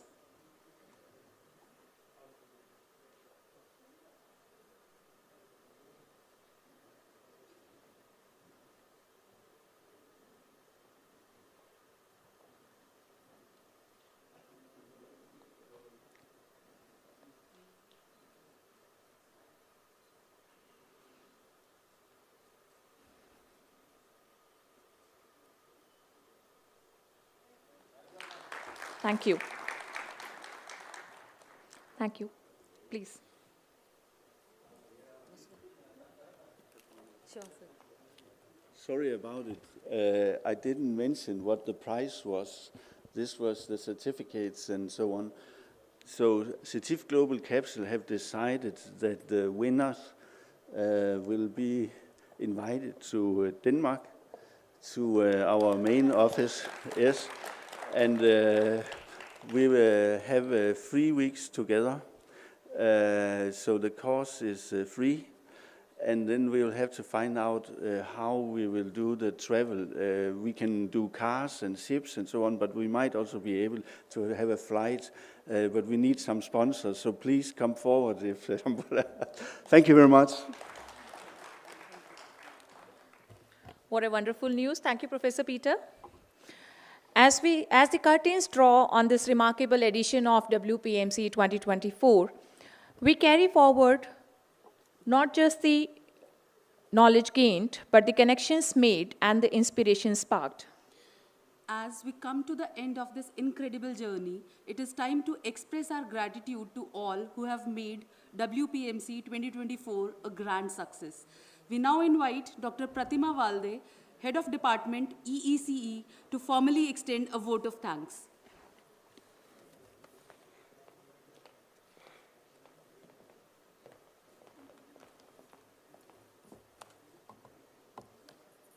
Namaskar. as we approach the conclusion of the WPMC 2024 Symposium, I am honored to extend our heartfelt gratitude to everyone who contributed to making this event a grand success.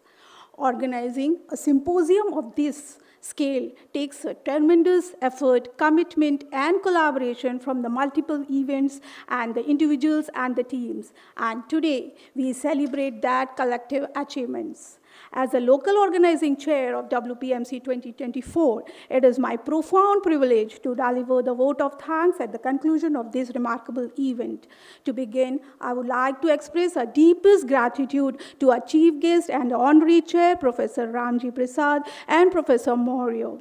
Thank you for your invaluable guidance and for setting the visionary path that led us to the success of this symposium. Your leadership and vision in the field of electronics have inspired us all.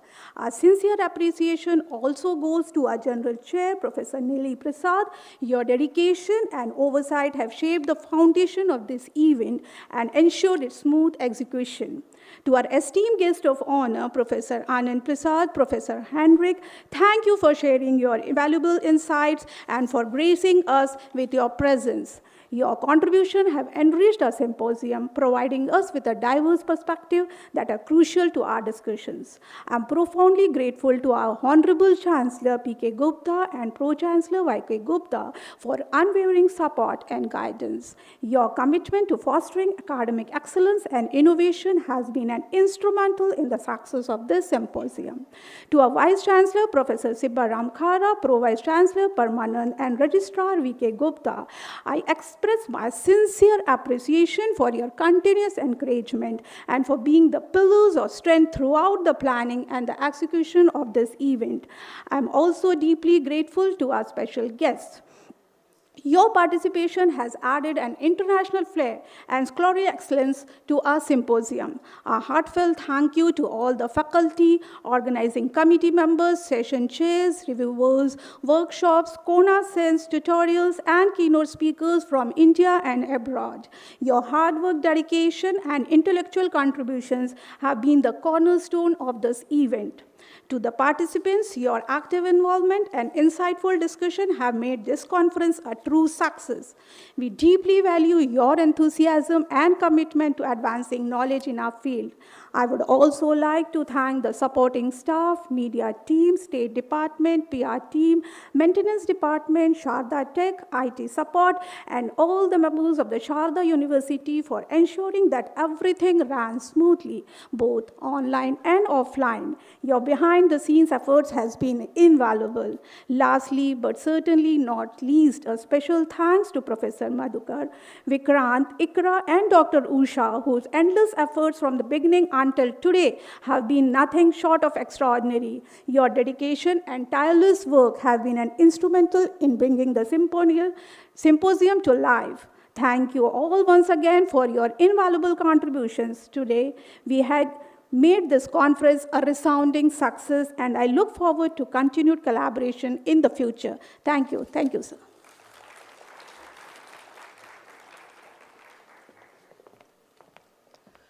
Thank you, ma'am. We now conclude the ceremony with a melody note by Dr. Ramesh Yadav.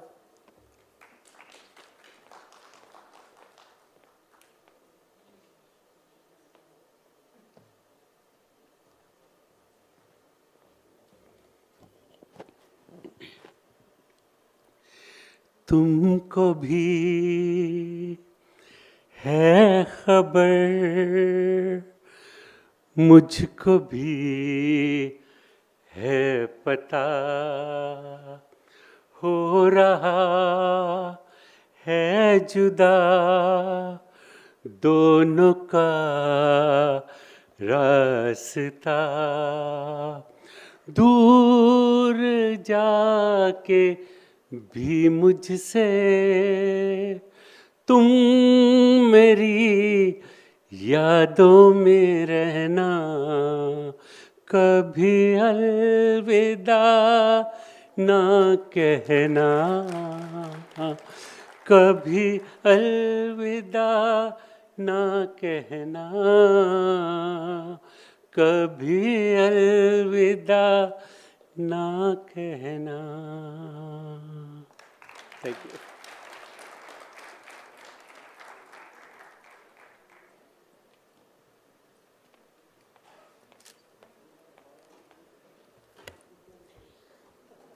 I now request everyone to please stand up for national anthem.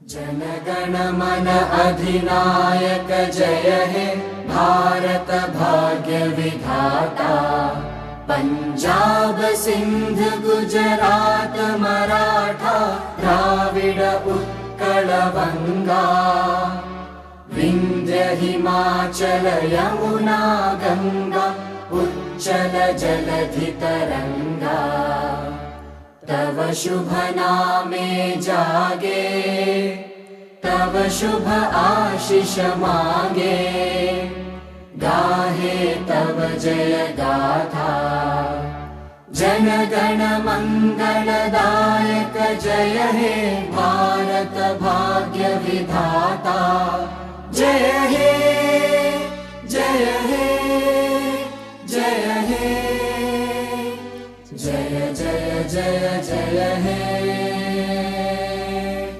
Jai Hind. Together we have explored the future of wireless communications, and today we stand closer to shaping it. Thank you for being part of this remarkable event. We wish you a safe journey back and look forward to seeing you next time. Signing off till we meet again. Goodbye and take care.